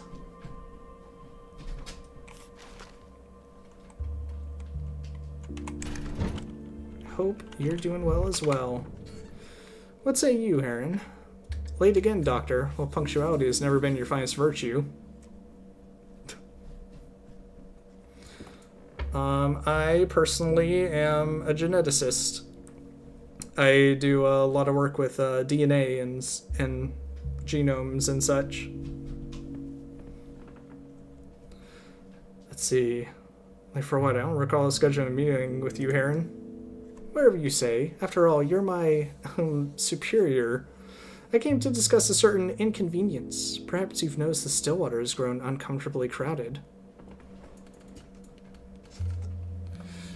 Thank you. I assume by your username you would be someone who does a lot with chemistry. Let's see, I have noticed that. It seems you decided to gather the strangest possible people in the emergency command. There's a constant stream of supplicants and assistants, all circling for your notice and getting none from dawn to dusk. That, beatific girl. Where are you getting at? Ooh, meteorology? That's pretty cool. My brother had a bit of interest in meteorology for a bit. But I think he mostly just likes, storms and things. Let's see, unlike you, I'm not a doctor, but I still understand that the sand pest spreads easily. To collect so many possible carriers under one roof is a foolish strategy, assuming it even is a strategy, and not mere chaos. During an epidemic, wouldn't people be better off keeping their distance from one another? You propose we can't send the command away. We have work to do. What I propose is, how should I put it, a reduction in density. Don't stay as close to me as you are now. 6 feet apart. 6 feet apart.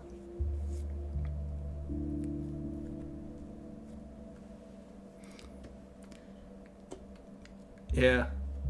There's always the math and the statistics with the science. And people want to avoid it, but you gotta do it. Very similarly, doing genomics, you surprisingly need to know, it would help to know a good amount of programming.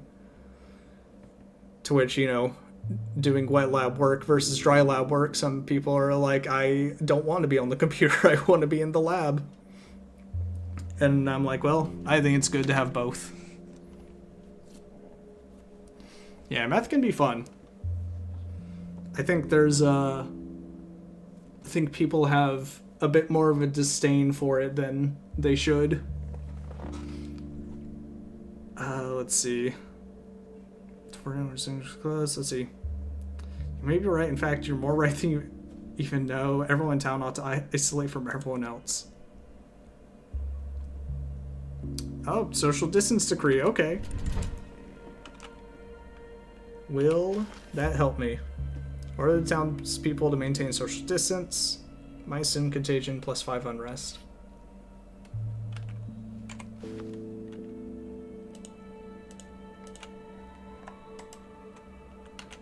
Wait, how do I... Oh, here we go. Okay, so it's basically not... It's a minimal decree. Okay. Oh wait, I should put stuff in the clock. Oh, I have a bunch of stuff in here, actually.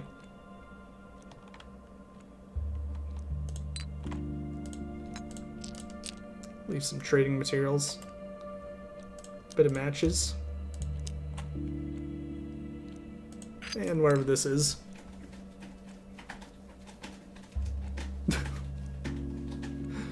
That's really it.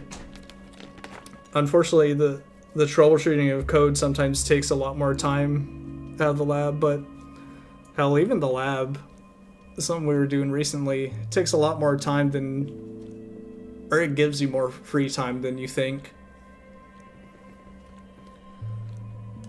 It's just having to basically juggle everything. Alright, now we wait out the day.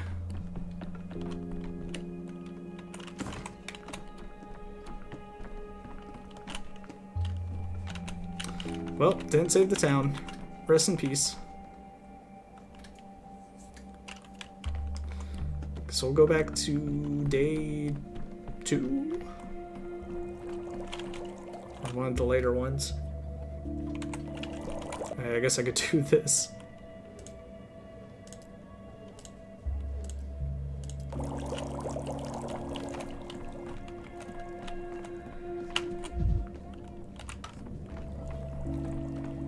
Four minutes, 3 minutes.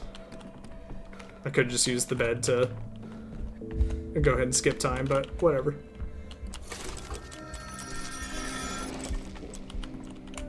Daniel. Another day I did get my bachelor's in biology. Yep. I always wanted to do genetics, but biology was the closest I could get as an undergrad. Let's see, what was that outside? A stretch that I could work on has always been the quietest, but now it feels like an angry mob is building barricades in the garden. Okay, I should go outside to see the actors, I guess. Biochem? It was okay. Surprisingly, I did way worse in organic chemistry 1 than I did 2. But I think it's just because I locked in, so to speak. But yeah, the chemistry part was interesting. But granted, I am pretty, I'll say rusty without the constant use of it. Let's see. So both the stage and the audience are here now. They say the town's life is built around the Bull Enterprise, the production of meat. But it feels more like it's built around the theater. Have you ever wondered about theater productions? Opportunity to feel clever and sophisticated.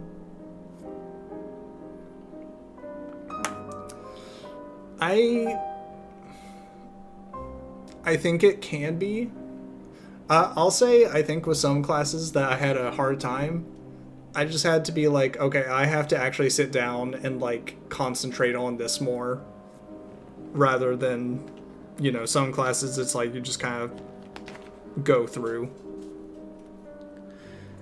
I think it's the same thing with most things. You can understand something if you dedicate enough time to sitting down with it. But I don't know, that's also my opinion. I think everyone has a... I was talking with my wife actually recently, and she was just like, yeah, I never had a hard time in school.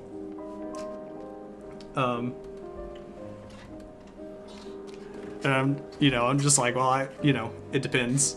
Some I'm like, oh, this is easy. Others I'm like, this is annoying.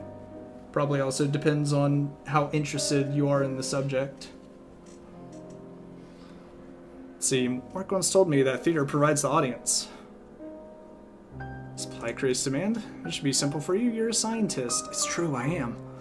The observer affects the experiment. Only in the theater are there observers on both sides. Some observe the stage, and others observe from the stage.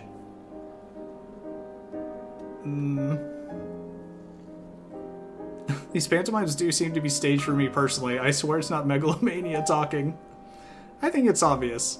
Mark is right. Watching something defines it. The spectator may think they're uninvolved, but that's a lie. At this rate, we'll end up saying the spectator is also the author. In part, and also its subject. I'm already confused about what came first, the chicken or the egg. Real life and performance are mirrors set face to face. They endlessly repeat reflections, but in truth, they just capture the light that exists somewhere beyond them both. Sometimes can't tell if you're talking about transcendence or physics. Yeah, same for me sometimes. I think it all just depends. And you know, like, I think there's this weird, I'll say unknown amount of time that you would need to study to understand something. And for some people that could be like way more. And sometimes it's like, oh, no matter how much you study this, you won't be able to understand it in that way. So there's no like right way to go about it.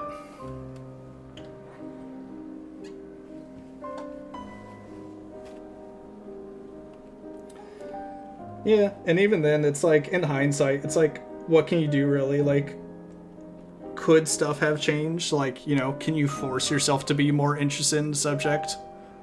Could you force yourself to have, like, better mental health days?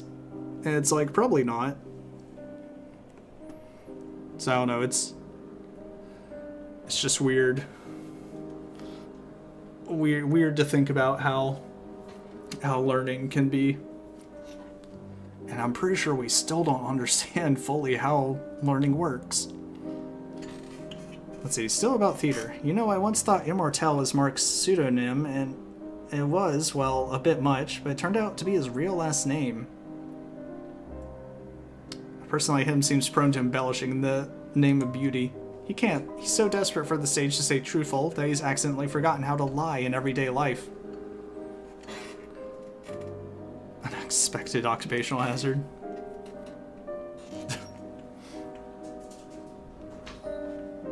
Yeah. True, no changing free will.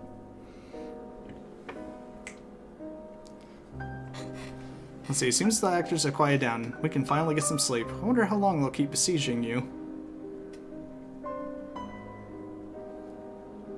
Let's see, until I develop a taste for it and become the spectator they want to make of me. Let me go see if I can actually see this play. Because I totally forgot about that. I expected it to take me outside, actually. He looked like a man obsessed. A man in love. In love? Yes. Lovers know no obstacles, do they? It's loud. What? Ah. You want to know who he was in love with. It's what, not who. His mission. His dream. is the Nautica. Anyway, why do they keep insisting you brought the sandpass to the town? Because they're stupid. They confuse the cause and consequence. Are you the consequence? Are you the cause? Just do me a favor and shut your mouth, please. Can't you see a professional is working? Physics? You want to know something? Physics is one of those classes that everyone always told me. They were like, well, not necessarily like told me, but, you know, always implied like, oh, you'll have to take physics. You have to do some sort of physics. And slightly out of some kind of spite, I was like, you know what? I was like, I'm not going to take a physics class, actually. And so I never did. Outside of high school, I never took any physics classes. Let me see, maybe back to day 2. I enjoy physics. I think it's very interesting to learn about the calculations and everything. But just partly out of spite, I was like, you know what? I was like, I will get by without physics. I was like, I don't need people telling me what I do and do not need to take for this.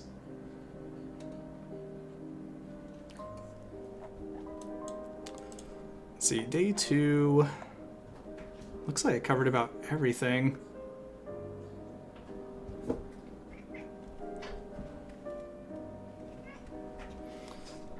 Several road decides to look their way patrol and okay. Day 2 looks pretty clean. Day 3 looks fine. Day 4, I kind of left some things. So maybe I need to go back to that.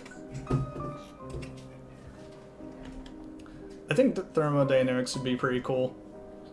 That's always a subject that I've been a little interested in for, I guess, other stuff. Alright, go day 4.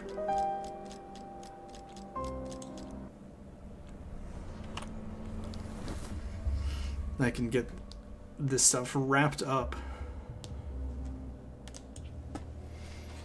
Let's see. Sometimes reviewers saying no one in town could kill him. Beckery thinks it's an outside job. Oh god, there's so much. Injury to man's fine. Okay, good.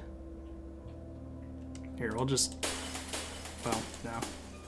Proceedings run like any court hearing ever witnessed. Okay, keep that.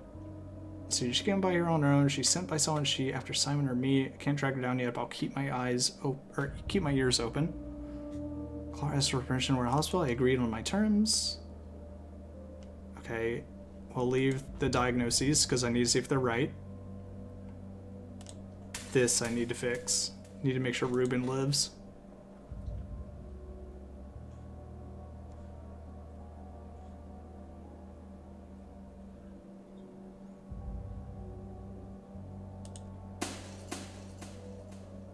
We'll change that. Simon's rare is saying no one in the town could kill him. Beckery thinks it's an outside job. Oh, right. This is me taking care of bad grief. Okay. So yeah, we'll change that. See if the diagnoses were correct. Which if they aren't, I'll be sad at this point.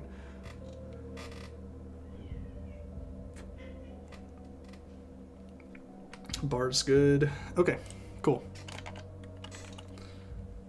And this should save, and we can be done.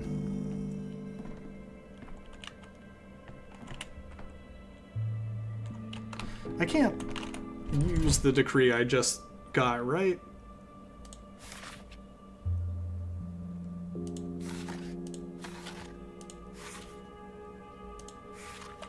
Surely not. Oh, maybe I can. Interesting. Need to find out how to get orderlies then.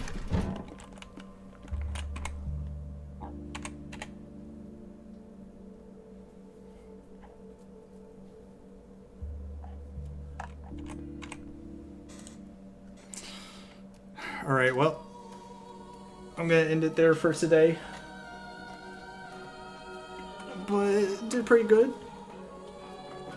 Got through a couple days, even though it took forever, and I didn't manage to fully do everything on those days, but you know, figuring it out. I feel like this game's going to take a real long time. But it's fun, so it's good. Alright. Thank you to everybody that came by today. I appreciate you. Hope everyone has a good rest of their day or night.